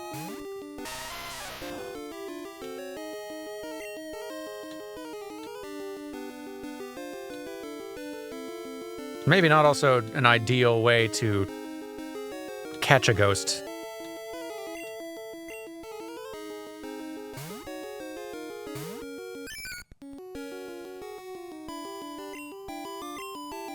All your channel points are gone. You thought Whitney would roll out to victory. I imagine a lot of people lost a lot of channel points in that stream.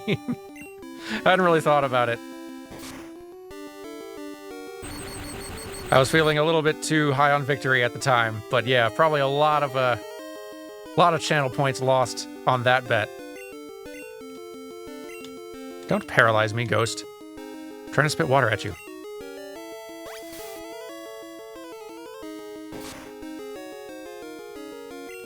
This is not working.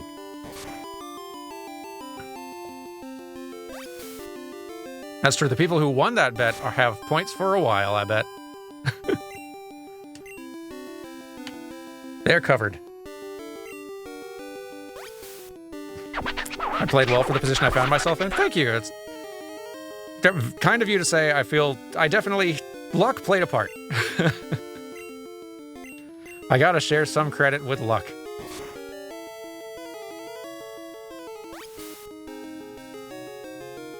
But I was happy, yeah, with strategically the calls I made along the way.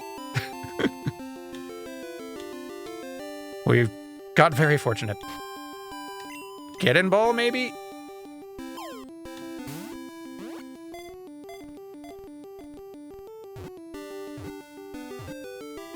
Yay! Ghost busted. It wraps its opponent in its gas-like body, slowly weakening its prey by poisoning it through the skin. Uncool, Ghost.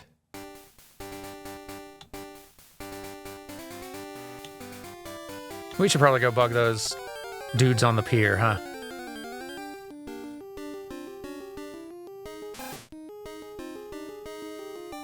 Maybe save? That's a great idea. We should do that. Also, hydrate and stretch. Lots of good reminders happening right now.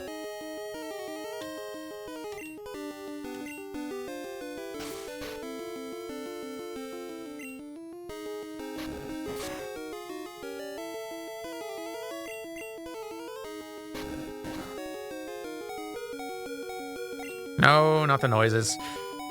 Thanks for the bits, by the way, Alistair. It's like, hello, Prince? Hello. Must be a poor signal. Ah, there we go. We wanted to tell you, we saw such a sight. We bore witness to a young, shorts-clad lad training his all with a Rattata. It brought a tear to the eye.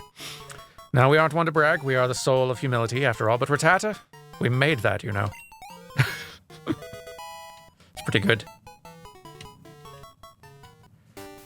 Level 10 Geodude, making our way there. Now, let's save as reminded, and also stretch and hydrate. All the good reminder things.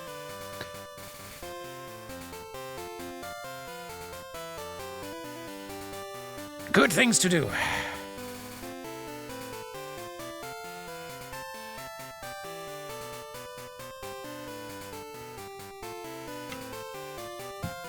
Ah. It's worth getting Fisher Ralph's number, eh? Oh, we don't have a Fisher yet. I'm game for it.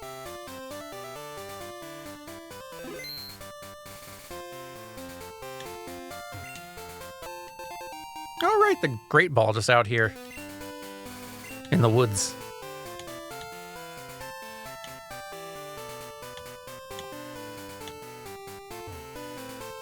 You. I'm really good at both fishing and Pokemon. I'm not about to lose to any kid.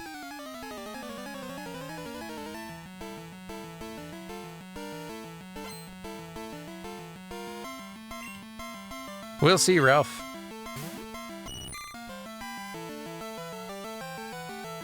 What a good fish.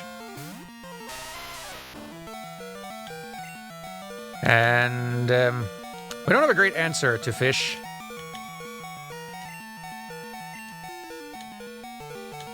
But Quilava's got some levels on it, so...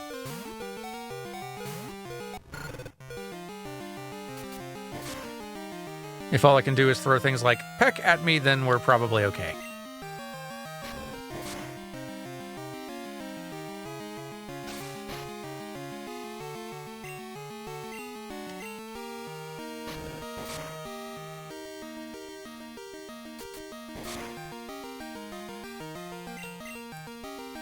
We are definitely pretty vulnerable as a lineup right now, though. Having one Pokemon that's, like, well-leveled at this point, and two others that are, like, kind of a little weak, a little behind the curve, and then three others that are nowhere.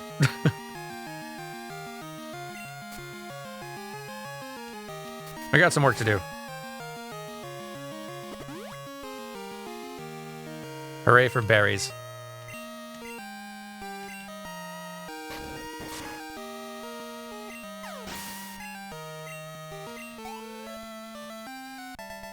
There we go. I try to rush things. Well. What's up, Mom? Hi, Danny. How are you? I found a useful item shopping, so I bought it with your money. Sorry. It's in your PC. You'll like it. Thank you. I'll check on that later. Fishing's a lifelong passion. Pokemon are lifelong friends. Don't young people fish anymore? Once they have a fishing rod, yes. I've seen rare Pokemon while I've been fishing. You young people like that, right? You want to trade phone numbers? I'll let you know if I see anything, please.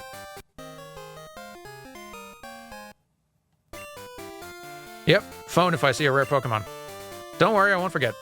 Thank you. Might be best if we potioned up a little bit.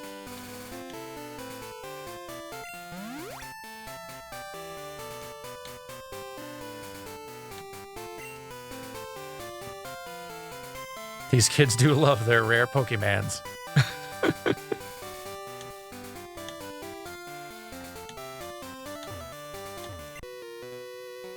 Whoa! You made me lose that fish. Sorry. These Fisher's sprites just seem like hard people who living hard lives. Just in their look.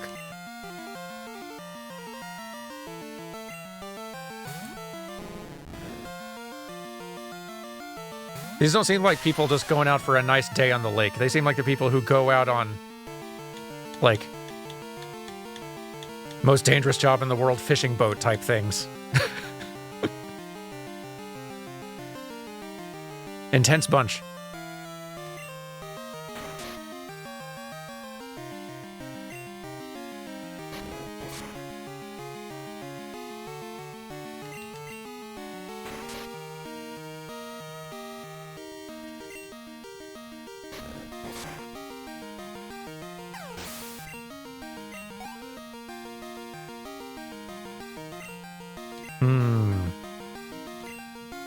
Only one of the Magikarps in this lineup actually has a move, so this is a great chance to actually get somebody else some easy experience. Zubat? Maybe.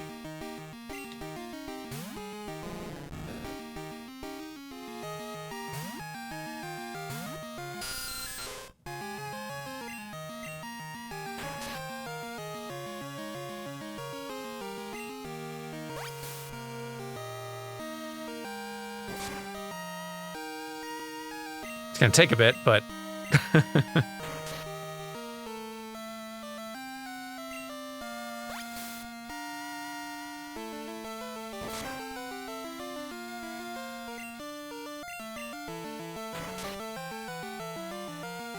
There's a TM in Union Cave that'll be great for Zubat.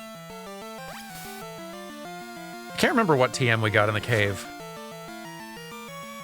Going through there on gold. I do vaguely remember finding one in there, but I do not recall what it was.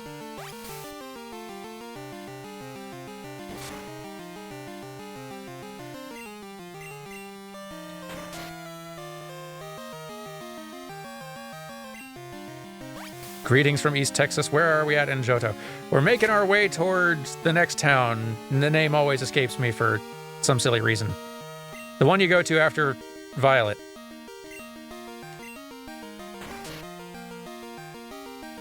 Things are going good, but we do have a lot of Pokemon we need to grind some levels on. Azalea, thank you.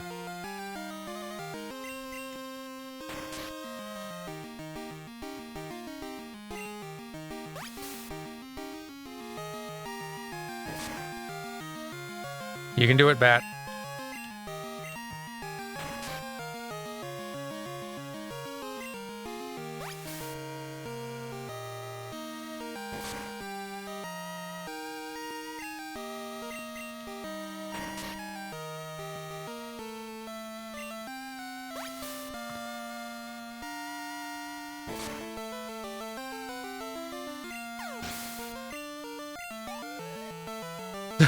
Even the experience is pathetic. Sad.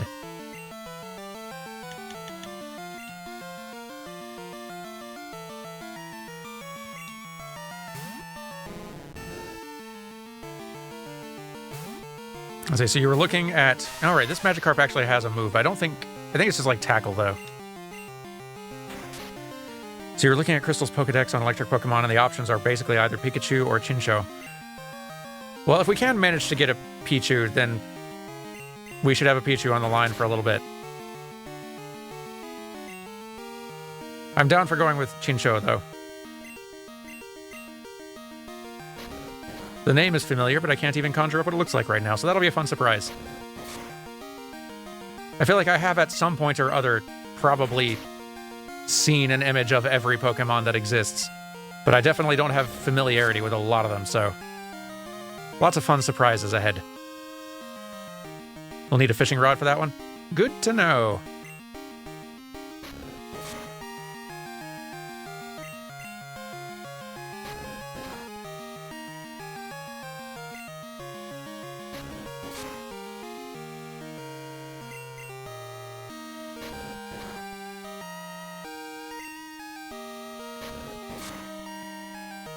Almost.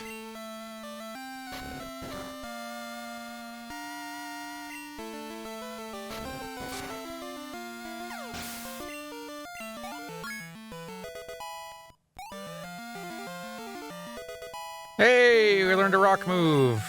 And we got an item that makes the rock moves better also, so lots to like.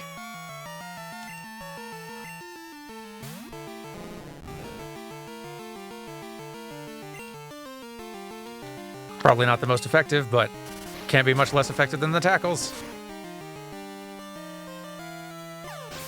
It works.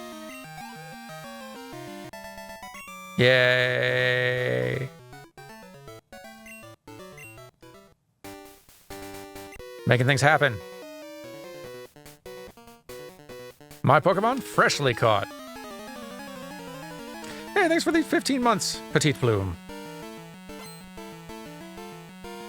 Very much appreciated.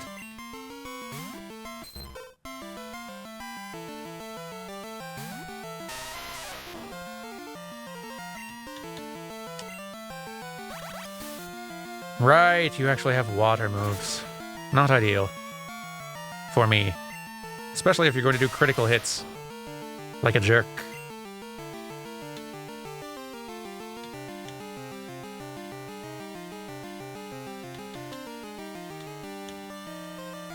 Here, we'll let Zubat have a little experience from this.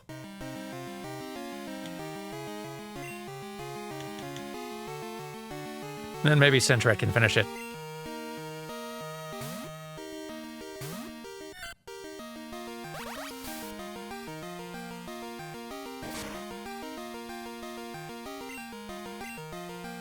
Centra, you gotta learn some moves, buddy. The only HM I have is one you can't learn, so...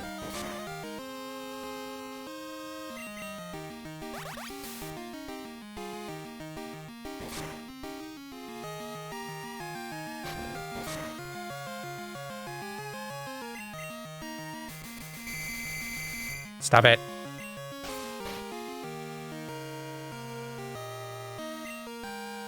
Oh, at least it's not Gen 1 sleep, right?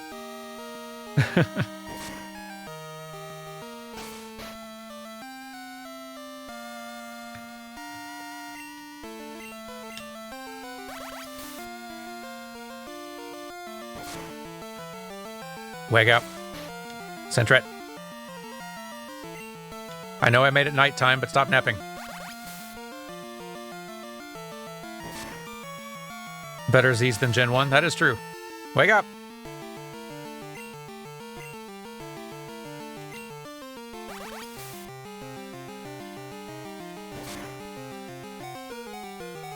Finally. Come on now. Feeling stubborn about it at this point.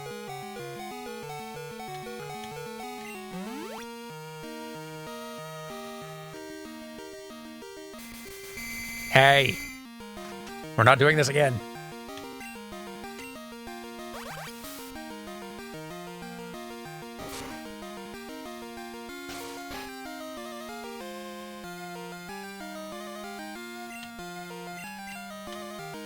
Centret, you had a nap.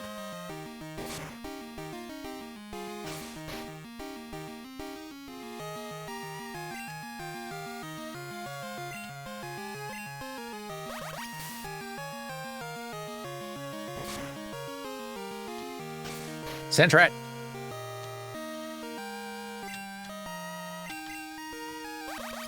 Oh my goodness.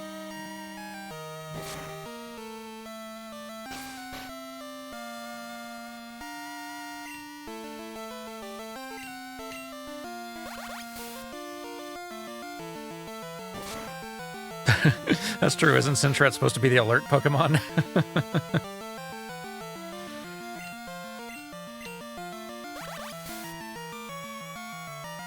Centret.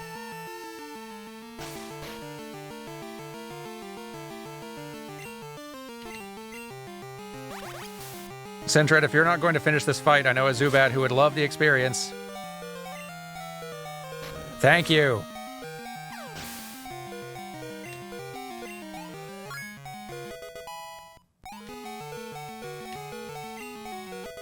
Yay. Oh, good, another. Here, Zubat. You get the bump, and then... I don't love having to send... Quilava out there against water moves, but it might work. Because, yeah, Leech Life is going to take forever.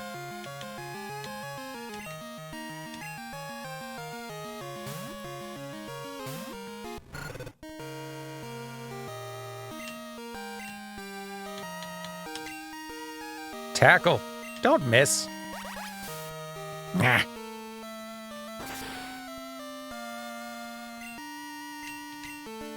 At least we can tank some of those bubble hits. Yeah, returning to heal, definitely a good idea. Once this fight is done. Thank you. Get out of here.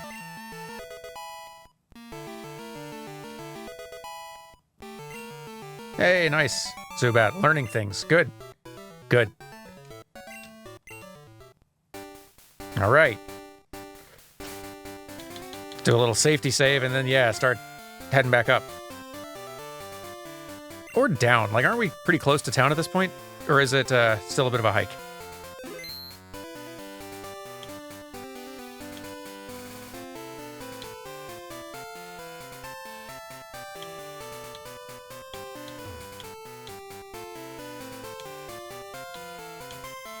There's a center nearby. I thought so. Especially if we can sneak past this one here.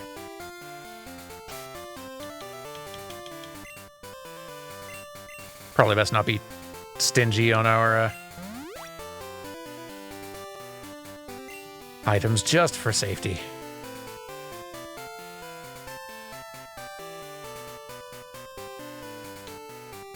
Aha!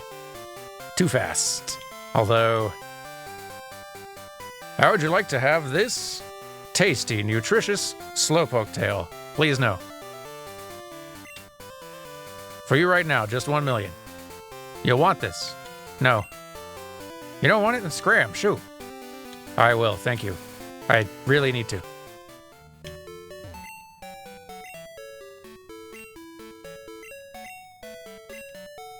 Whew.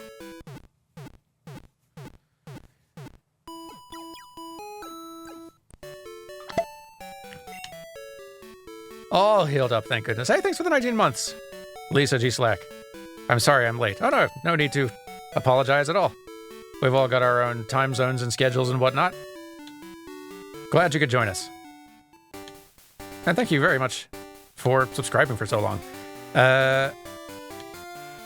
Let's see. We need to go back up and fight that trainer. But I could stand to run to the washroom, actually. So let's take a quick little break if anyone needs to refresh, get a little bit more beverage or snack, or just stretch a bit. We will resume in a couple of minutes. I'll be right back.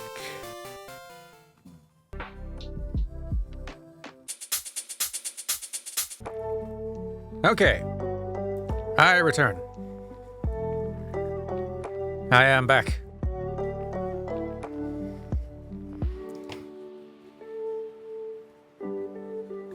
Hope you've all had time to grab everything you need, because we resume.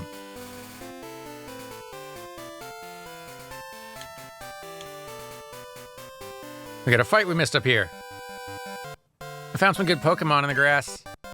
I think they'll do it for me. We shall see.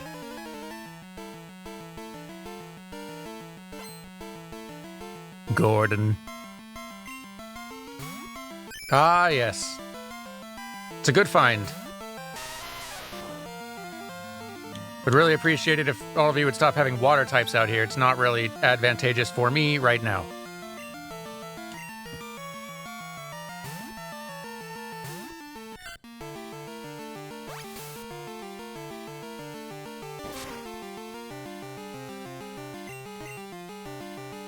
Sentret, you could stand to learn more moves. I know you're going to get HMs later, in the meantime, the tackle is underwhelming.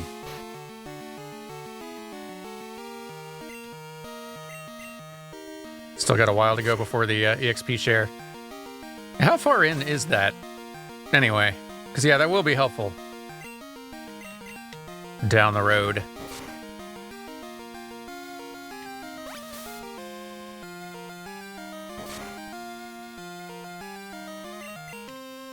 I guess we'll find it eventually. You're getting it, Sentret.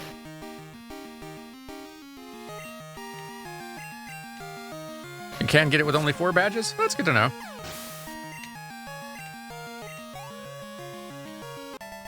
In good time.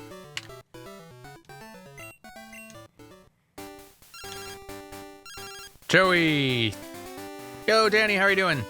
This is Joey, you got a minute? My Rattata's looking sharper than before. Doubt there's a Pokemon as cool as this guy on your party. Oh yeah, I took down a Hoot Hoot in the wild the other day. It was a cakewalk. Thanks for the update, Joey.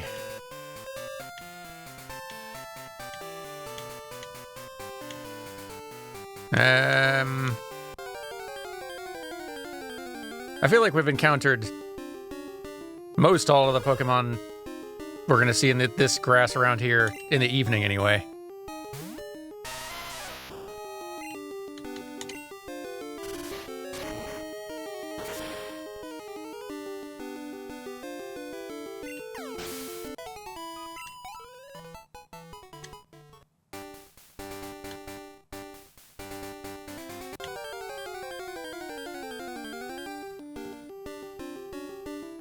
Hello, Bat.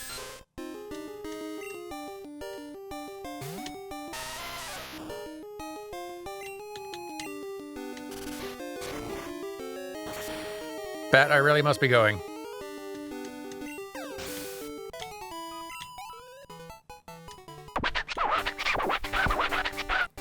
You know, Prince, you haven't lived until you've tried some ramelos au poivre. A Colossian staple, so delightful. Oh, Slowpoke loses their tails all the time. What's the harm? And they do apparently grow back, so... it's sustainable poaching, I guess.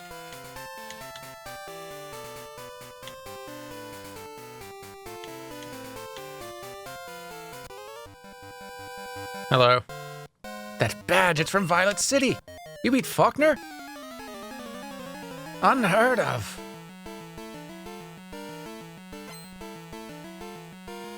Peter wants to battle.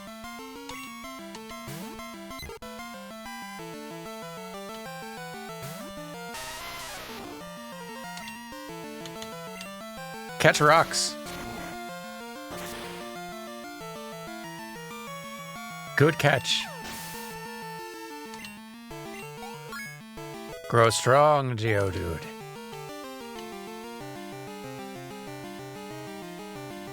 To face your cow rival.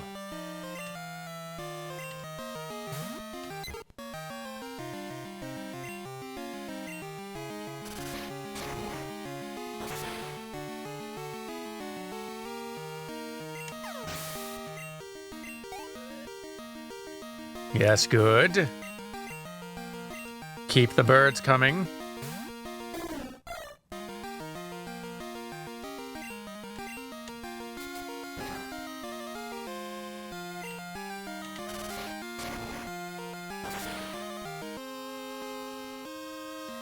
You never played Crystal? Did they change out any of the gyms? Like from Gold and Silver, do you mean? I don't think so. I don't think that, like, alternate gyms in different games... I know it was a thing in Sword and Shield, that, like, there's one gym that is unique to Sword, one that's unique to Shield. Did they do it before then, or is that where it started?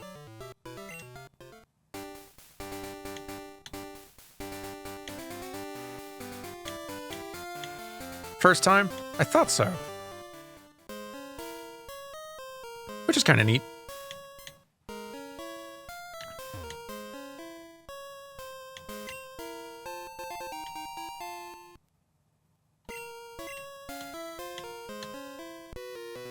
Hello.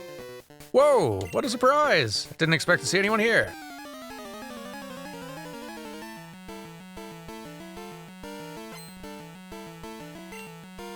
Hiker Daniel is here with an Onyx, and I don't have a great answer for it.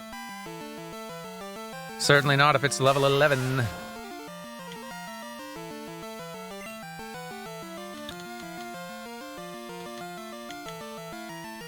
Not loving how limited in options I have become.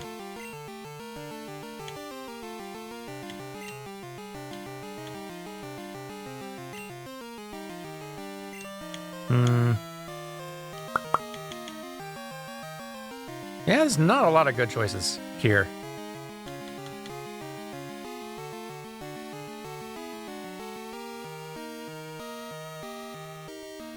Like, a level 4 Wooper I don't think is going to survive very long. Like, I'll put Wooper in, but I don't think that much is going to come of this. We can hope. Alright. You might be able to get in, like, a little offense with luck. Alright.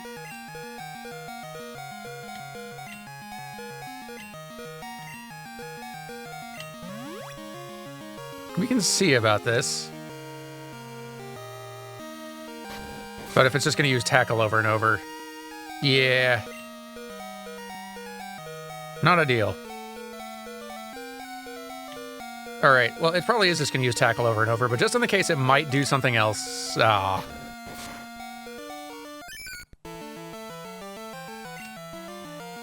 worth a try.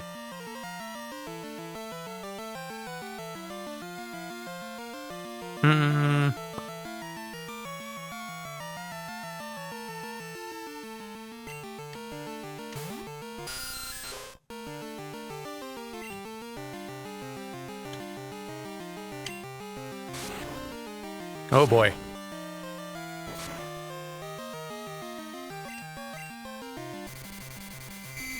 If we can confuse it, that'll help. All right.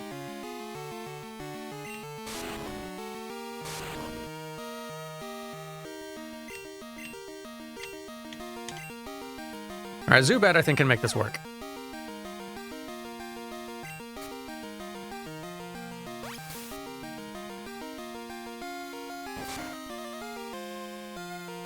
Very slowly.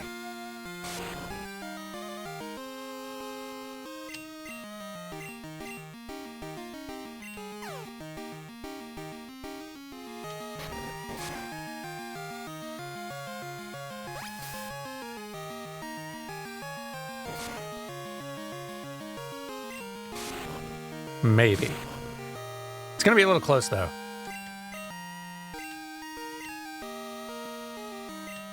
Especially if it's not confused anymore. I feel like we do need to do some more grinding with our lowest level ones. Like, as soon as they have a move or two and are out of the single digits, we'll have more of a chance. But at least this is more experience we can just feed to Geodude.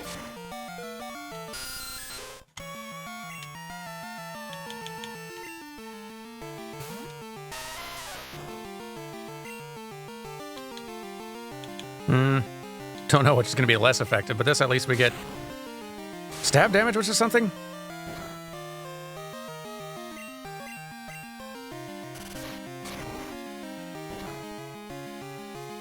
It's not great, but it's something.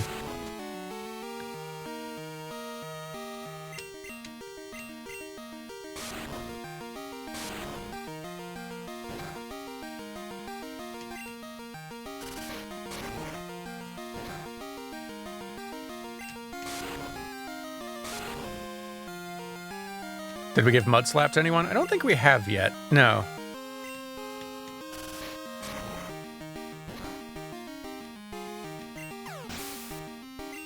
There we go.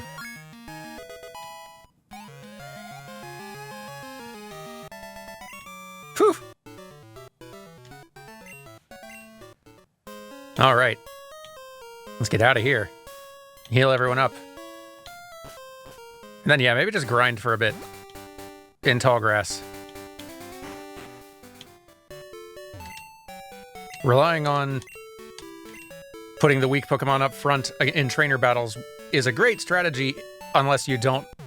unless you've only got one option for who to throw in as your high level one at the end.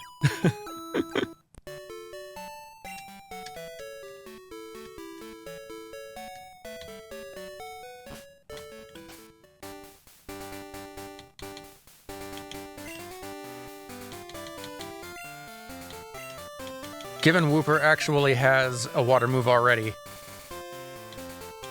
a few levels seems like it's going to be a pretty big bump for them.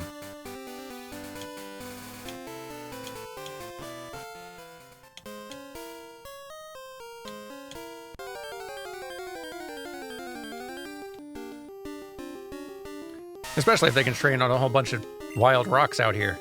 It's kind of a perfect place for it.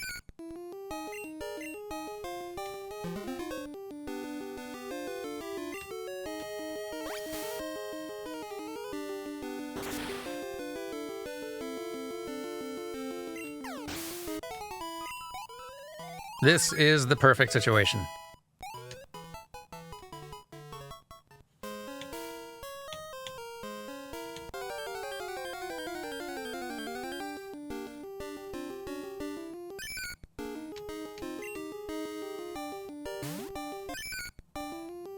Like staring into a mirror.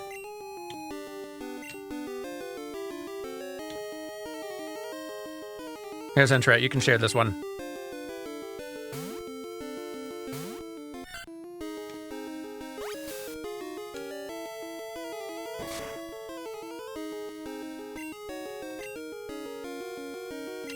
Entret.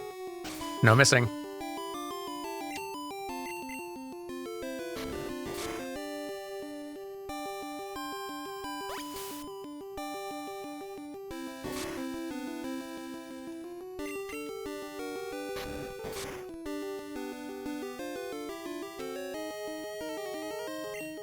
Come on. Good.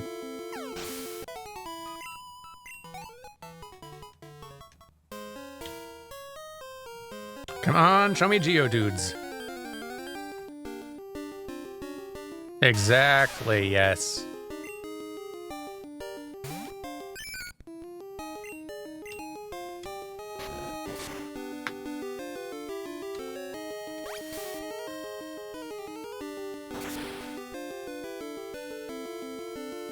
We'll run around, we'll wash some rocks. Get some early levels for Whooper. Honestly, if Whooper were even just level 6 going into that Onyx fight, it would have gone pretty different, I bet.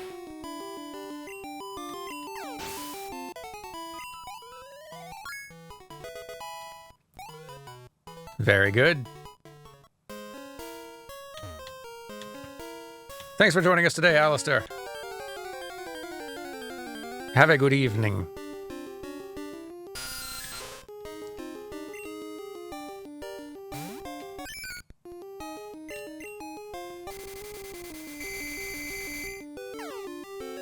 No, come on, Bat. You dare slow our grind with your confused nonsense?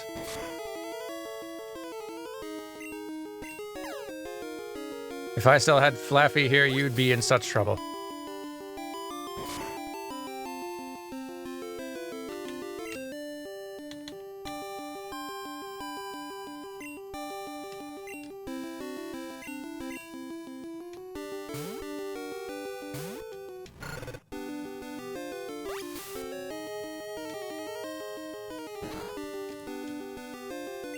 Cast fire.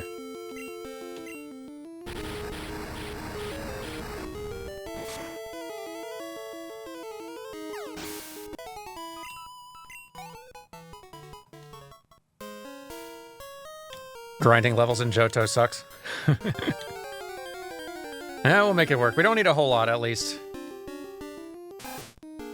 What are we even doing in here? Rat. It's a water cave. You have so many other places to be.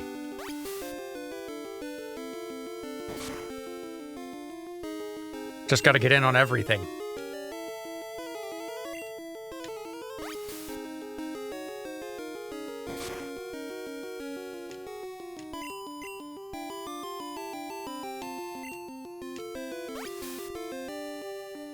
Soak the rat.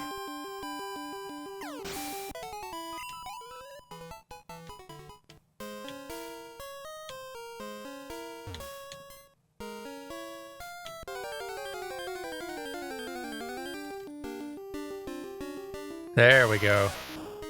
Perfect matchup. This is what we like to see. Whooper, I'm not sure how you're slower than a rock.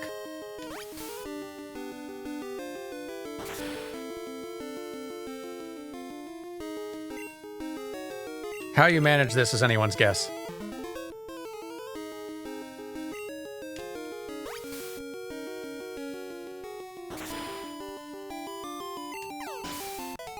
It doesn't even have legs, Whooper.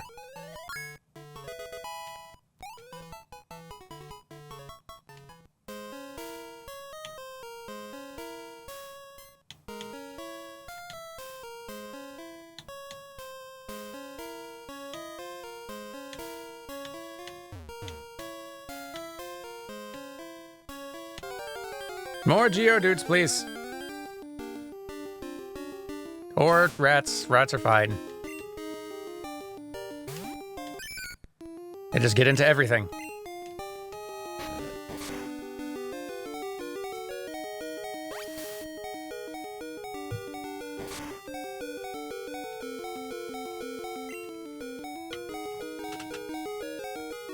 May be good to bring in a substitute.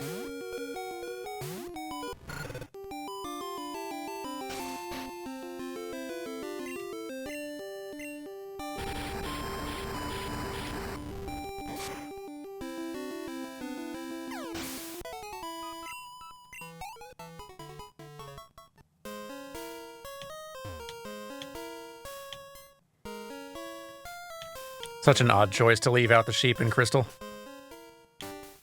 I agree. Not only for the point you're mentioning that, like, Pikachu and Chinchou both taking ages to get, but also it's such an appealing new design.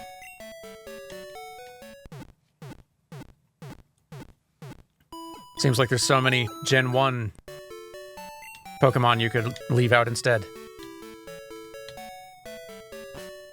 Oh well.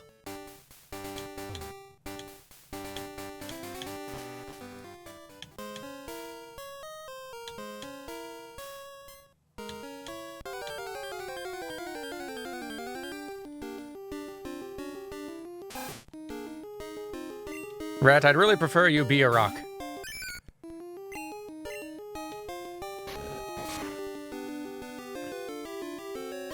Once Whooper's up to 8, I'll feel a little bit better. I'll feel like it'll at least be able to hold its own in trainer fights against good matchups.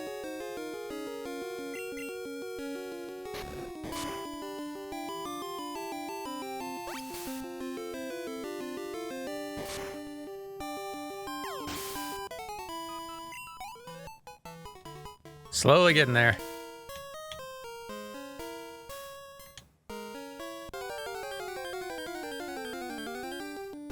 Good old old school RPG grinding. Not the best. I feel like grinding in old turn-based RPGs can be a boring chore. It can sometimes be all right. I find it depends pretty heavily on the game. I think Pokemon is a pretty miserable RPG to grind in.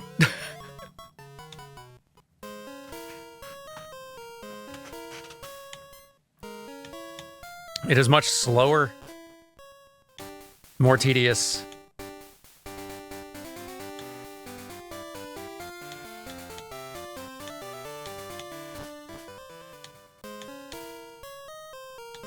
You'll have far, worse results to show for your time expense. I just played Final Fantasy VII, the original, on Playframe, a month or so ago, and I did a little bit of grinding in there and got a lot done in a little bit of time. And it was just a nice, pleasant little time. Whereas here, where the fact that you're leveling up one at a time against wild Pokemon that are always low level and weak and give you a tiny amount of experience. If you're lucky to find good matchups and have enough moves for that one Pokemon to be able to actually take those wild ones out, it's very rough.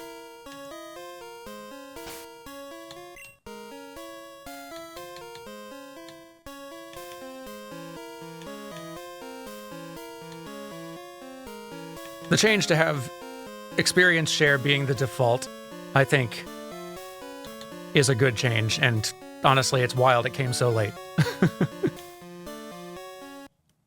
Okay. Geodude's getting in a pretty good place levels-wise. Let's let Whooper stay up front for a little bit so we have some more viable options.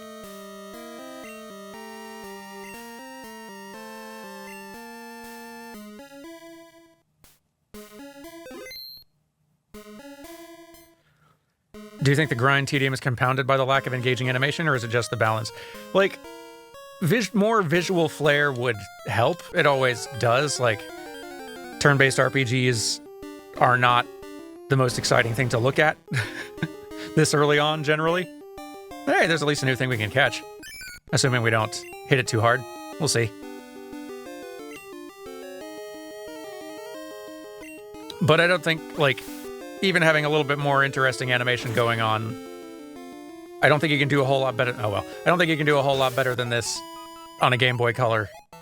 And even then, it's not making the experience any faster. I think the fun visuals are only going to get you so much.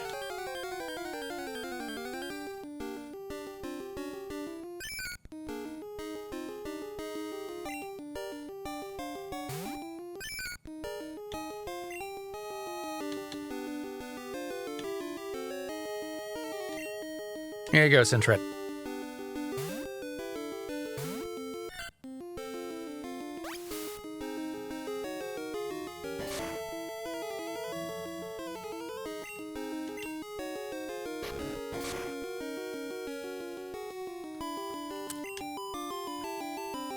My main complaint about the XP share isn't the grind removal, but that it made the games even easier.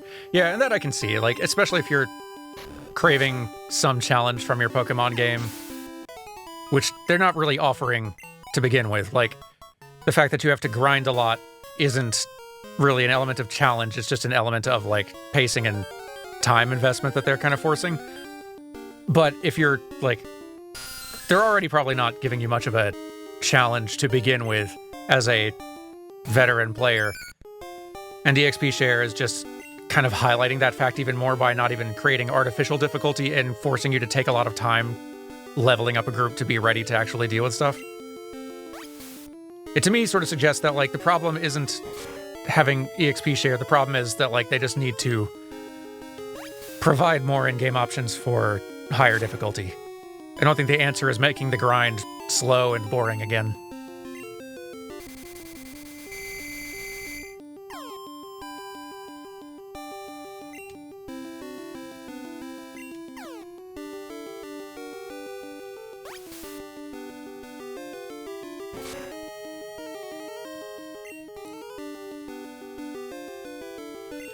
Could they add an option to turn EXP share off? I think they have in the past, and maybe still do. Or maybe they stopped giving you the option as of Gen 8, or when they made it default. I can't remember.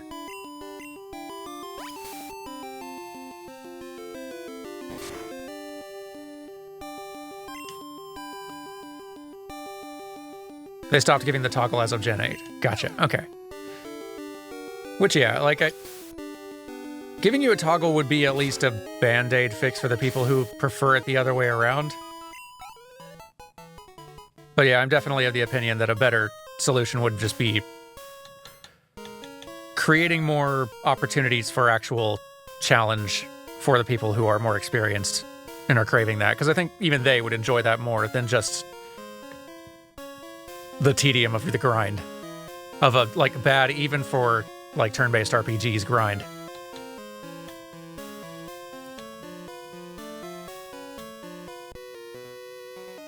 Hello. You're headed to Azalea, are you? Let my Pokemon see if you are good enough to battle. That'll depend entirely on what you have, sir. This could work.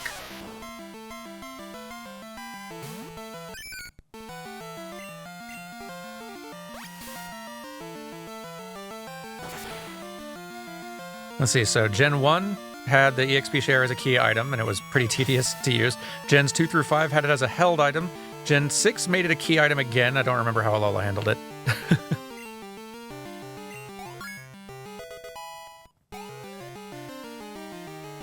Is there any reason Pokemon still only does one save? It's a good question. I'm guessing, yeah, that it's just as an effort to prevent sort of like cheesing different saves to get different like trades and stuff like that. Which you can like you can debate whether that's a thing that they should like. I think I'm kind of the opinion that being able to have multiple saves is of higher value to the player than having the experience be less cheesable. But I can see an argument either way, at least in that case. Especially on modern stuff where you can create another Switch, like little account, user account on your Switch to create another save if you really want to, pretty easily. And yeah, especially given how easy it is to cheese duplication glitches, like people find a way.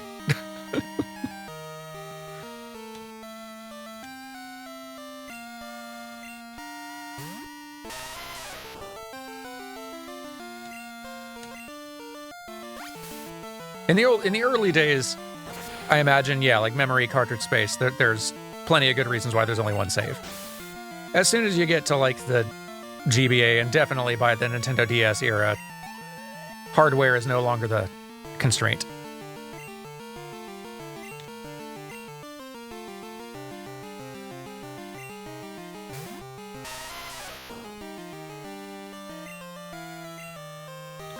Let's see. Pro Nuzlockers, or niche streamers, have basically accepted rare candies as a default and are disappointed when a hack doesn't include a mechanic that allows leveling to cap next boss's highest level Pokemon. Hang on, I'm still parsing that. Accepted rare candies as a default and are disappointed when a hack doesn't include a mechanic that allows leveling to cap. I don't know if I can totally parse all of what this means.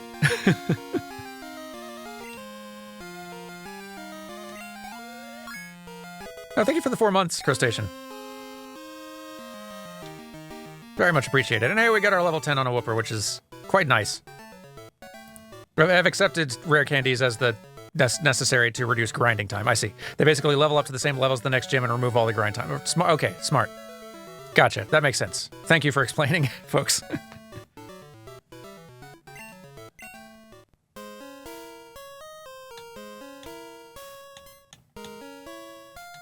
And yeah, I can't blame him, because, boy, what a chore that grind would be. That's kind of like the one thing that, like, I like the idea of a Nuzlocke, but the idea of doing this, of forcing this slow, tedious grind in order to progress with and have a chance of success, like, that sounds like the misery and tedium that adds feels like, to me at least, it would cancel out any of the fun of the kind of nail-biting challenge of the Nuzlocke.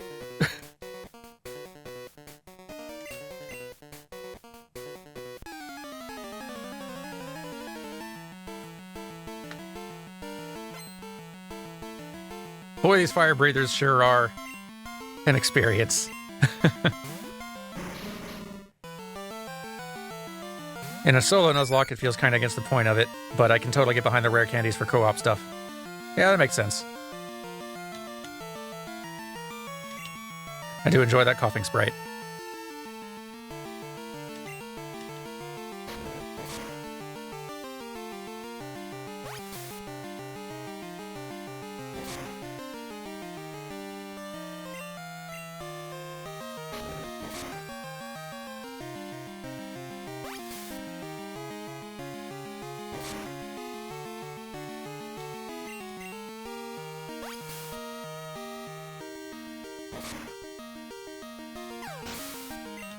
Thanks, pal.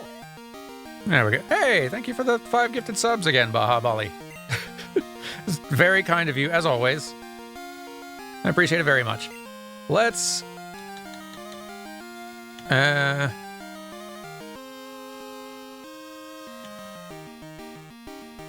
Zubat first to start getting a bump, and then either Geodude or Quilava, not sure. Nuzlocks can be fun since you're effectively stuck with certain Pokemon and you can wind up finding new faves that way. I gained a better appreciation for Muck through a Nuzlocke that I did. Yeah, see, like, that's the part of Nuzlocks that sounds awesome, that I am way into.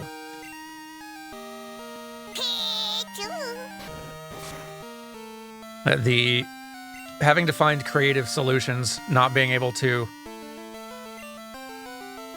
just like having to make do with whatever team you can get. That aspect sounds rad.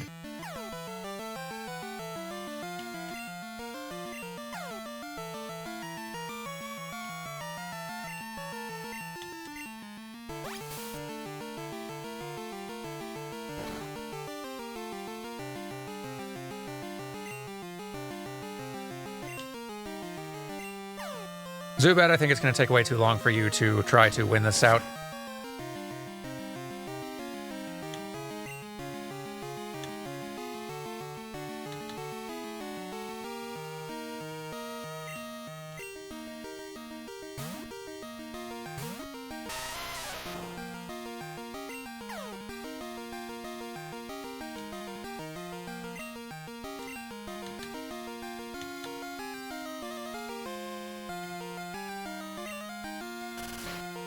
Like, the foundation, someone may have already probably done this already, but, like, the foundation of the Nuzlocke as a concept is... It's, like, halfway toward taking Pokemon into a roguelike territory, right? Like, to where you're, like, in a given run, okay, these are the things you could run into. Here's how you try to, like, make this run work with the results that you get. I feel like you can take... There's an opportunity here to take the strategic way that a Nuzlocke works and hit the fast forward button on all the grindy parts to let you like scoot through and all right, here's the shuffle of Pokemon you end up finding on your run to like make a Nuzlocke run potentially last like a few hours or something instead of an entire long Pokemon game. Like I feel like you could, there's a great game, there's potential for a great game in there of taking this sort of Pokemon play and Nuzlocke concept and removing all the grind to get it down to just like some tasty little strategic runs. Like it feels like that could work really well.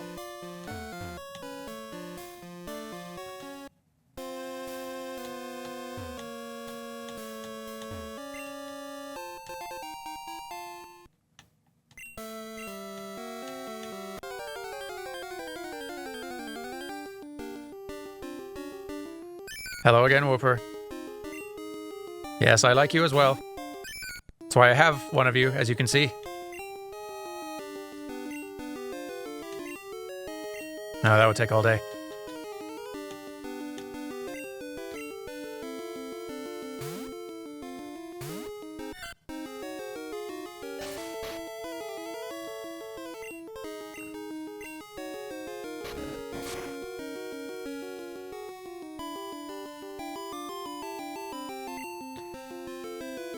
Scarlet and Violet tipped things so far. I found it easy and entertaining to rotate teams per area, keep the levels close, and there's enough variety that I was always making new synergies. Not sure how that'd hold up, but for the first half, it shook things up. Yeah, no, like, that makes total sense. I did basically the same thing, or a very similar thing, at least, with Sword and Shield, actually. Like, because for that run on Playframe, every Pokemon I caught, we were naming after, like, patrons. I wanted to use as many of them as possible and give them all at least a little bit of time in the spotlight. So I was cycling Pokemon out constantly, and I was able to do that because of the EXP share and also all the other like the little jobs you can send Pokemon out on and like all the things that you can do to keep everyone you're not actively using on your team also leveling up. And it was a blast. I had a great time.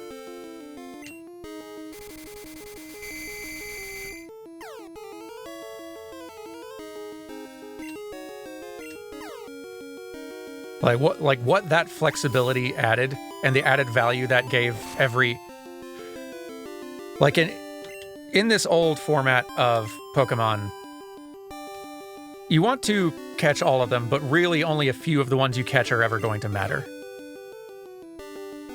Because you're not like, very few people are actually going to put in the time to grind up and level all of the Pokemon they catch. Like, that sounds so very not fun.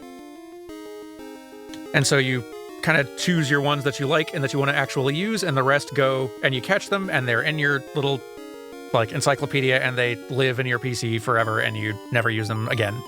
And like, it's kind of okay, but every new Pokemon you catch being a new strategic option that you could pull out in the future to pull together a new team and create a new build, like that's fun. That's strategically interesting, and it gives more value to every new Pokemon you catch. Especially now that they've also started, making it to where move choice is not a permanent thing along the way. Just learning new moves is adding new potential moves you could add, like use on that Pokemon to the pool. Like, all these changes are really nice quality of life things that I think make the experience better and allow for more flexibility. Even if it does also have the side effect of it also makes a game that was already pretty easy even easier for people who are experienced. Like, that's a downside that I think there's other methods you could use to counter that problem, to counterbalance it, that they haven't really done yet. But I think that that's like a fixable design issue.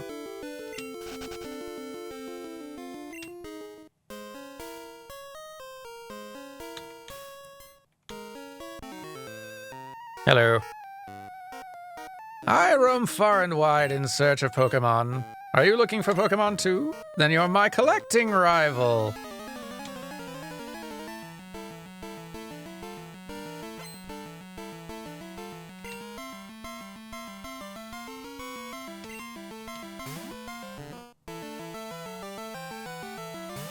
What a cozy-looking Slowpoke.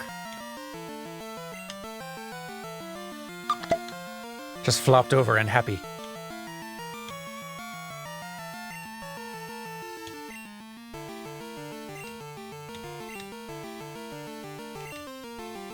Hey, thanks for the 19 months, Iskar.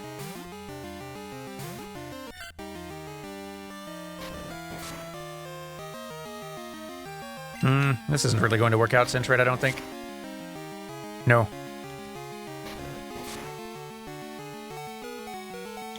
Not one bit.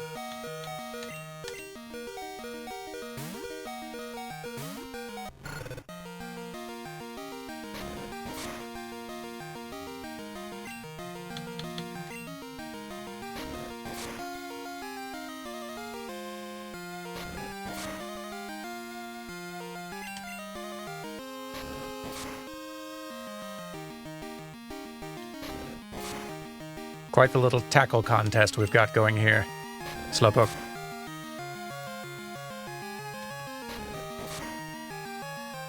If I'd known you were only going to use physical moves forever and ever, I'd have brought Geodude out.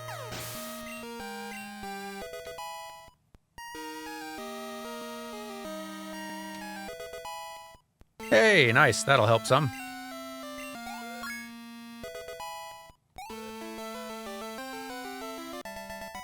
Huzzah! Ugh, my poor Pokemon.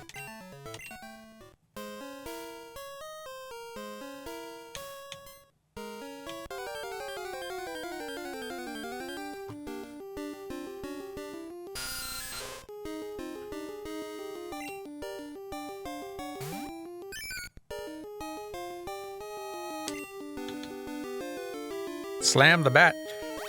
I see folks talking about various grinds in old RPGs. And Final Fantasy VI not being the most fun grind, especially for Gao specifically. And no, I'm recording another run of Final Fantasy VI on my own time for New Frame Plus video reasons. And yeah, Gao as a character is like, the design of Gao combat-wise is a neat idea on paper.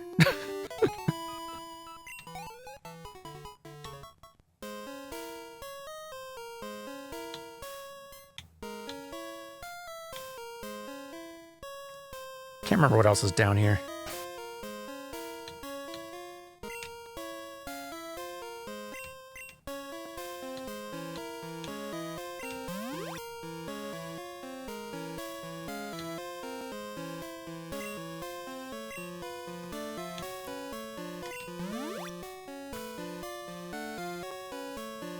Final Fantasy X's final weapon stuff. Yeah, no, that's also worse. Like, that's not... Final Fantasy X's ultimate weapon stuff isn't a bad grind, it's just bad straight up.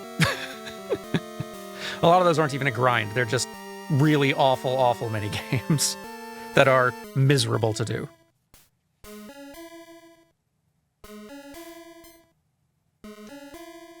Just terrible.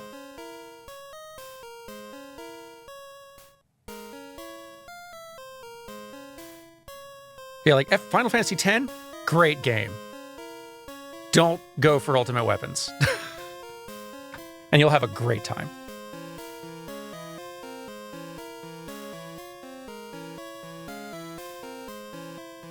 Yen. Well, yeah, okay, well, getting the weapons themselves, yeah, but making them, like, unlocking their true power is, awful.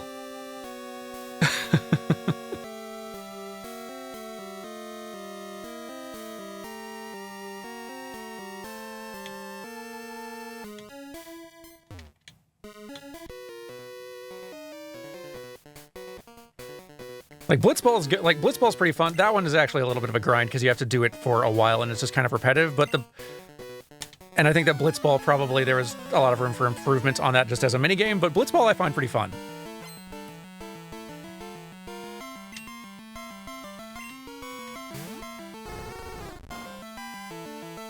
Dodging lightning 200 times is not fun.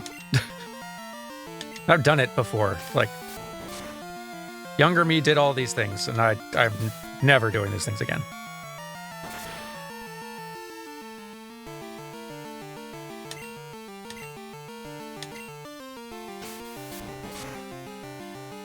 What a good little Vulpix.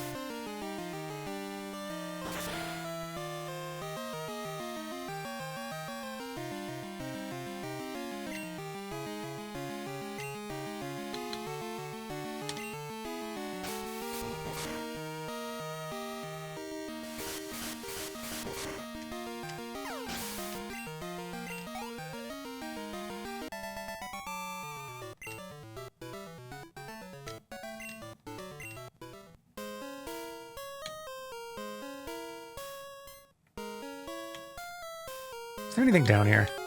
Can't remember. Yeah, Final Fantasy X's endgame in general is very lacking, unfortunately.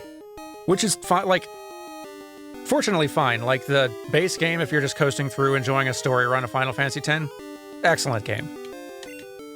One of my favorite of the Final Fantasies. But, I just definitely recommend don't sign on for really going extra about getting ultimate weapons or trying to fight any endgame super bosses. You're just... It's not going to be a very fun time. Unless you are just really into that kind of grind. And enjoy that. And some people do, and that's fine. By all means. But for the average, like for most people, I would not recommend even bother with it. Just coast through, enjoy the story. Great game.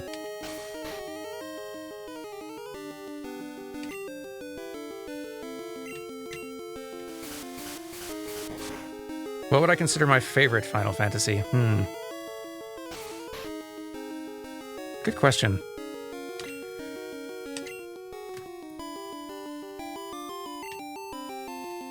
I've had several, and it's really hard to settle on one by this point. Like, Final Fantasy XIV is definitely one of the candidates at this point.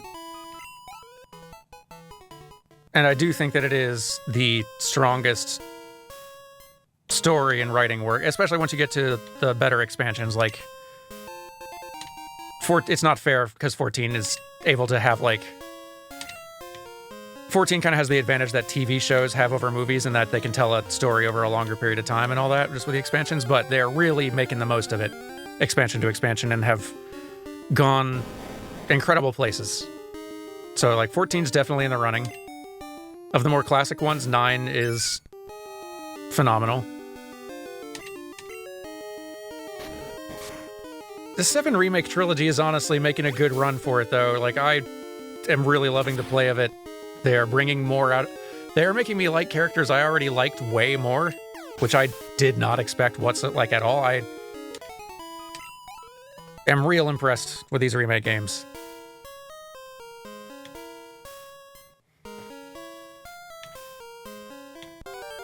I like 12 a lot, too. Like, I wouldn't put it up there amongst my, like, very, very favorites, but I really like 12 a ton.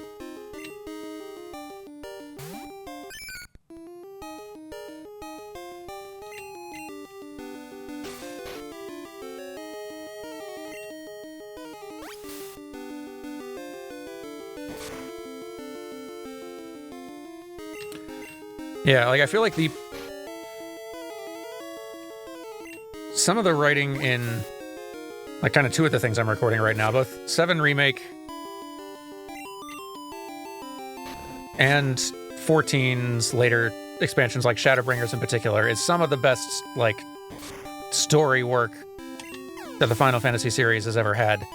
Especially on the character front in 7 Remake. Like, both of them have their little weaknesses and flaws. I think 7 Remake stuff has bigger narrative issues on occasion. Not glaring ones, but it's got stumbles. But boy, the character stuff is so strong.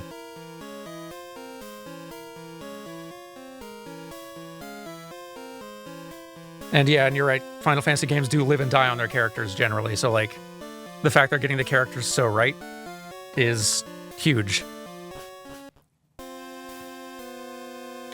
It's way better than I expected. Based on every other Final Fantasy VII thing that has existed since the original, I had no reason to think that this remake was going to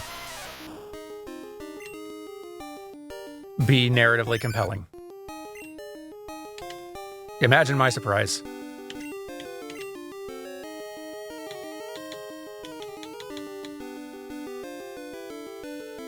We're out of water moves on our poor Whooper. Been giving too many baths. Yeah, I'll just run.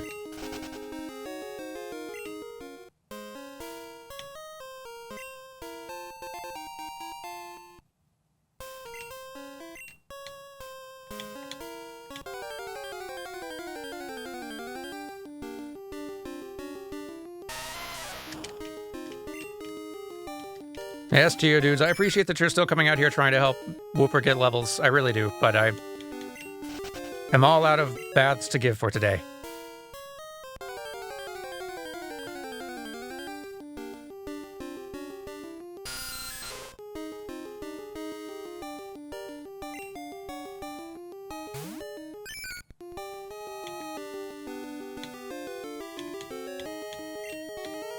Now here. Can still use Slam a little bit.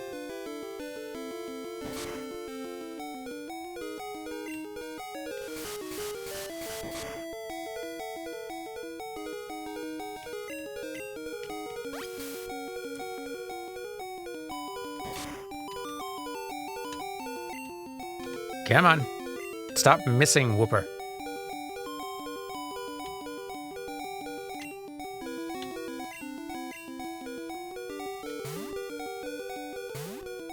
Oh, so we have Swift, so we could give that to our bat.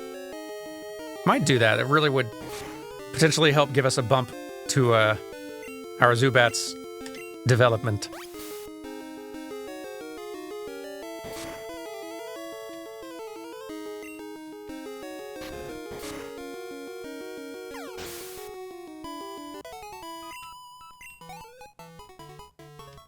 Okay.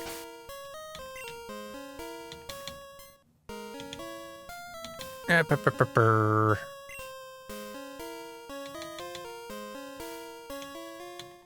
do a quick save and then maybe use this here TM.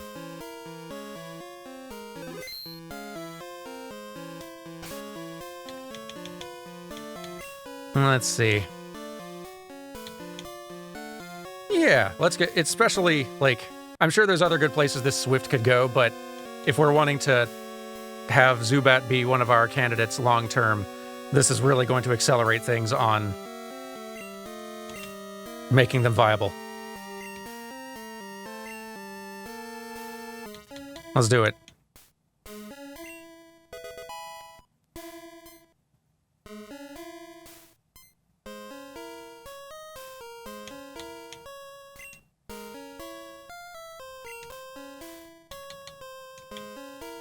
Let's get out of this cave.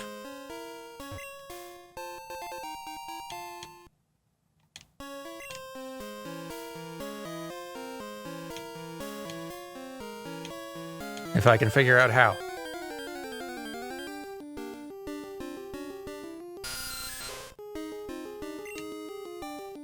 I guess we shouldn't have Wooper up front anymore.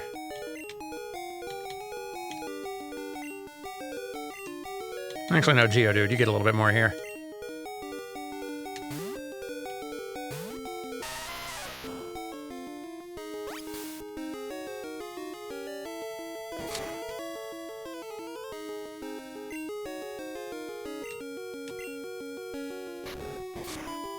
Punch Bat.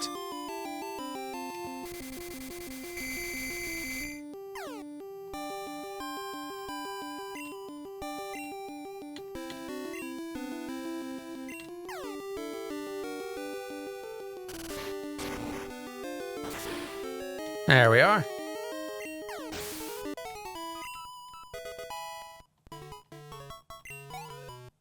All right, Wooper's in a pretty good place, at least. This is way longer than I spent in this cave in gold, but then we were in a place where we definitely needed to be grinding more in here, weren't we?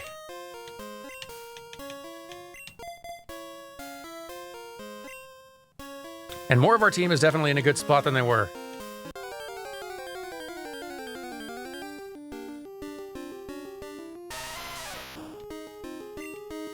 Not now, Geodude.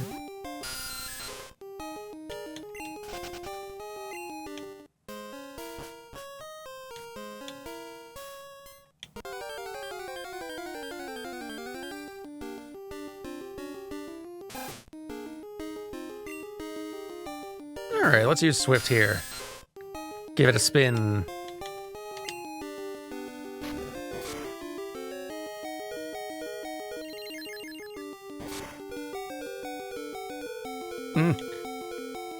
It's not going to win this particular little fight, but that's fine. The cave training arc is real. Boy, it sure has been, huh?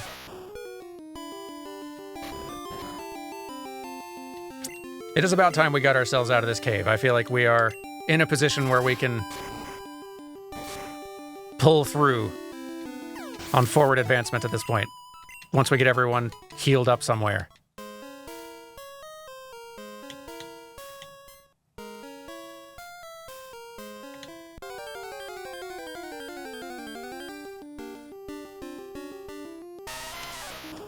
Thanks, Geodude. I'm good. Thank you. There we go. We are free.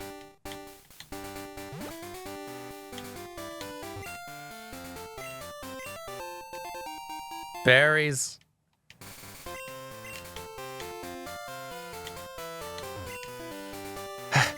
Whew, I finally got through that cave. It was much bigger than I expected. I got too tired to explore the whole thing, so I came outside. I did explore the whole thing, for better or worse. Whew! Made it to town. It's unsafe to go in there, so I'm standing guard. Aren't I a good Samaritan? Okay, Center. Now. Dan, do you have any plans to play Crystal Chronicles in your Final Fantasy Animation Evolution series, or will it be sticking solely to the numbered entries? I think I will be sticking to numbered entries for that series, given it's going to take long enough to get through all those as it is, and that's kind of like where the quote-unquote story of the progression of Final Fantasy Animation kind of exists anyway, right? Like, that larger story I'm telling across the series, like, spin-offs are kind of exactly that. They're just sort of spin-off things that are neat and maybe fun to talk about in their own right, but don't really have a significant, like, contribution when it comes to the development of how the mainline games are animated. Does Kingdom Hearts count as a numbered entry? It does not.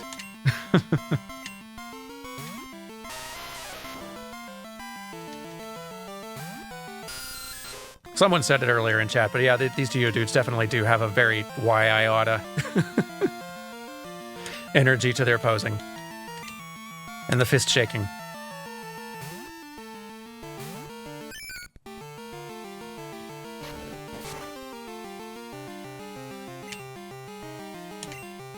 Yeah, Final Fantasy 1 through 16 and beyond is definitely already a big undertaking.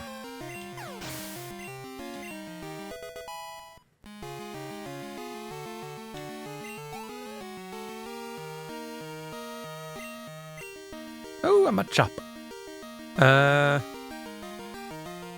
Yes, I will change Pokemon, if for no other reason than to just give Zubat more experience.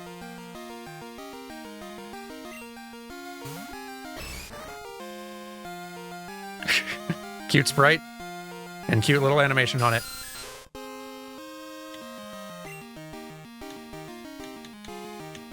Here, Kolava, you get this one.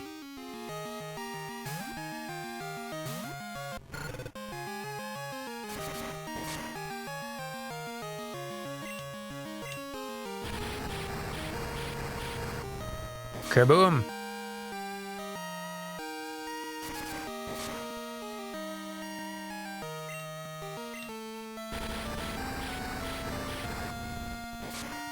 Speaking of Final Fantasy 16, any plans to do the DLC?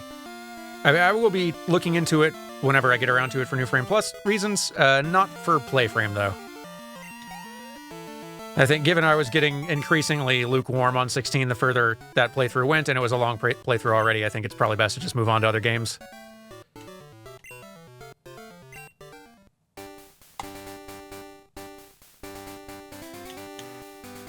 We've kind of found over time that if I'm only feeling kind of like on a game as I'm playing it, it's not going to be a very fun playthrough for anybody.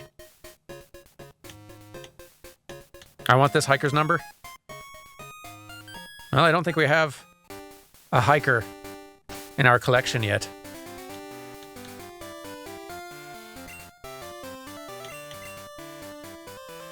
Joey the youngster, Liz the picnicker, Ralph the fisher. Nope.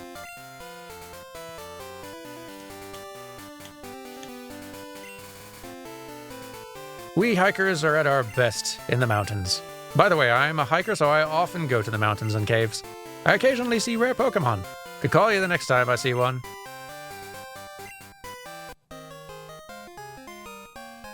Welcome to the club, Anthony. Be patient, I'll find some rare Pokemon for you. Appreciate it. Anything interesting in this grass?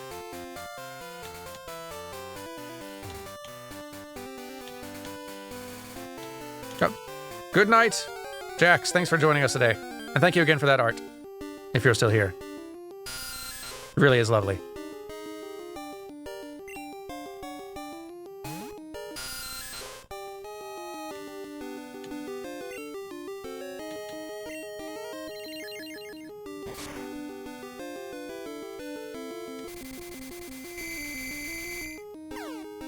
Don't be confused.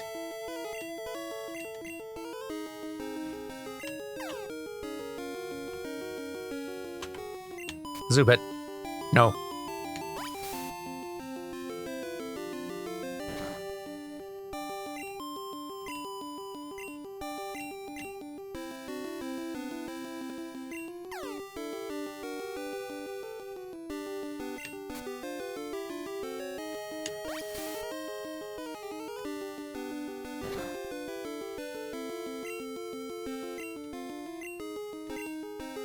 You can do it, Zubit.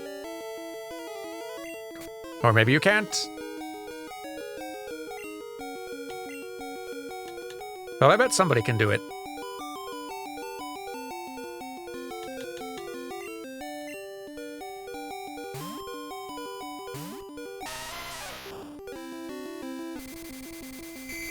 Stop confusing everyone.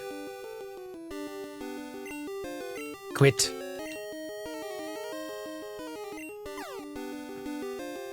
Good night, Eterna. Thanks for joining. There we go.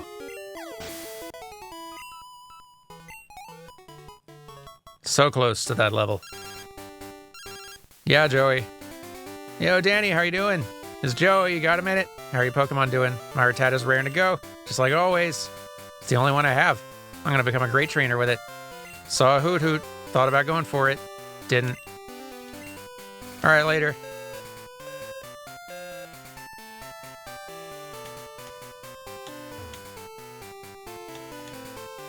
Anything else of interest, or is it all bats all the time? Sometimes rocks, I see.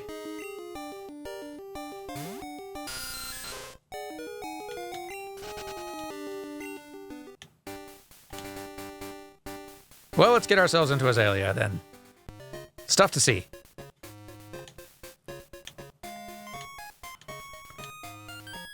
Slowpokes to help.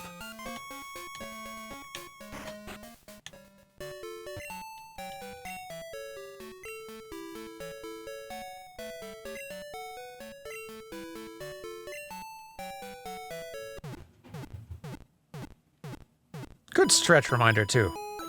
Fine time for it.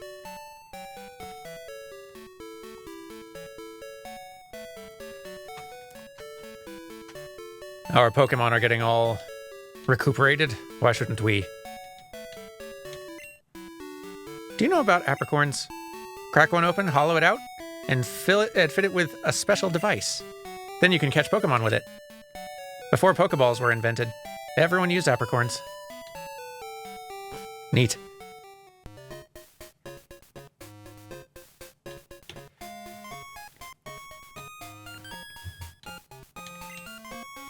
Did you come to get Kurt to make some balls? A lot of people do just that. Right, the charcoal kiln, of course. How's it going, bird? Nice. Where have all the Slowpoke gone? Are they out playing somewhere? All the Slowpoke have disappeared from the town. The forest's protector may be angry with us. It may be a bad omen. We should stay in.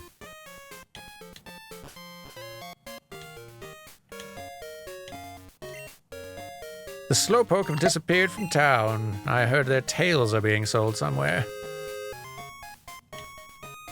Hey, thanks for the subscription there. I have been trying to refresh on my katakana, but I haven't got it yet.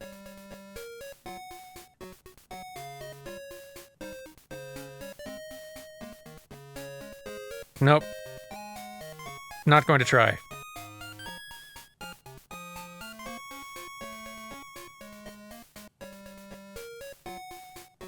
But I aim to be able to I aim to be able to read that again before too long. Thanks for these streams. Been nice while recovering from long COVID. Ah, my sympathies. You're very welcome. I'm glad you're enjoying. I'm sorry you're feeling low, but I hope that passes soon. Or as soon as can reasonably be expected. Also glad that I can be of a little bit of help in the meantime. I will try. It's the equivalent of your English username, Rixian. Okay. Thank you for clarification. I guessed it probably was, but it's good to have confirmation.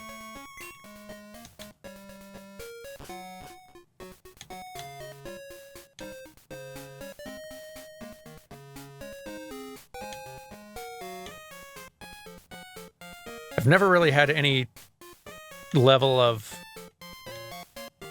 even beginner fluency in Japanese, but I did at least once have the hiragana and katakana pretty well down.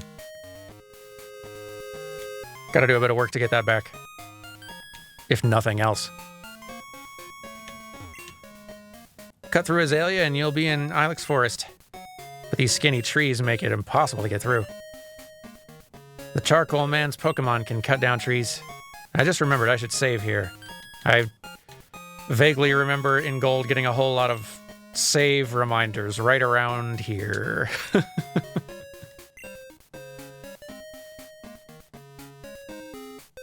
Yeah, those.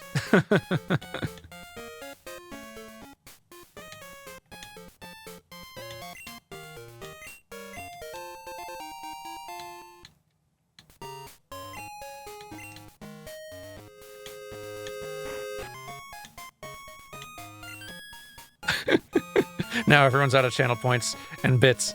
Probably because of betting on my Gym 3 performance. The Slowpoke are gone. Where are they taken away? Are they taken away by bad people, rather? Who are you? Danny, huh? You want me to make some balls? Sorry, but that'll have to wait. You know Team Rocket? No, don't worry, I'll tell you anyhow. Team Rocket's an evil gang that uses Pokemon for their dirty work. They're supposed to have disbanded 3 years ago. Anyway, they're at the well, cutting off Slowpoke tails for sale. So I'm gonna go give them a lesson in pain. Hang on, Slowpoke. Old Kurt is on his way. Go get him.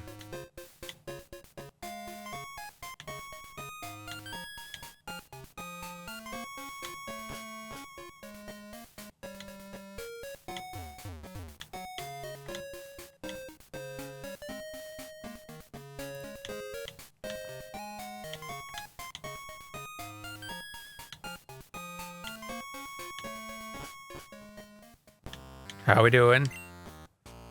Hey there, Danny. The guard up top took off when I shouted at him, but then I took a tumble down the well. I slammed down hard on my back, so I can't move. Rats. If I were fit, my Pokemon would have punished them. I can't be helped. Danny, show him how gutsy you are in my place. Really feels like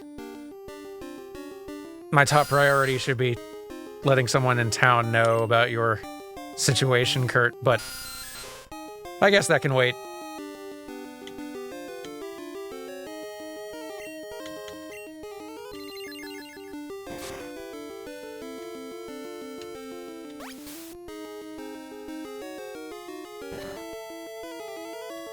Gonna need to leech a lot more life than that, Zubat.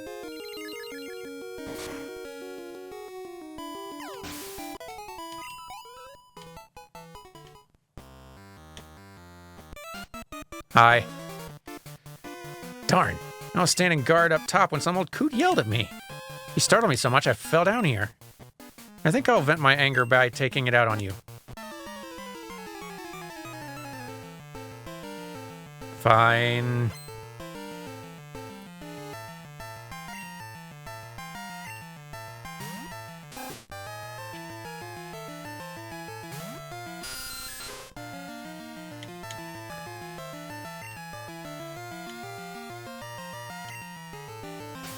Get confused, rat?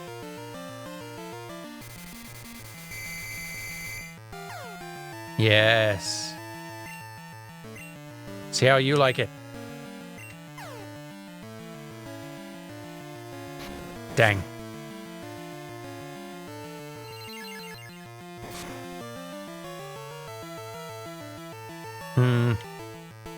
Probably better play that a little safe.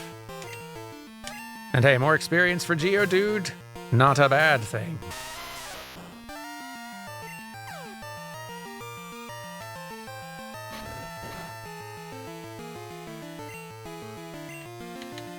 Eat rocks.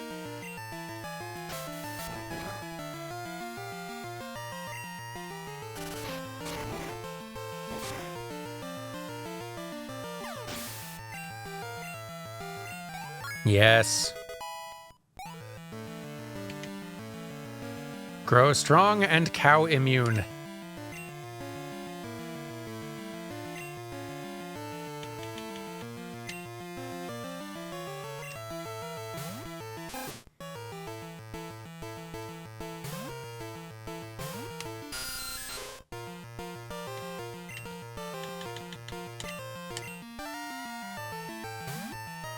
Get back in there, Rock.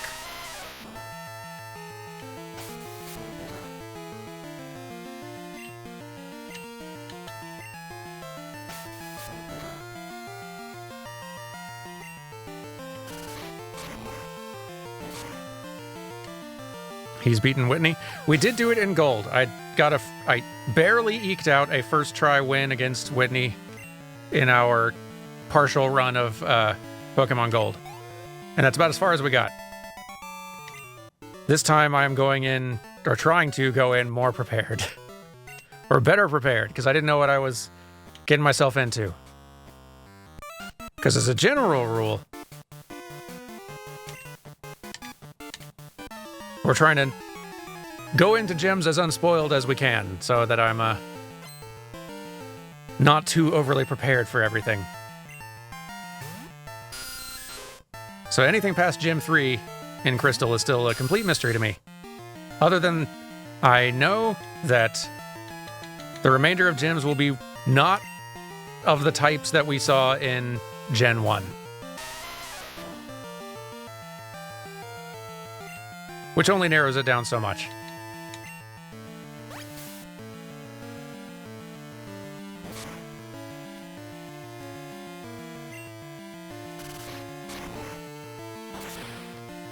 Fun fact, if the cow defense curls before rolling, then the roll is powered up. Yikes.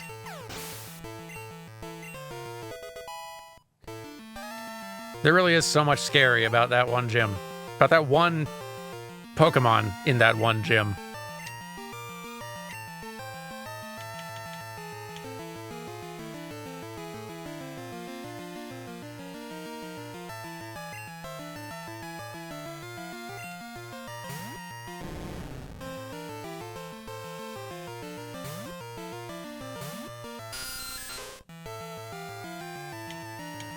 What a good cute Ekans.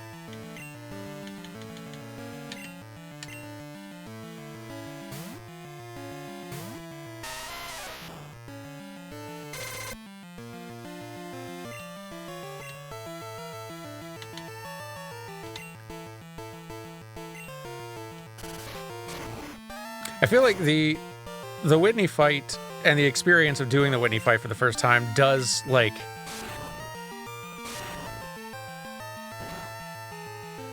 it really, like, supports the that kind of feeling of, like, Pokemon being challenging can be real fun. Like, it makes total sense why people come up with, like, all kinds of different rules and challenges to try to take on to make the games put up more of a fight, or to, like, put constraints on yourself to make it harder.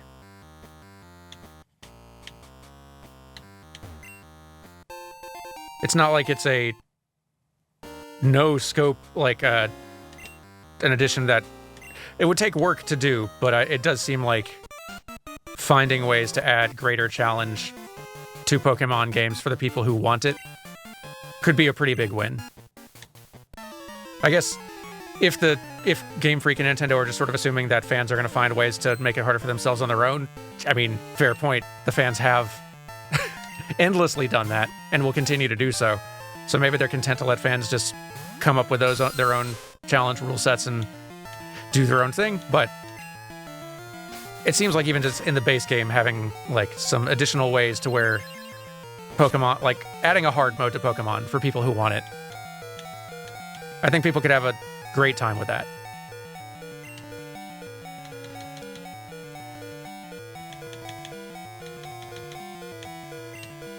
It'd make it an even better streaming game too, actually, now that you think about it. Like, seeing streamers like struggle a little bit just only makes it more fun of a spectator thing, which probably is not Nintendo or Game Freak's top priority necessarily, especially given the games are already enormously successful without like getting picked up by every Twitch streamer as the game to play. I mean, they already do it. But I don't know. I feel like a lot of members of the Pokemon audience would go for a hard mode if given the choice.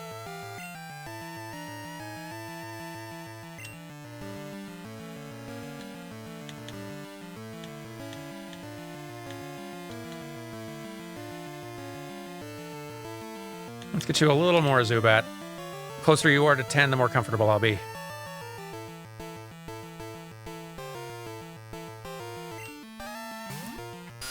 Counterpoint, their illegal actions against the wrong community are making it harder for the difficulty modifying communities to function.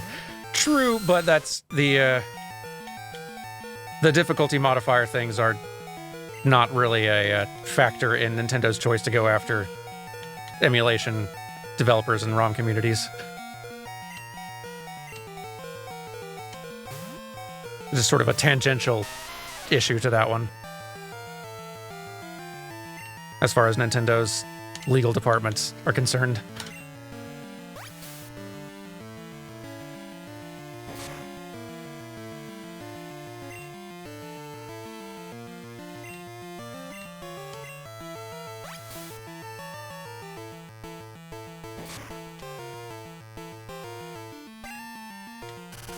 Hit it with rocks, there you go.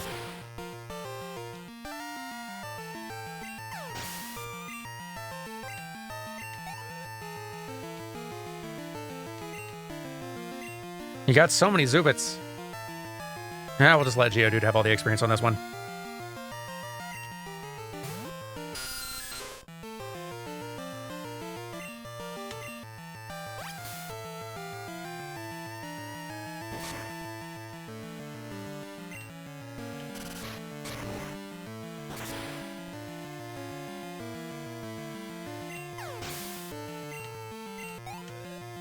So close.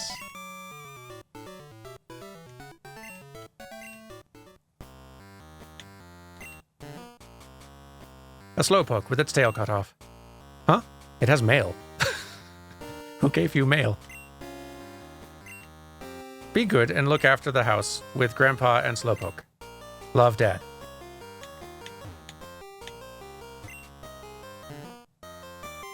This one does not have mail. What do you want? If you interrupt our work, don't expect any mercy.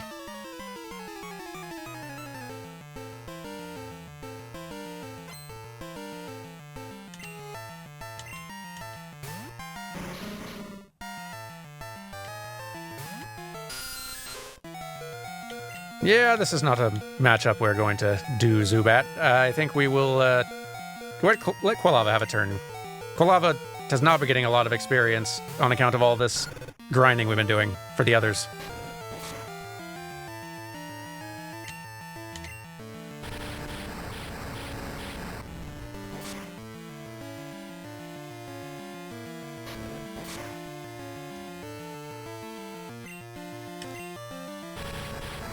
We need someone with a ground move. You're probably right. I probably should go ahead and put Mud Slap on somebody.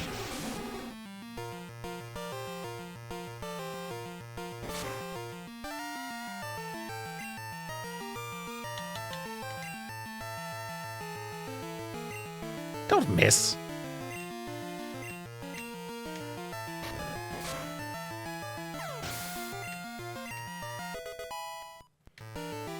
There's our level 10 Zubat. Feels a bit better.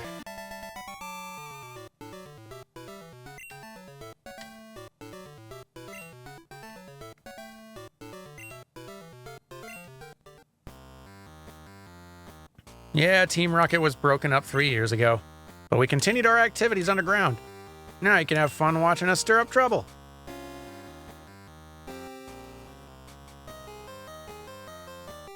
Way to go, Danny. Team Rocket's taking off. My back's better, too. Let's get out of here.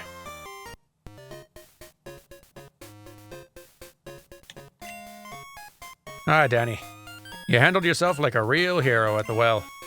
I like your style. I'd be honored to make balls for a trainer like you. This is all I have now, but take it. Ooh. I make balls from apricorns. Collect them from trees and bring them to me.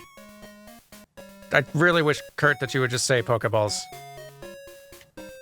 I know you have limited characters per text box, but I feel like those are 4 high-value characters you could add. You have an apricorn for me? Fine, I'll turn it into a ball. Here you go.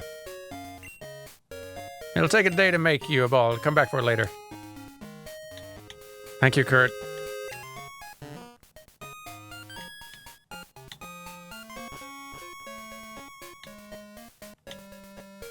Let's get healed up.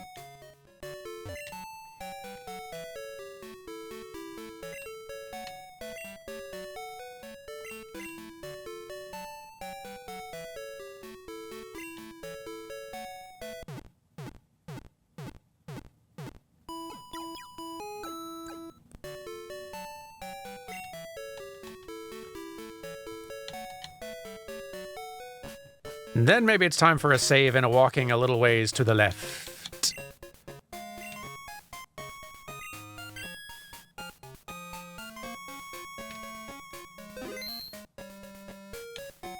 Who should be out front for that?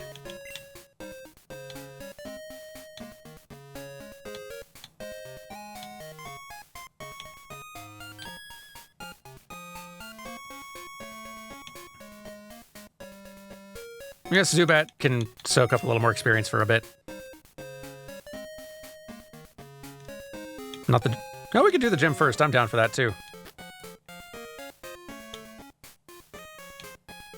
Both work for me. Yeah, why not? Let's go in.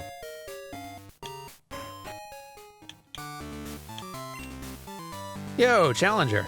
Bugsy's young, but his knowledge of bug Pokemon is for real. It's gonna be tough without my advice.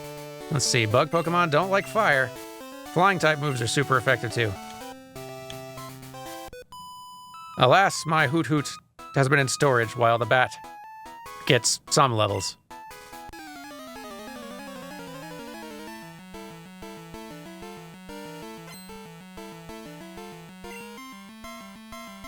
The twins are very cute. So is the Ladybug.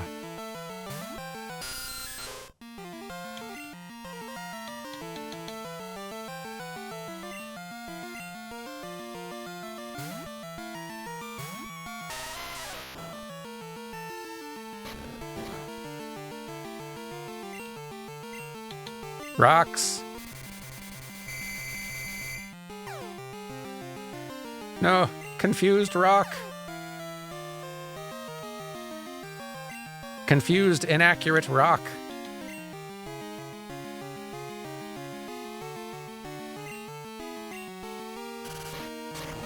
There you go.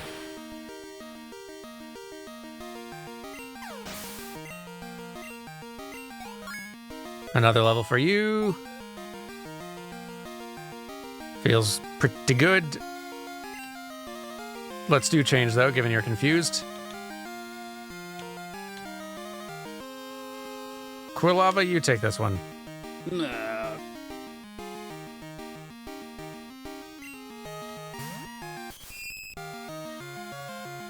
Spider.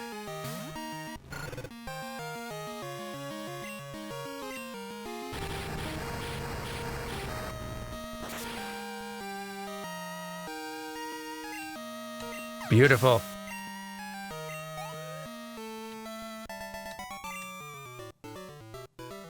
Oh, double goodness.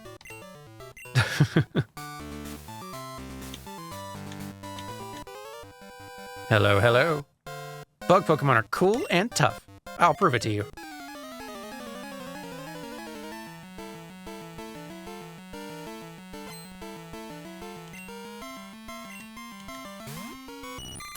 A Caterpie, you say?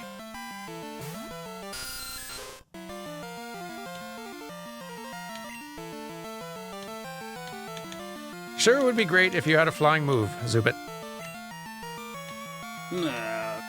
What times we would have.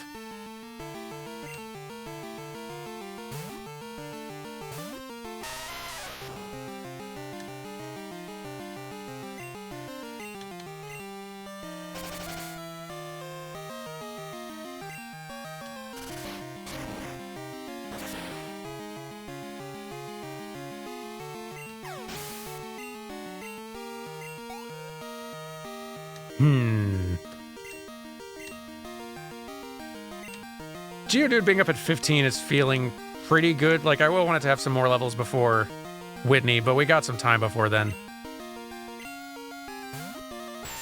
And, like, I'm not really expecting to use Geodude much past that point.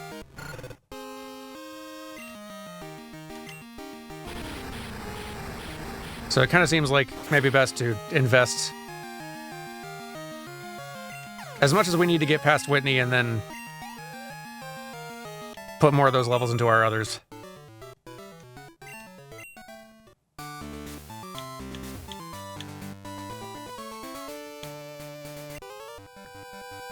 Bug Pokemon evolve young, so they're stronger that much faster.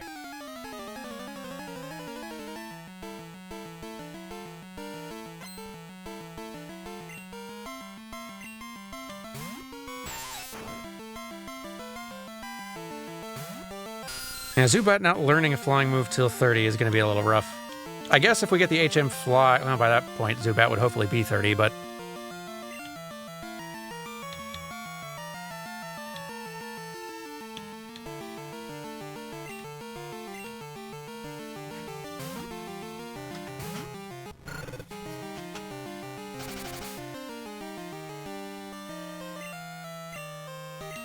we know we'll be using... We got our Fire type here.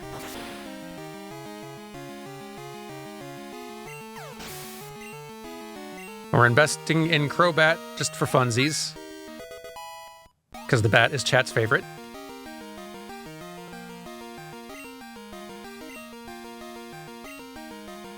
And this is a fine opportunity to do lots of that.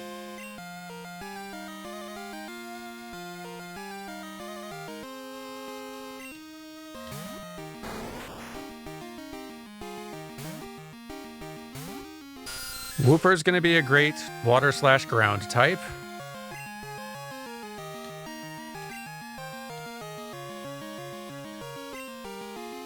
Come on. Confuse the bug. There you go.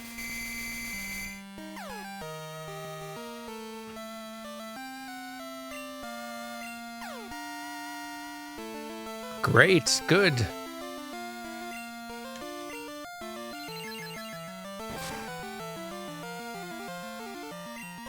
So we got 3 slots kind of locked for the time being.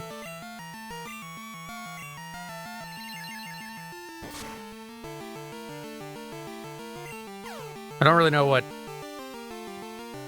type Crobat is, but we got water, fire, and ground kind of covered with our other 2 slots.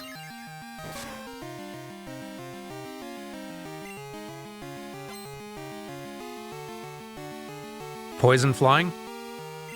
It's a nice variety. Okay, so like having some poison and flying covered with Zubat could work pretty good.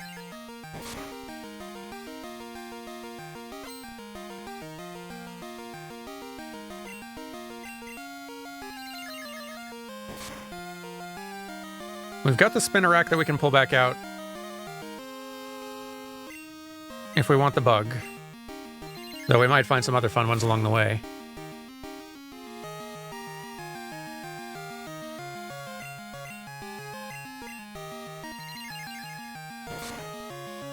There you go.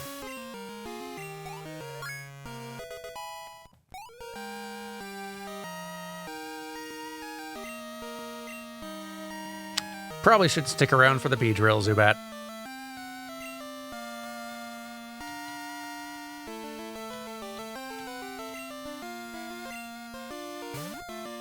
Yeah, thanks for the hydrate reminder, though.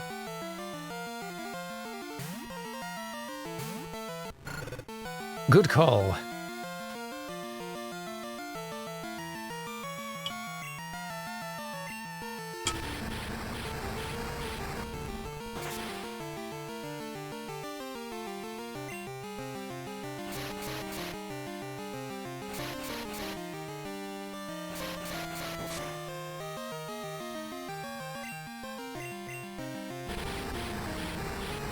There we are.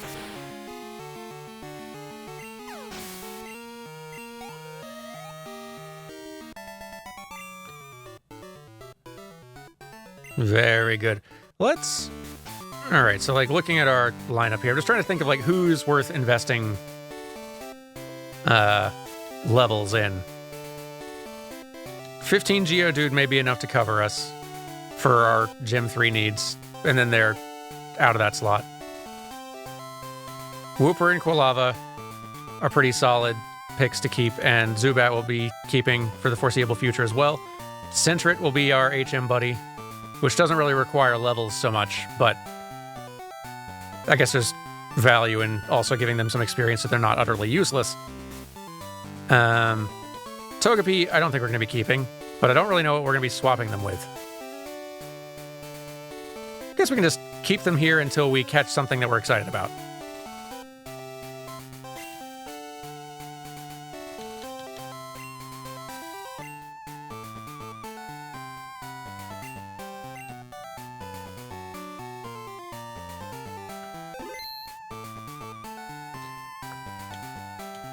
Who else is worth fighting out here? You. You saved all the Slowpoke. Phew, you're mighty. But my grown-up Pokemon are pretty tough, too.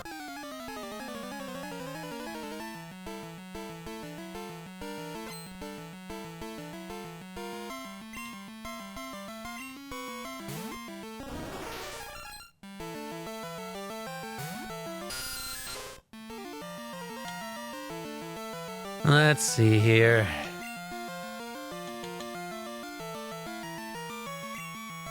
More for Quilava.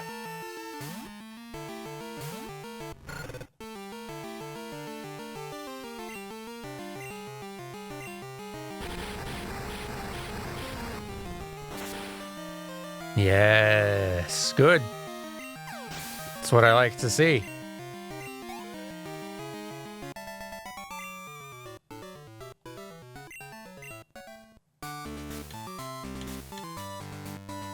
All right, that's all the trainers. Let's go heal up.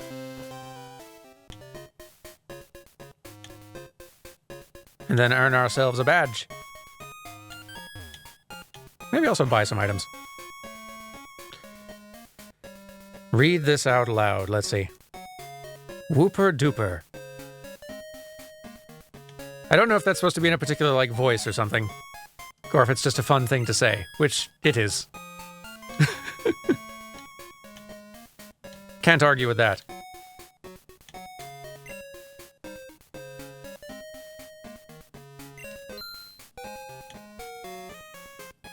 That's perfect. Good. Excellent. Should grab one of these. I don't know if I have one.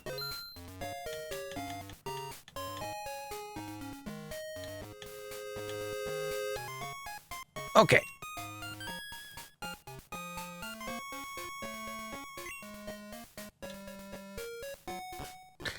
Did you know that this gen, Pasa and Pasasect, or Para and Parasect, I guess, get a boost from having 3 4x weaknesses to 2 4x weaknesses? It is the only Pokemon to have 3 4x weaknesses in the franchise. I did not know this.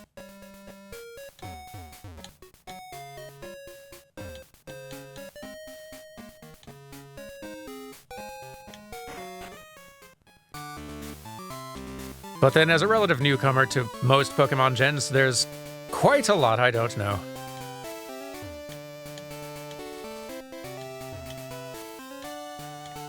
All right, you.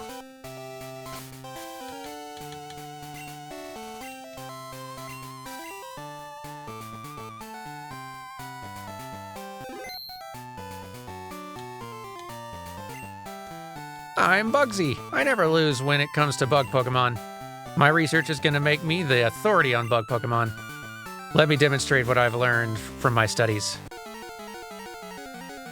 Ultimate Bug Kid.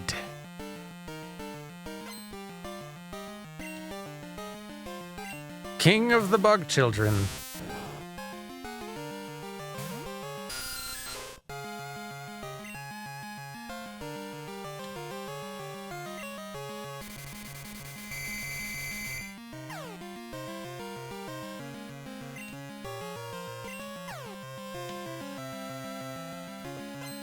No, don't use Harden.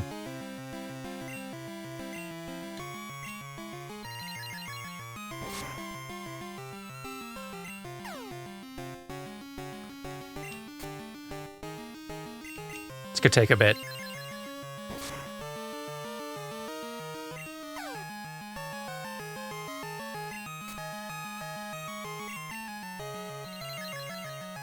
It's gonna be a good heap of experience for our little bat, though.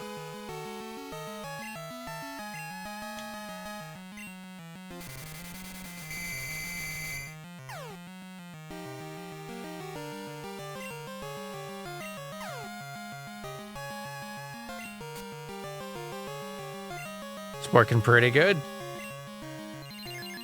I guess we could try Leech Life. I don't know if that's special or not, but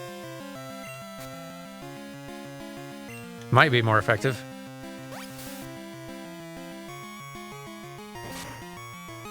Eh.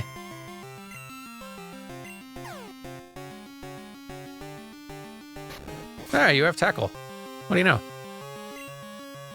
Well, I'll just take a little bit of life back.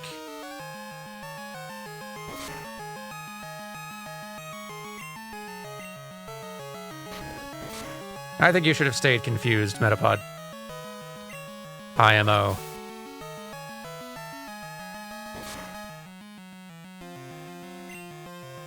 Would have sped this up a bit.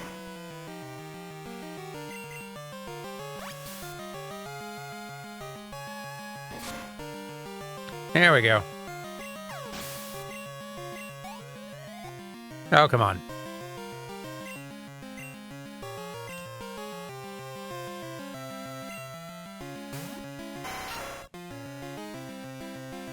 That's a Scyther, all right. Set it ablaze, please.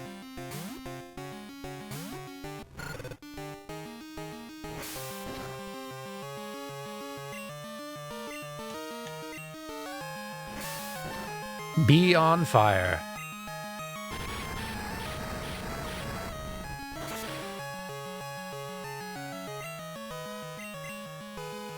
Sturdy bug.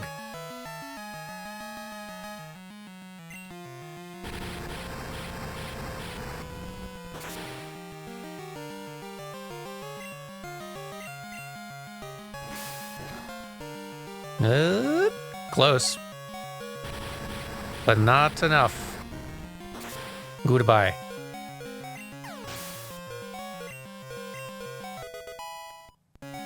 Congratulations, Bat. And Bat can bite.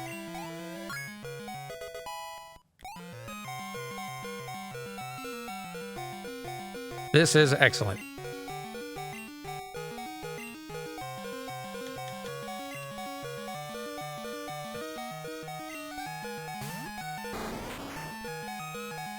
This should go a little faster from the sound of things. First confusion. Yeah, thanks for the 18 months, Theowolf. Hello, Dan. Hello, chat. How's everyone today? Pretty good. Doing pretty good. Gen 2 has been a pretty darn fun time so far.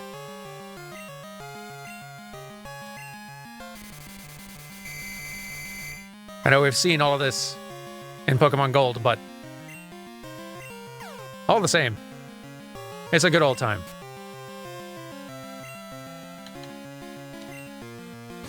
Chomp.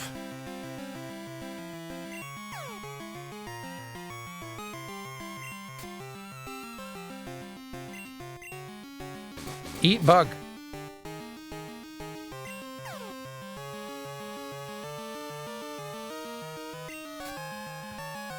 Right. Bite is an actual, like, dark move now. So it'll be good, like... I forgot about the effectiveness against ghosts.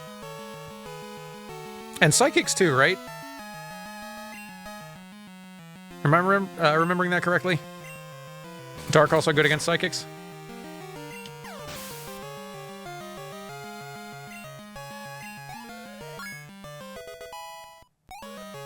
Right, yeah, because, like... Because psychics were in dire need of a hard counter. Oh, amazing. You're an expert on Pokemon. My research isn't complete yet. Okay, you win. Take this badge.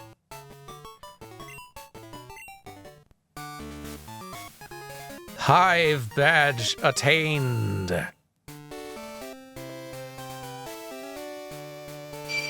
Did you know the benefit of... Hello? Metasaur. Friends, hello. Welcome. We've got our second badge. I'm Dan. This is Pokemon. The order was weird, but that's all the information you mostly need. Thank you for the raid, Metasaur. Welcome. Hope you're all having a lovely day. Congrats on the badge. Thank you. This one went fairly smoothly. The next, we'll find out.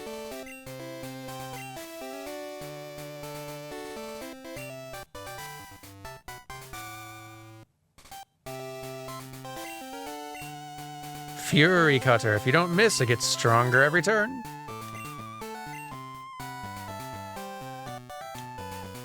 Very good. I think we're about done in Azalea.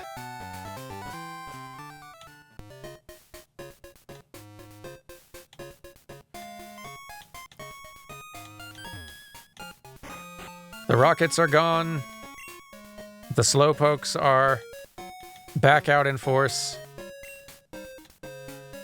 Slowly regrowing tails, but not having any additional thoughts. Nature is healing.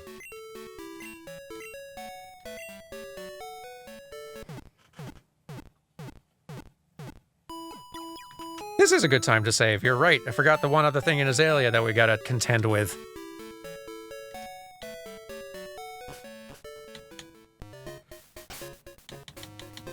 There is that other little matter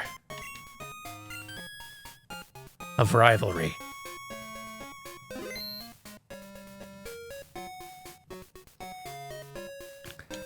Can't be forgetting them. And hey,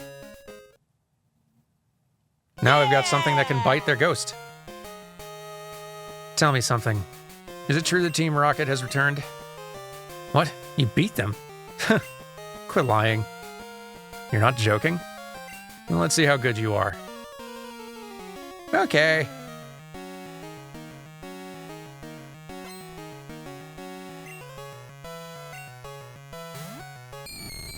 Food for my bat.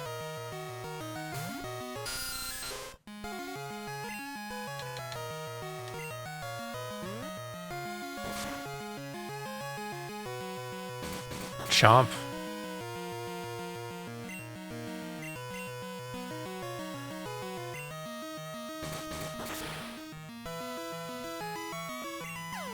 I've eaten your ghost. What else you got? Now it just seems like you're copying me. But okay, this is a fine chance for rocks.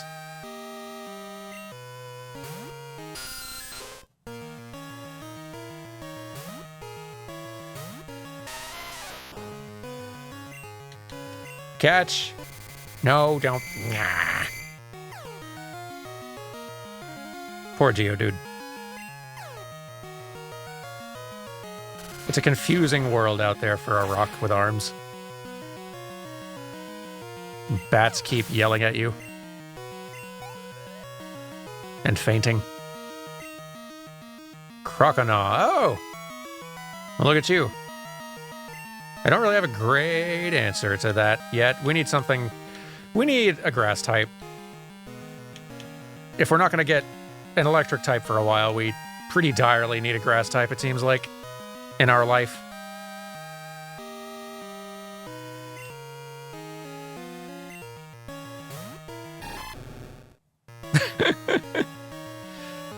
There's our fellow.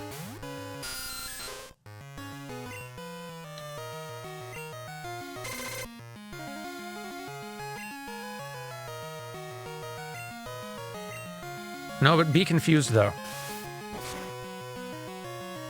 Ouch.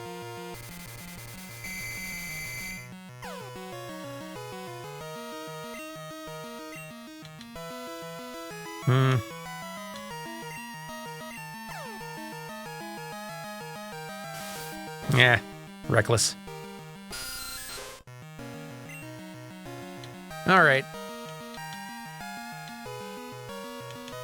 Oof, yeah, we are not well set up to contend with this nonsense.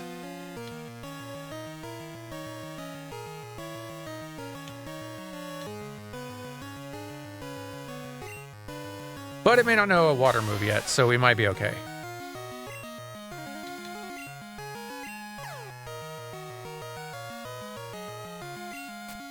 No, haven't fought the cow yet.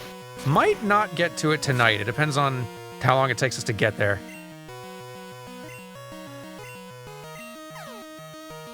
And how hungry I get. Nope, there's the water move. Knew it was coming.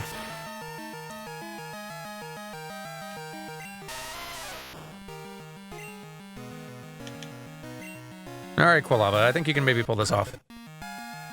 Don't be cowed.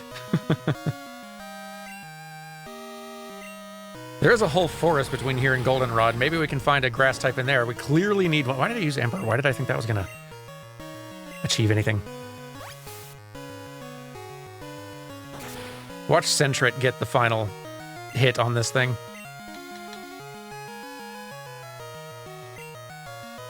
The win no one saw coming. Never mind. There we go. Useless Pokemon. Listen, you only won because my Pokemon were weak. I hate the weak. Pokemon, trainers, doesn't matter who or what. I'm gonna be strong and wipe out the weak. That goes for Team Rocket too. They act big and tough in a group, but get them alone and they're weak. I hate them all. You stay out of my way. A weakling like you is only a distraction. See you next time. I'll have a grass type then. Hopefully.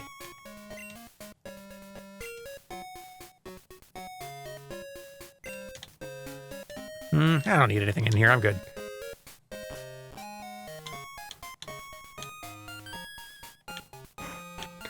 A poor craftsman blames his tool.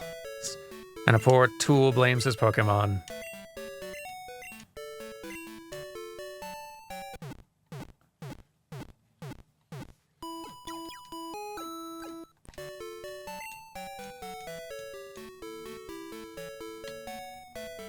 Now then.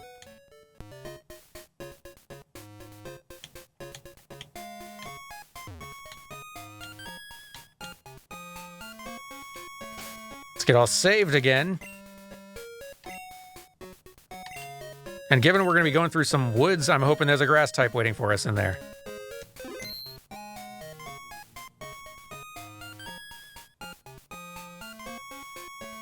So, hang on. There's also Hoppip, but it's a morning/day Pokemon and only gets its first attack move at 10. We do have a Hoppip, so like we could try slowly leveling our Hoppip.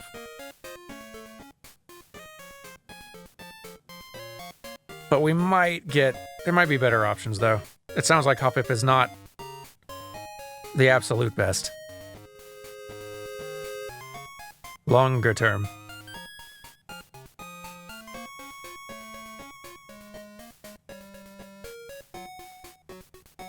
There's an Oddish which can evolve into a Bellossom. Is that another one of those trade only, though?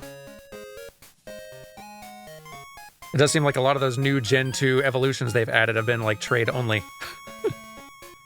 No, that one requires a Sunstone. Okay.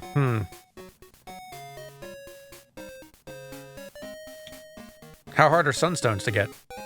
Not that we have to have one, like, Wicked Fast or anything to make Oddish technically usable, just, Gloom plus a Sunstone for a Bellossom.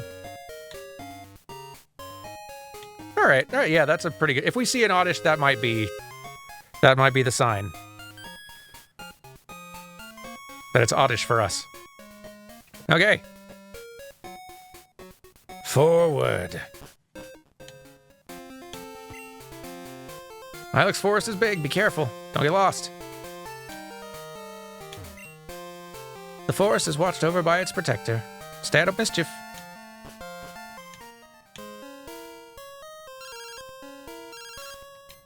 What, Joey? How are you doing? This is Joey. You got a minute? How are your Pokemon doing? My Rattata is raring to go. Why do none of my other friends call me? It's all Joey all the time out here.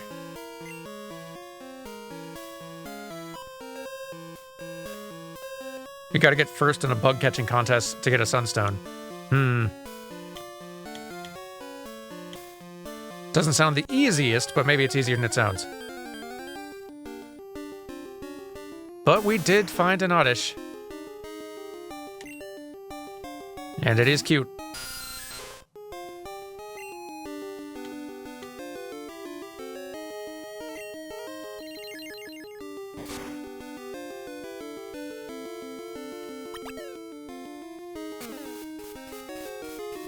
What are you doing? Oh, evasion fell. That's acceptable.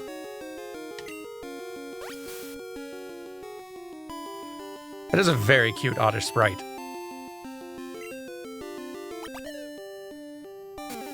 Just having a little sit, being happy.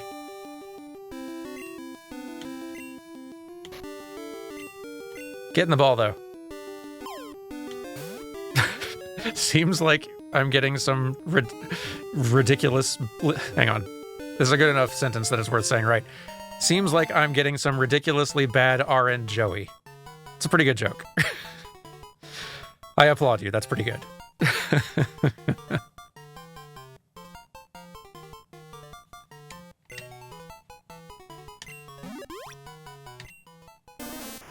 Weed. During the day, it stays in the cold underground to avoid the sun. It grows by bathing in moonlight. Oh.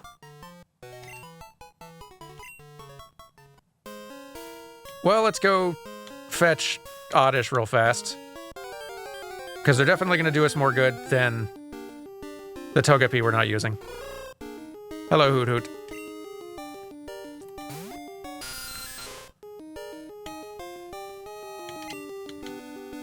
Turns out, Hoot Hoot, that we have a bat to handle our flying type needs for the time being, but thank you.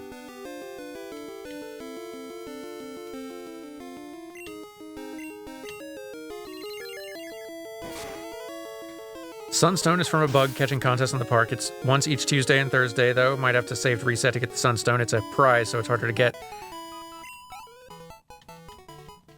If we decide that Oddish is the one we're going to go with longer term, we'll find a way to make it work.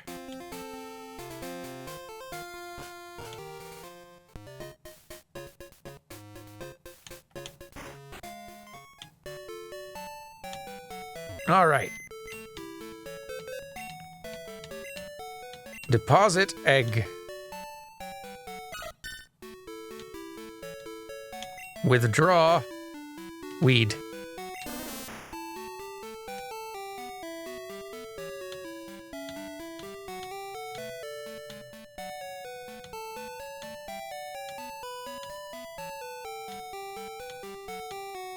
Yeah, it's feeling pretty good. All right.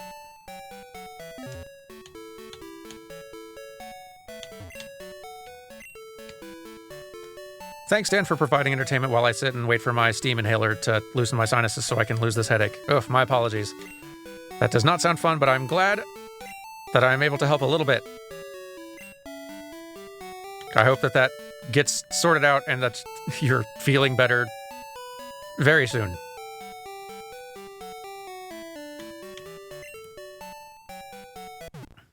Once we have Headbutt, we should hit some of the trees in town. We might find something cool. Oh, yeah, that's right. I forgot about Headbutt being, like,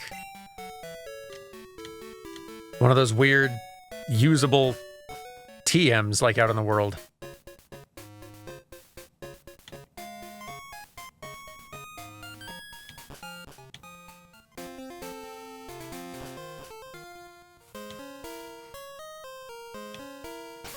All right, Oddish, you should be sitting up front now. Zubat's in a decent spot. You at level 7 are absolutely not. We got a move that boosts grass-type moves, didn't we? Or we got an item for it. Where is it? It's like the Miracle something. Miracle Seed.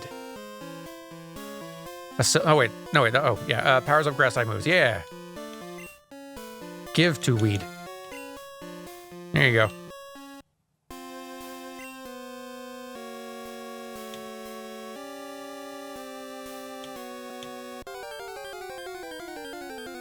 Leaf stones are given by Picnic or Gina, found just north of this forest sometimes if you get her number. Oh, and also we have a Psyduck. Or we will.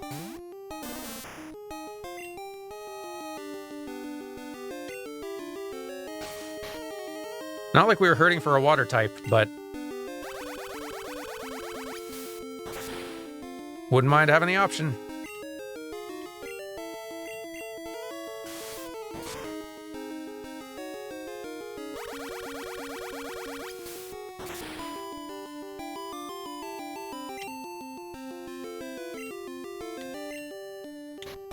Kitten Ball.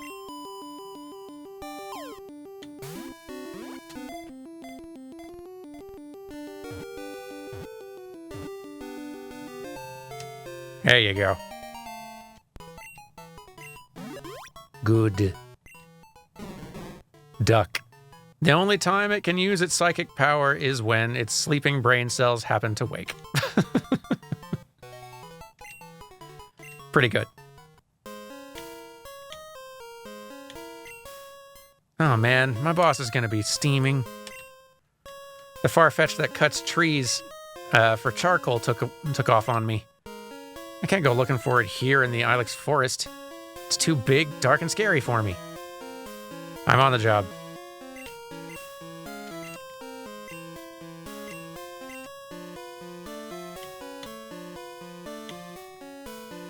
Bird.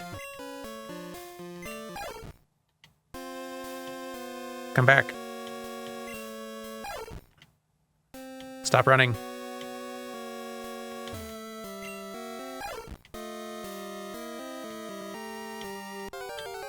Yeah.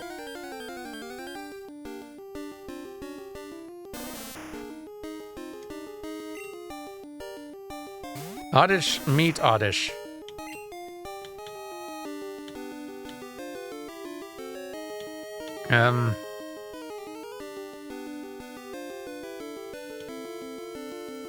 Sentret, you might be able to take this one. Or no, here, Zubat, let's just keep getting a little more experience for you two.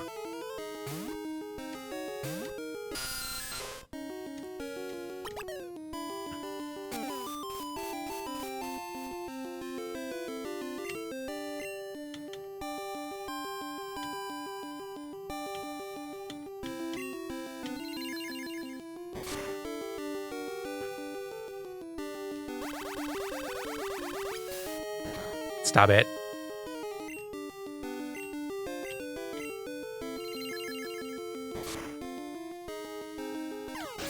There we go.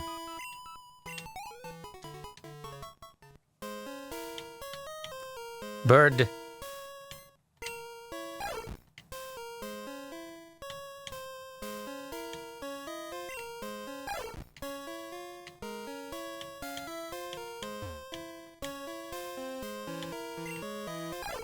Go.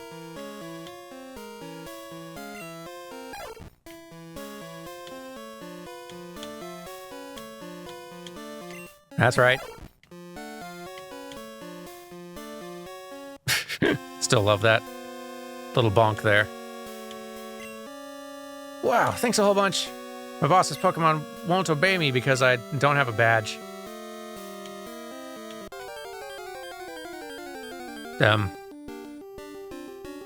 Oh. I was about to say, I didn't mean to fight the Farfetch'd. Seemed like they were pretty well sorted out.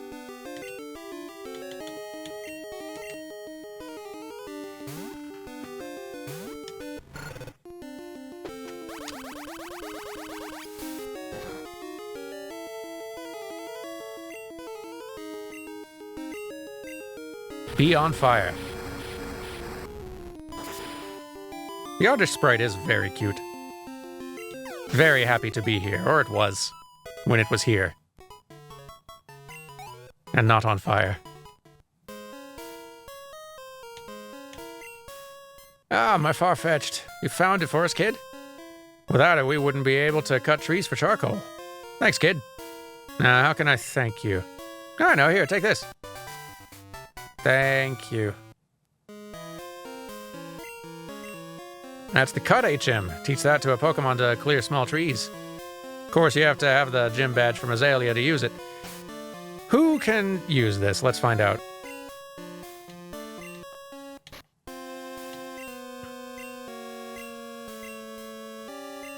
Sentret can. Perfect.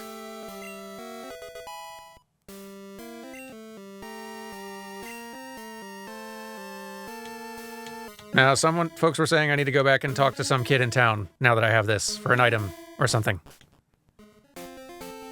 Which kid are we talking here? I forget. Cut through Azalea and you'll be in Ilex Forest. But these skinny trees make it impossible to get through. The Charcoal Man's Pokemon can cut down trees. Right. Talk to some kid in town sounds like a great quest. To Charcoal House. Got it, okay.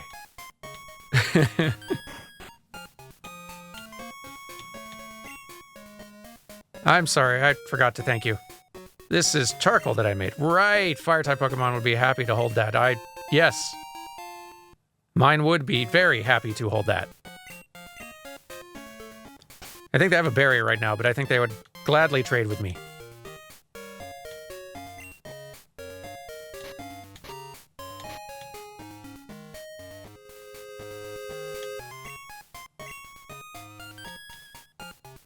Nope, they don't have the berry. They ate it already. Perfect. Awesome.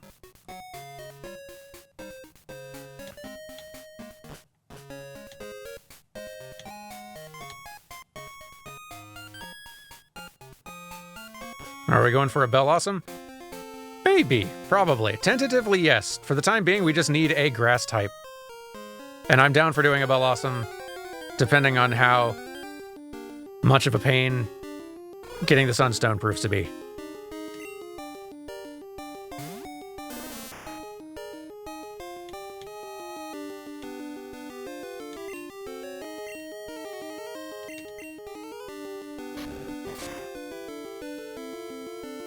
Having not done the bug catching contest, I don't really know what I'm in for. This is not going to work out.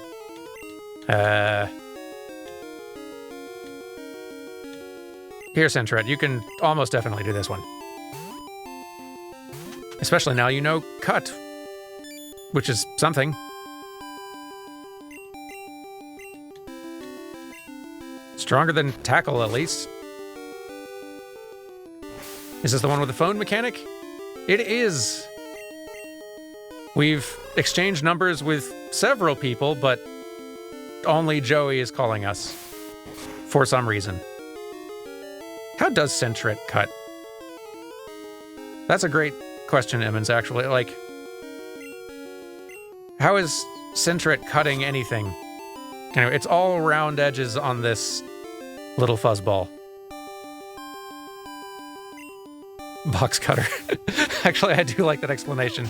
No claws, no teeth. We just gave it gave it a box cutter and told it to use it responsibly.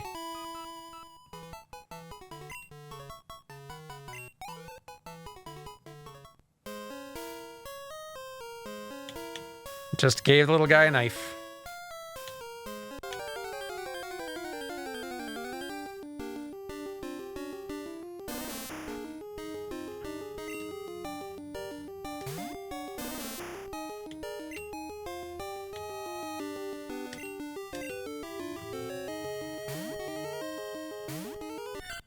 Some of the people who give numbers to can give gifts like of evolution stones. Right, yeah, that sounds like some folks have said stuff like that. I don't know, like, I obviously don't know which ones those folks are, but chat's been pretty good about telling me when there's particular trainers along the way that I should definitely add to the phone book. So I trust if there's any that are super vital for that. someone will probably make mention of it. Let's get this item over here. Ooh. Haven't got one of you yet.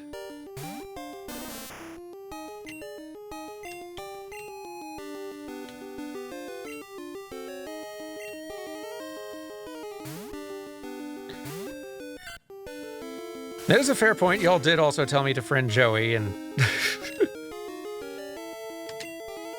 the vitality that Joey brings to the table is of a different sort, I suppose.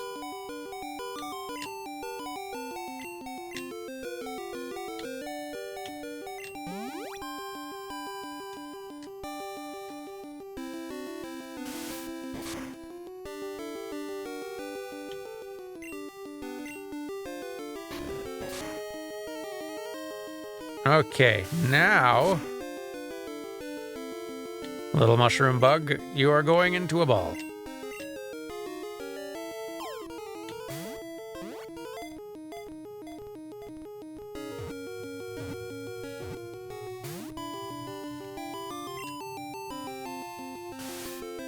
You deleted Joey after he called you like 5 times in a row. I can understand this impulse, but I'm also feeling maybe we should just fully commit to this. We'll just have Joey in the old phone book the whole way through. We will be 3 fights into the Elite Four and get interrupted by a call from Joey telling us about a hoot hoot he saw. And that his level 5 rat is going to rule the world someday.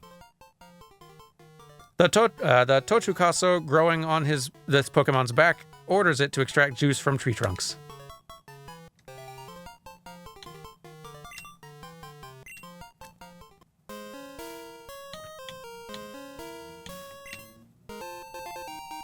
Hey, nice.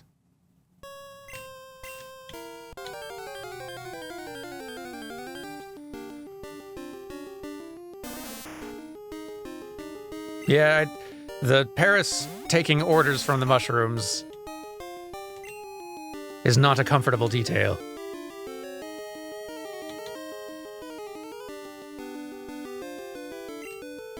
Not sure I care for that reality.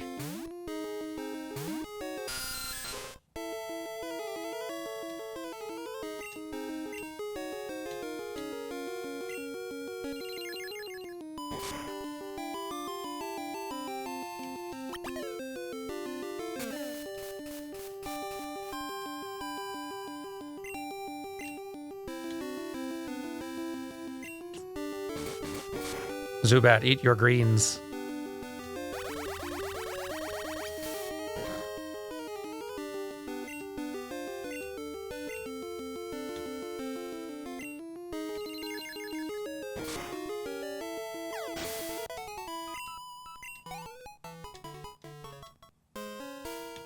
Anything else over here? No.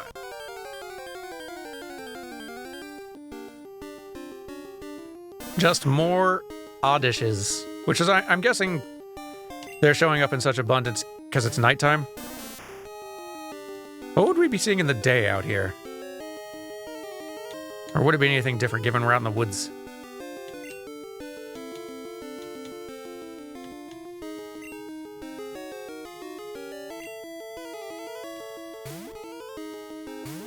Oddishes that are standing up. That would be funny. Caterpies, Metapods, Pidgeys. Familiar faces. Usual woods suspects.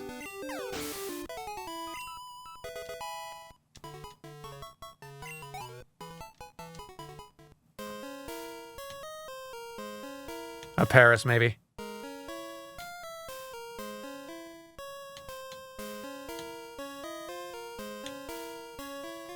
Quick stop in town, and then we'll go further up into the woods.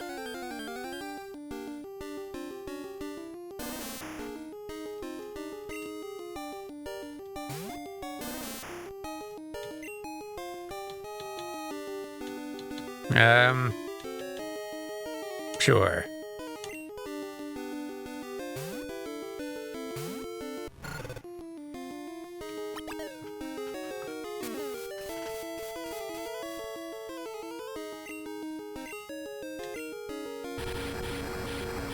Random fun fact for later gens. In Gen 4, when the physical special sprite happens, most types attacks get split between the two types.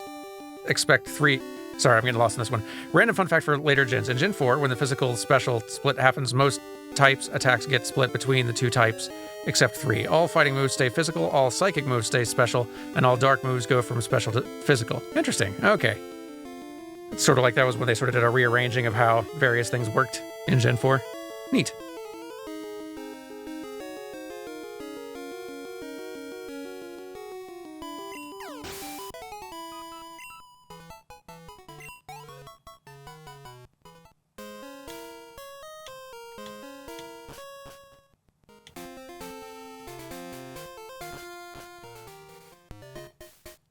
Do a quick little heal.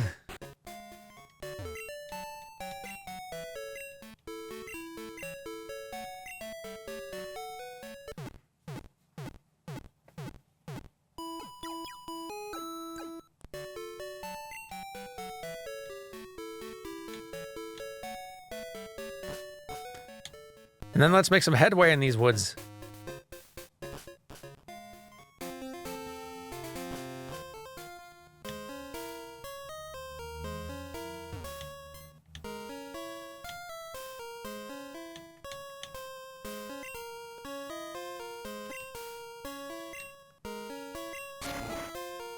Good work with the knife there, Sintret.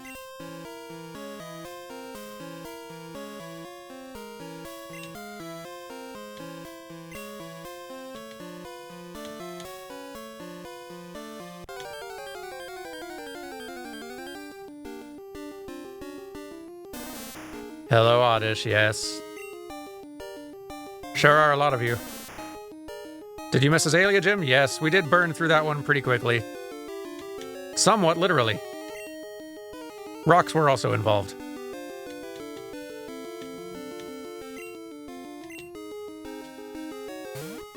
We might get to the third gem today. I'm guessing we'll most likely just get to the town. And that might be the stopping point. And then Miltank will be a Tuesday problem.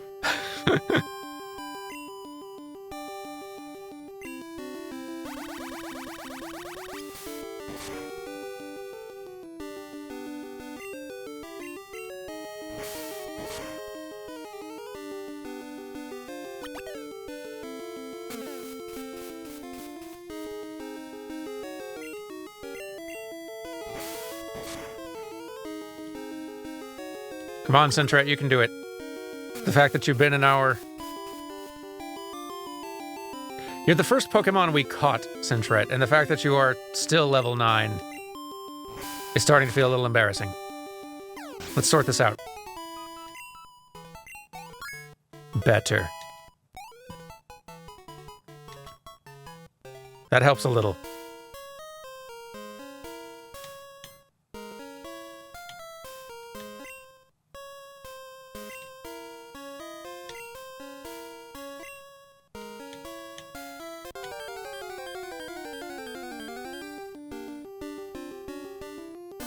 Another Oddish. The bats of the woods.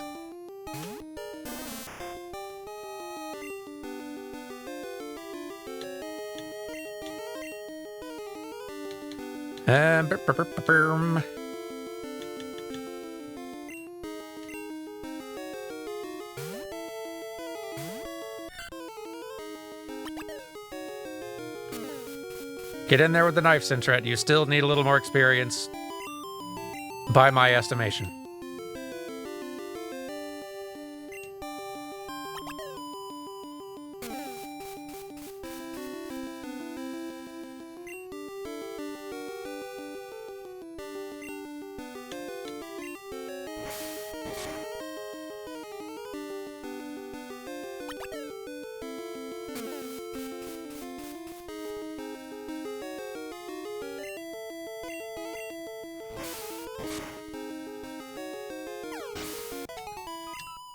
Good, good.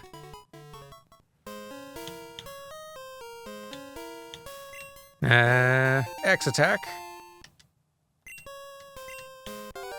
Can't remember what we got headbutt from in these woods. I remember getting it because that's when we could bonk trees. Hey, here's a new face.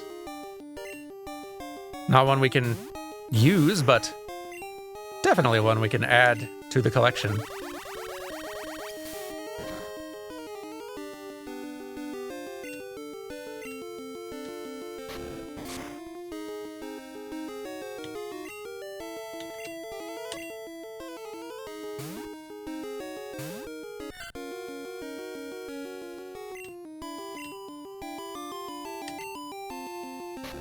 Tackle the bug.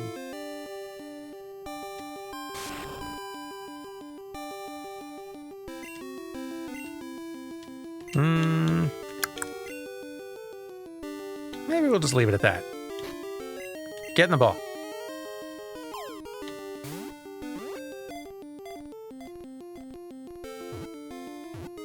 Stay in the ball? Ah, come on.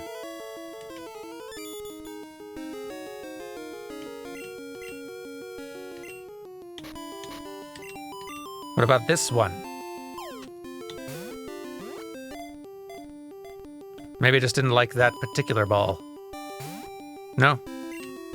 Hates this one too. The thing, Venonat, is if I tackle you again, you will almost definitely faint.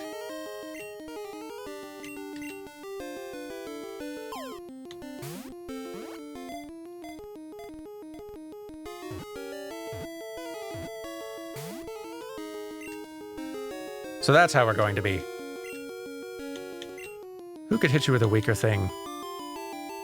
Leech Life might... Yeah, Leech Life would do it slowly enough, probably, to get at least one, if not 2 or 3 safe hits in. Especially given it's just a bug-type move against a bug. Oh yeah, this'll be fine. Unless... Gotta be a jerk about it.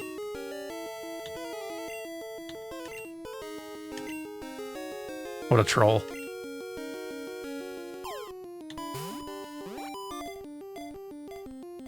Stay in the ball, Nat. Thank you. What a sassy Nat. Insect. Yes. The small bugs it eats appear only at night, so it sleeps in a hole in a tree until night falls.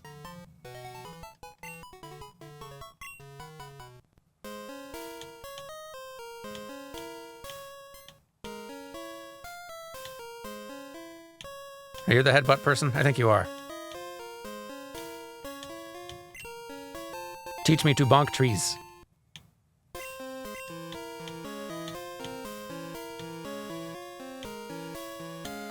I want this.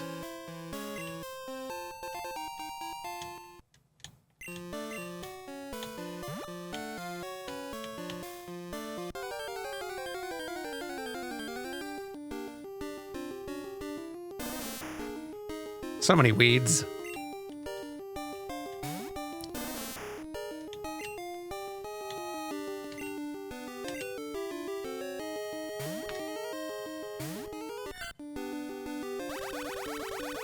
Sentret, use your knife.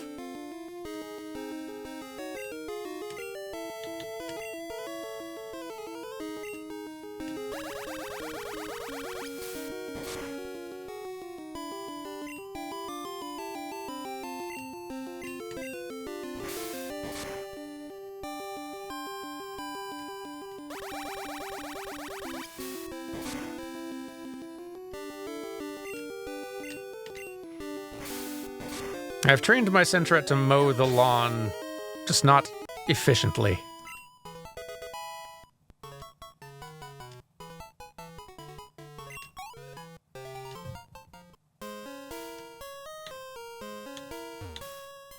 Need a better tool than a box cutter. It's true. Sentret's just got very small paws. Has a hard time holding bigger tools. Can't even lift a weed whacker.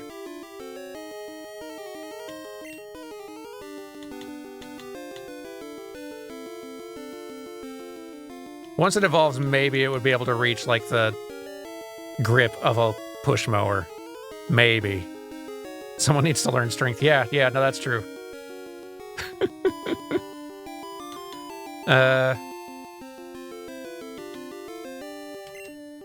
That would also address our problem.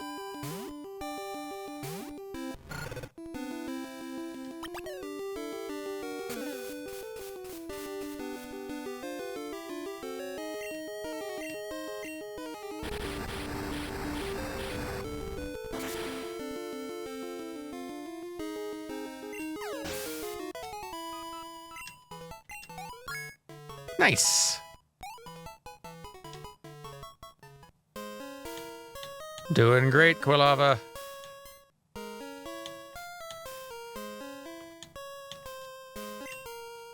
What am I doing? I'm shaking trees using headbutt. It's fun. Here, you try it too. Who should be the headbutting member of my team? Rattle trees with headbutt. Sometimes sleeping Pokemon fall out.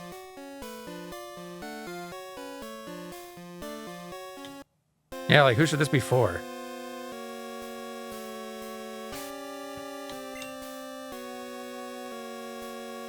We have Oddish, Sintret, who it feels like has enough just normal moves right now, but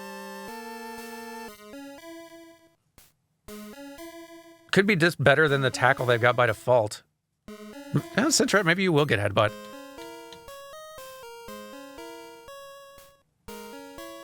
And yeah, oh yeah, you put it on almost everyone because yeah, you can like buy, you can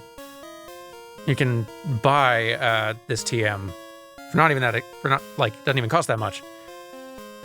Yeah, Sentry, you take it. Yeah, it was like pretty inexpensive. Cool. All right, Sentry, you can have it.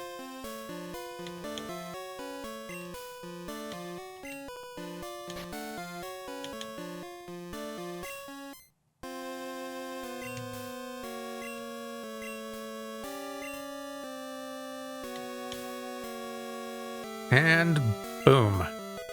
Great.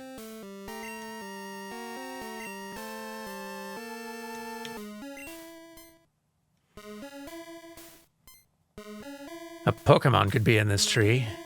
Want to headbutt it? Yeah.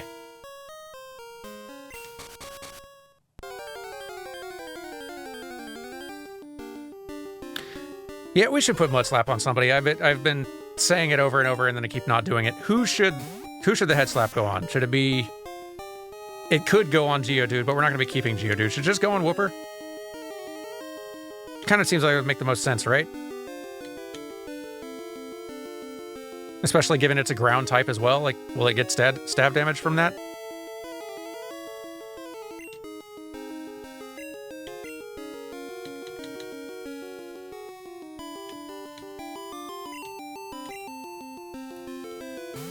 Whooper probably will learn that, won't they? Well, I can find this out. Gen 2 Whooper.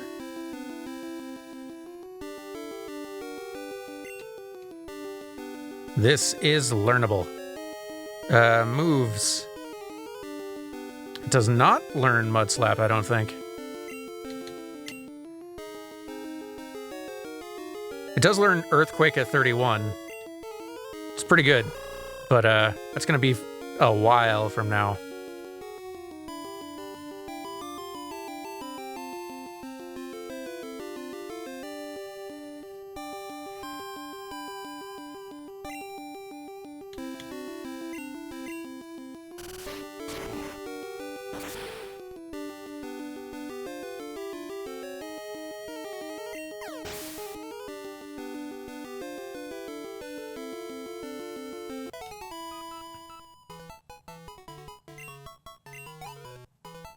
So Mud Slap's like not a very strong move. It's kind of on par with Water Gun, but it also...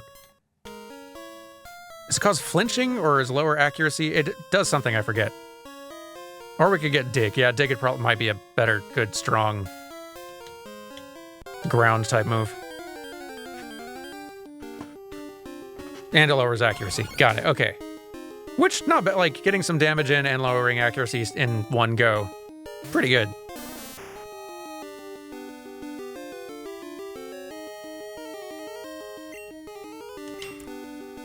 Early morning, everyone. Why is Dan using a female character this time? Because it's the first time it's an option. And we'll probably be kind of like alternating more or less for the rest of these games as we go. Just for fun variety.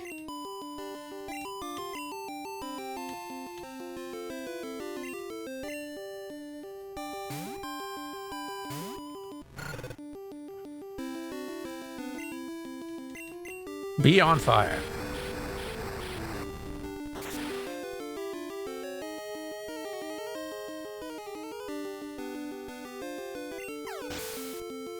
You thought the other games also allowed that, though?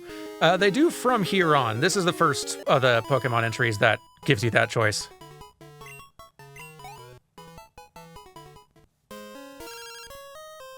Hey, we finally got called by somebody who was not Joey. Hi, it's Uncle Ralph. You're taking good care of your Pokemon? You have to be good to your partners. Yesterday, a wild whooper slipped away from me in front of my kid. I was feeling down about it until he shared his Pokeballs with me. That sure made my day. You call your mom sometimes, too. You know, that's good advice. We haven't done that all day.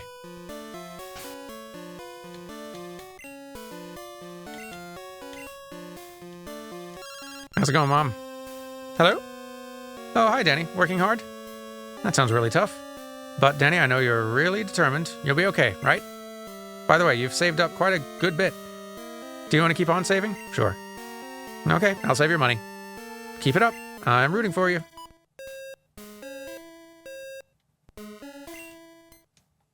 It's very sweet.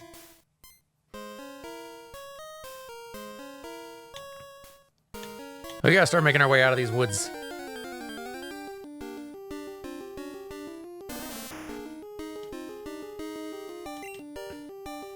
I think some of y'all are right. Maybe go into teaching Mudslap to Whooper now, with the expectation that we will eventually replace it, but it's a decent ground option in the meantime.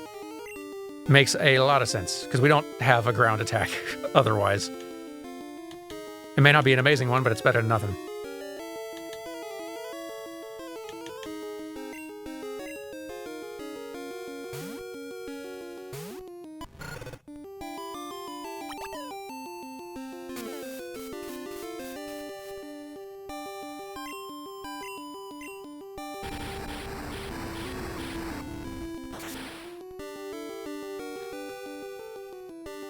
Did we find out what Mom bought last time? No, we didn't.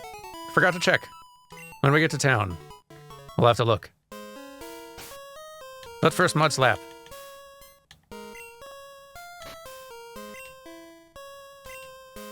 I'm so much more eager to use TMs now that just the ability to see what they are in the menu on its own makes me way more excited to get them and use them.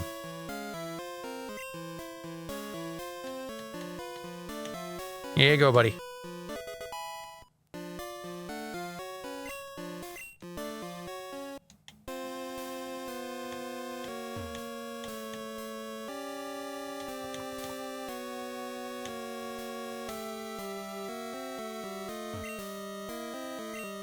Shake tree. Nothing. Don't sneak up on me like that. You frightened a Pokemon away. Sorry.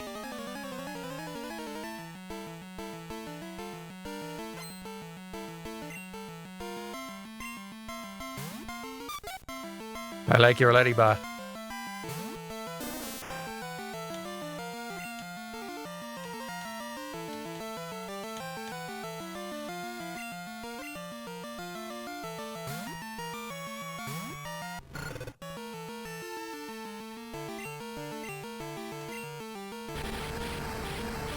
Whoosh.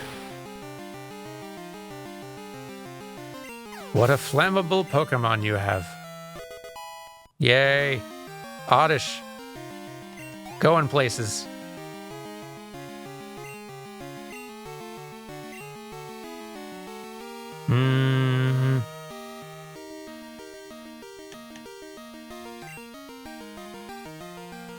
Let's keep giving you a little bit more here.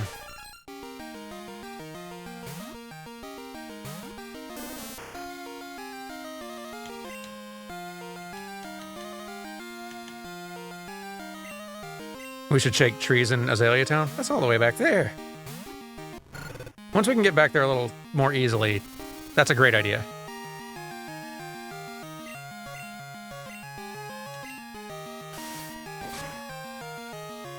Which of the 3 evolutions of Cyndaquil do you like best if you ignore the stats? I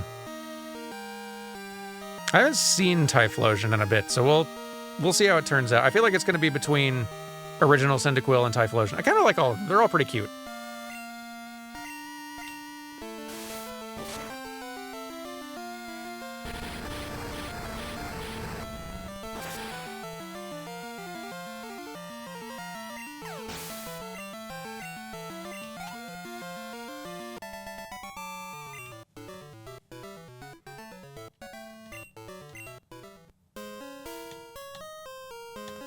Onward! Let's get out of these dang woods.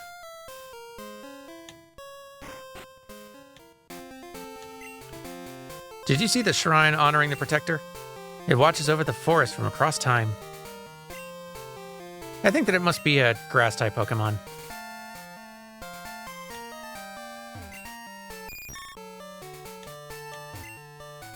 Oh, honey, you're making a Pokedex. Must be hard if Pokemon won't appear. Try using this TM. Oh, thank you.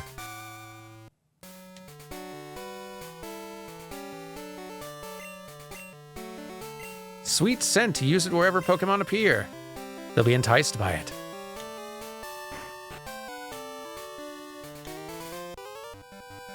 What you got, kid? This is where I do my training.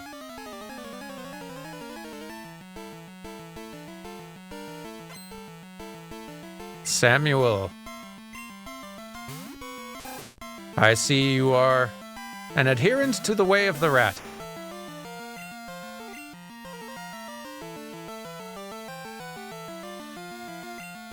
It's April, you got 6 inches of snow today. Gracious.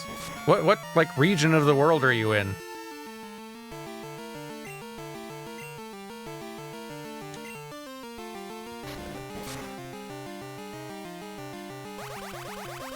I would not mind 6 inches of snow out here in the Vancouver area. You're in upstate New York? Ah, I see.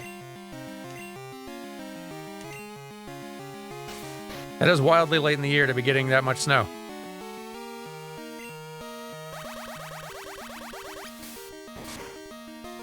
Wisconsin got a bunch too.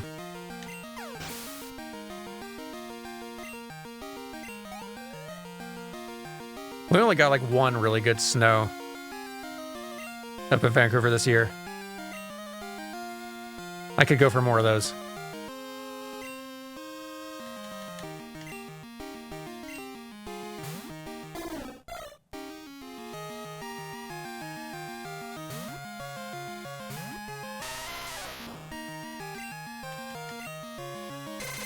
Catch rocks, bird.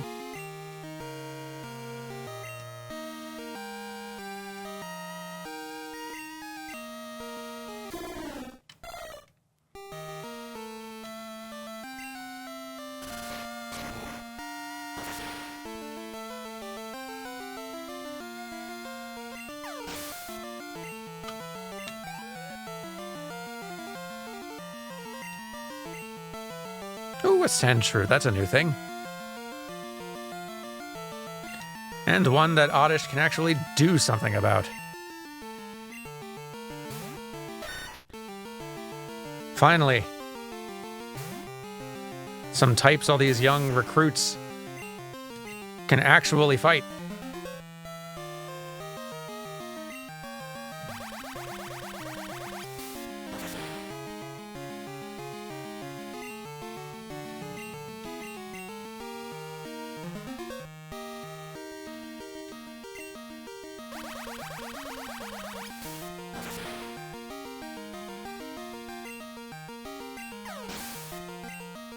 Good, yes.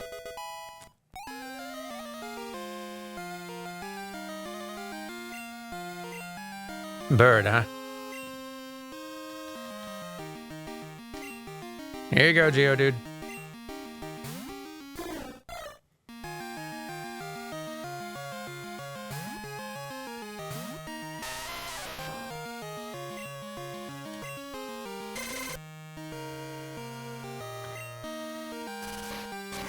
Rocks.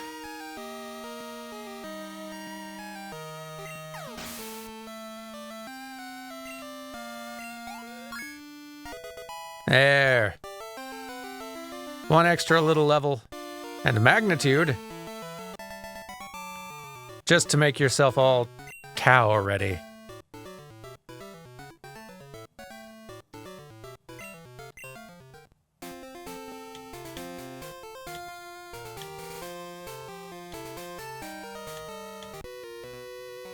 Bring it. I just got my Pokemon back from daycare. Let's see how much stronger it got.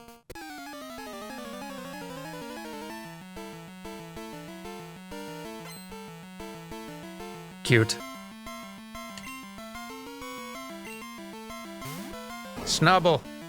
Also cute.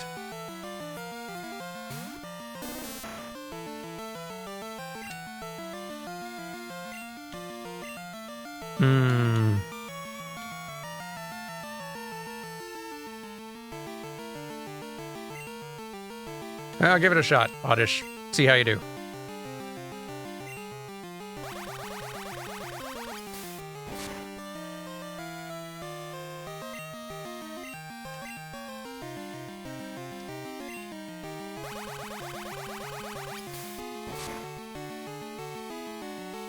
This is gonna go pretty slowly, Oddish. Let's try something else.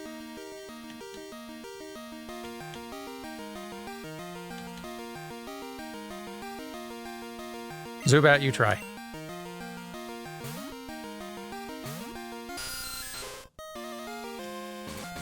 Ow.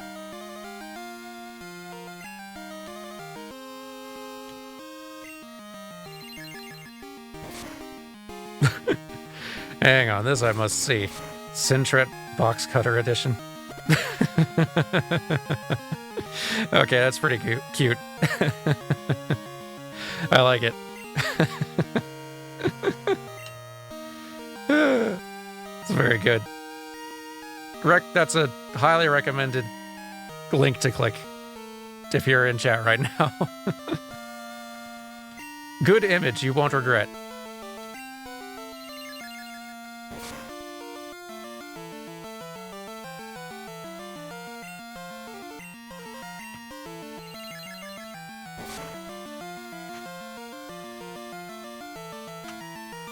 I enjoy these sort of like external personality and lore we every now and then just attach to these little Pokemon we catch, even without nicknames.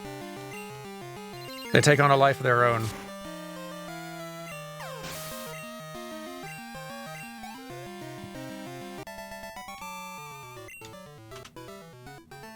Why does it end this way?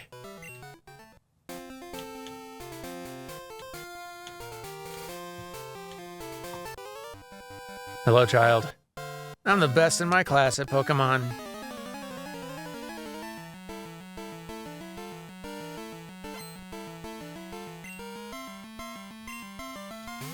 Ooh, a Mankey. Wiggling his nose and stomping.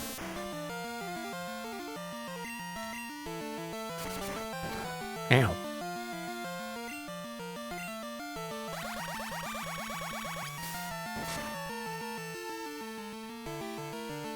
There's going to be a whole Playframe Pokeverse by the end of this. Kind of, yeah. I'm enjoying that. Like, and we're playing so many of these games, we're going to have plenty of time to... for a lot of these events to occur. It's going to be quite the rogues gallery.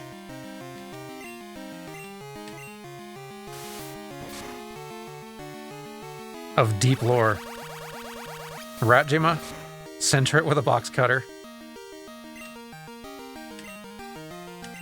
Is already a pretty dangerous crime organization we're putting together.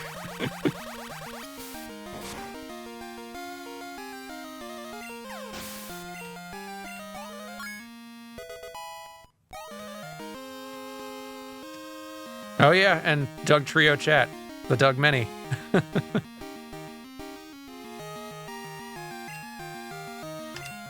And our Himbo, Wartortle, Blastoise. Patrick Wartortle. Oh boy. That's a cute Diglett.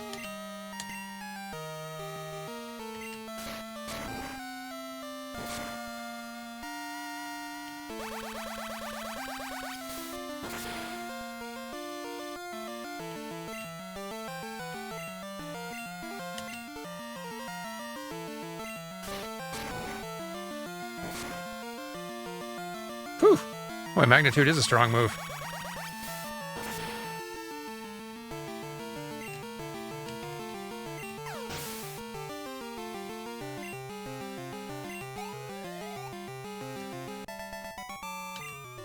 Oddish grows fast.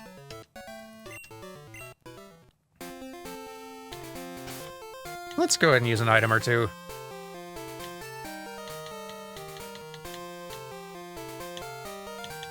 At the very least, paralyze heal on Quilava down here.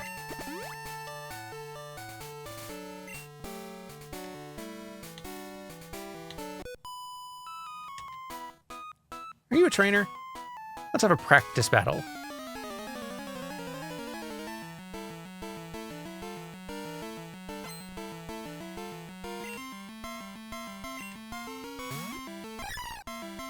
Hoppip is extremely cute.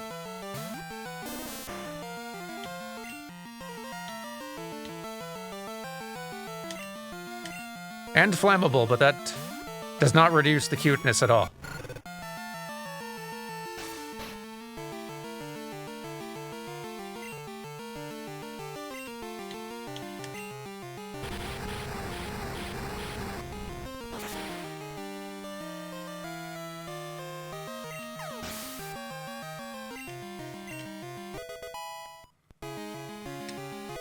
Hey, we got poison powder as well.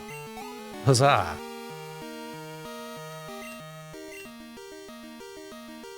Yeah, we'll keep this going.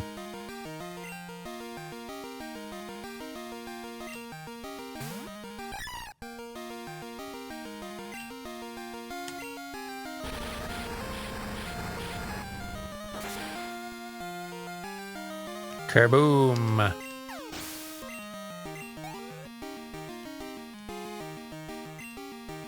A Bulbasaur. Excited to see a Bulbasaur animation.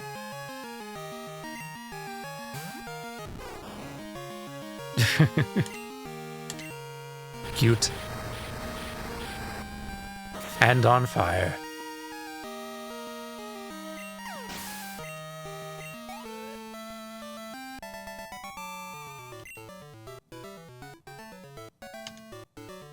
And Gina is defeat. Hydrating and stretching is a good idea.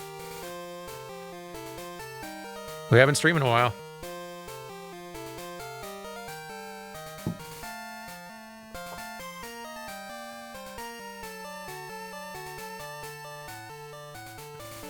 Right, so. Daycare. Don't really have my egg on me currently, else I would consider leaving it here. Oh, I guess there's the PC here. Oh, should I grab Gina phone number? Worth doing? You. Give me your number. You're too strong to be a practice partner. Whenever I see a strong trainer, I want to be their cheerleader. When I'm on my walk, I sometimes pick up items. If I get anything, you can have it. Perfect.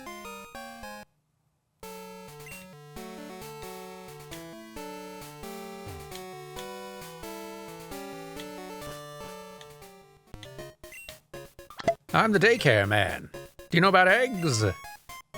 I was raising Pokemon with my wife, you see. We were shocked to find an egg. How incredible is that? Well, wouldn't you like this egg? Then fine, this is yours to keep.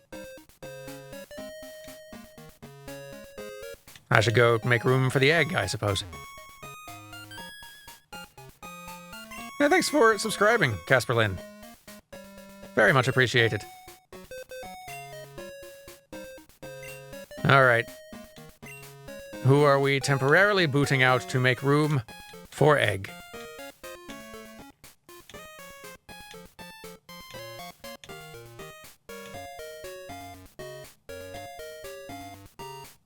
Oddish, I think you're doing okay for the moment. Let's have you park for the moment.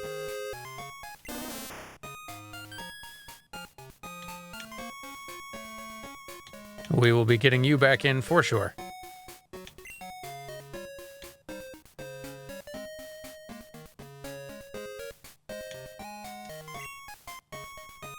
Right, let's check our PC to see what Mom acquired for us.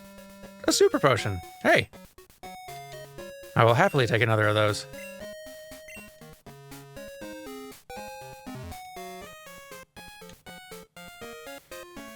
Anyway, you were saying things about eggs.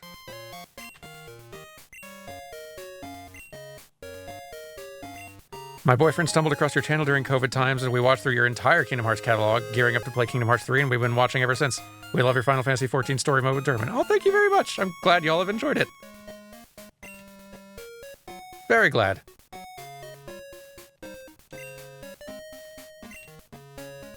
This egg's yours to keep, and it's an odd egg.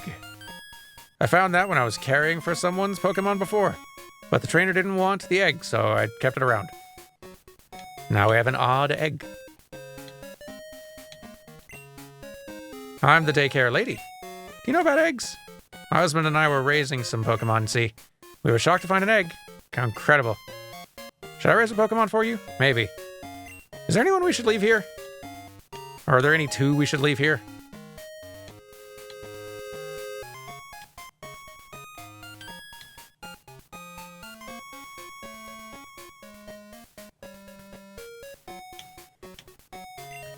Might be a thing to dabble in more as we have a larger collection in the stash that we're not like actively using.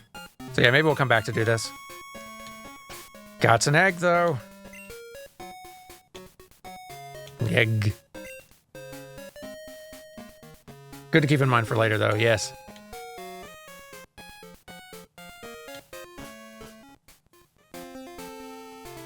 So, I should probably save. It's been a little bit.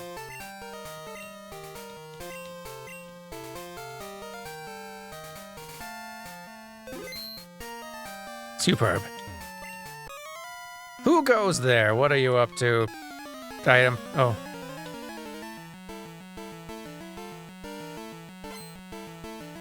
Officer Keith wants to battle.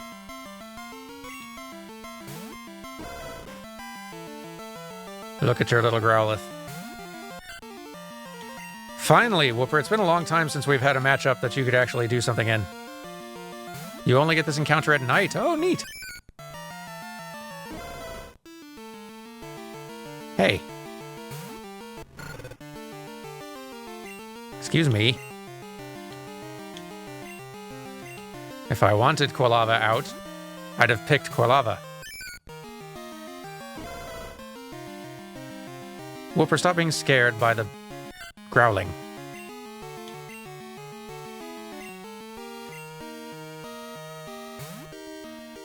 Just because it's loud doesn't mean you have to run.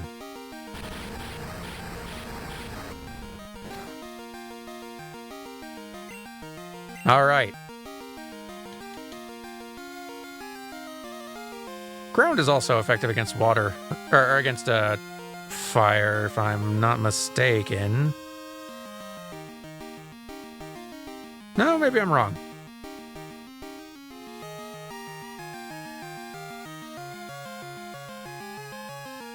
No, it is good, right? Ground is good against fire. Okay, let's do that, because then, yeah, if it's about as strong as Water Gun, then why not? No, don't bite.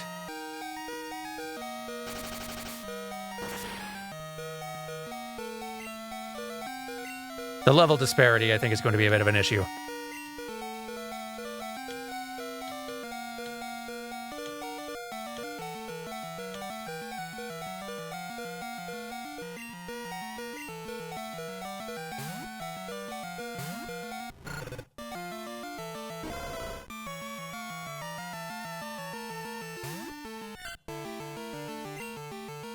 Growlithe, you gotta stop doing this, buddy. Yeah, Geodude works. Why not? We'll get the whole team involved. I discovered you when I randomly decided to watch a playthrough of Kingdom Hearts during the pandemic. Now you're one of my favorite YouTubers. Oh, that's incredibly flattering. Very glad you've all been enjoying the stuff. I'm gonna try confusing you, Growlithe, because this is getting annoying.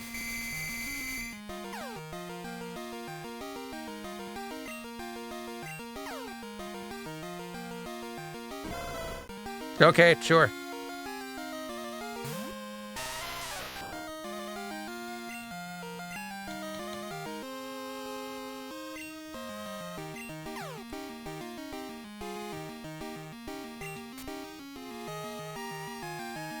Get magnituded. Thank you. Just everyone getting a little bit of experience off that one.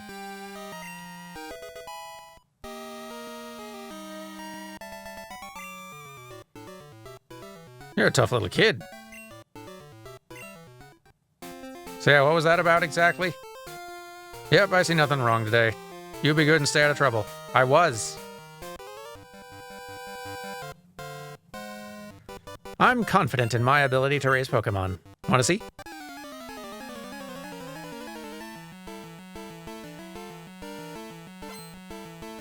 Goodness, the determination on this camper.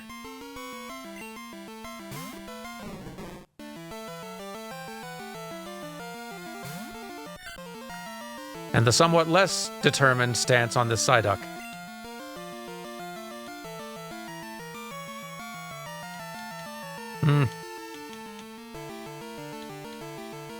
I am starting to think that swapping out Oddish instead of Zubat was a mistake.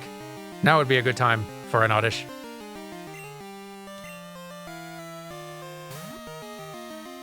This kid calls out department store sales. Oh, that's pretty handy. So it could be good for the phone book, but we've got limited space in there.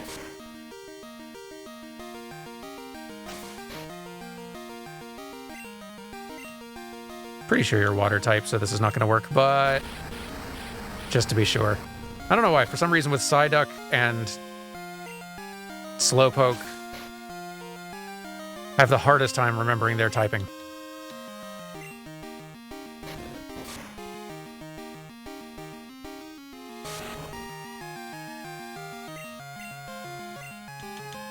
Fine, be that way.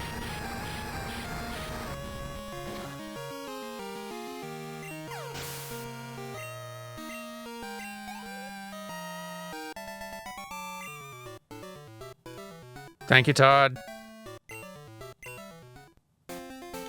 We're almost in town now. Yes, yes. We made it to Goldenrod at last.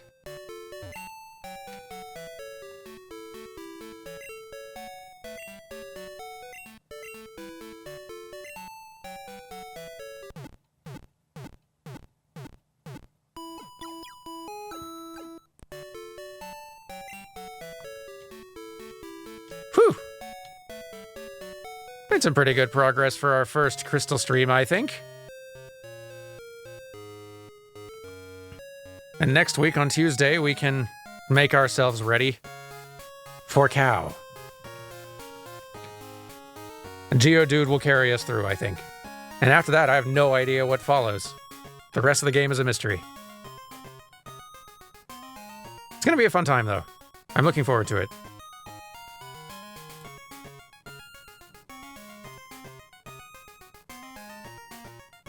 Much Pokemon yet to experience.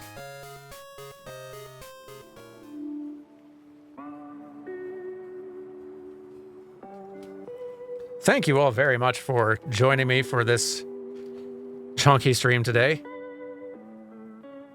And some Pokemon Crystal good times. Thank you to all of you who are subscribing. Thank you very much. Thank you to all of our generous sub-gifters today. Quite a few of those given out, which I very much appreciate. Thank you. And thanks as well to the folks who rated us. It was a good old time, and we'll be resuming all this next week. Now, who to visit? Oh, Dan is on, and Dan's finally going for 112%. In Hollow Knight. He's never done it before. We're definitely going to have to go check on him.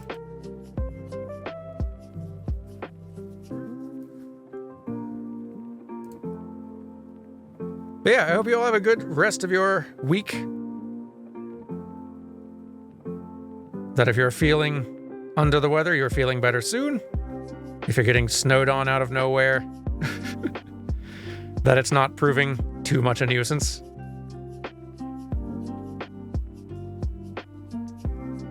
Yeah, and I hope you all have a lovely weekend.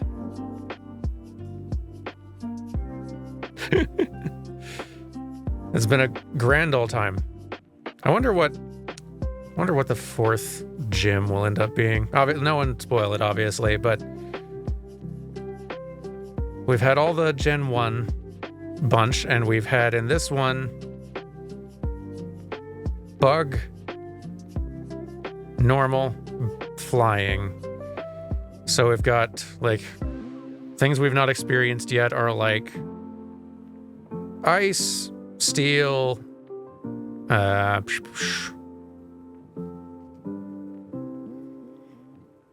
are some of the other ones?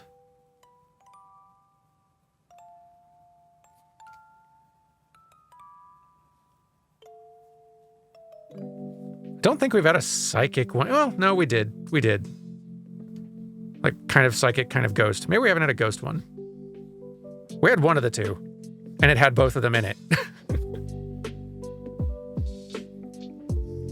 Haven't had a dark gym either, because dark is an entirely new thing, so that could be fun.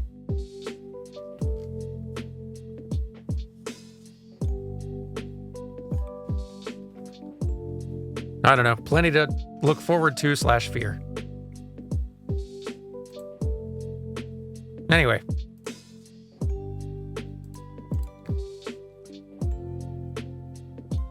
Oh, good. Dan's in Path of Pain, I think. This is going to be a good time.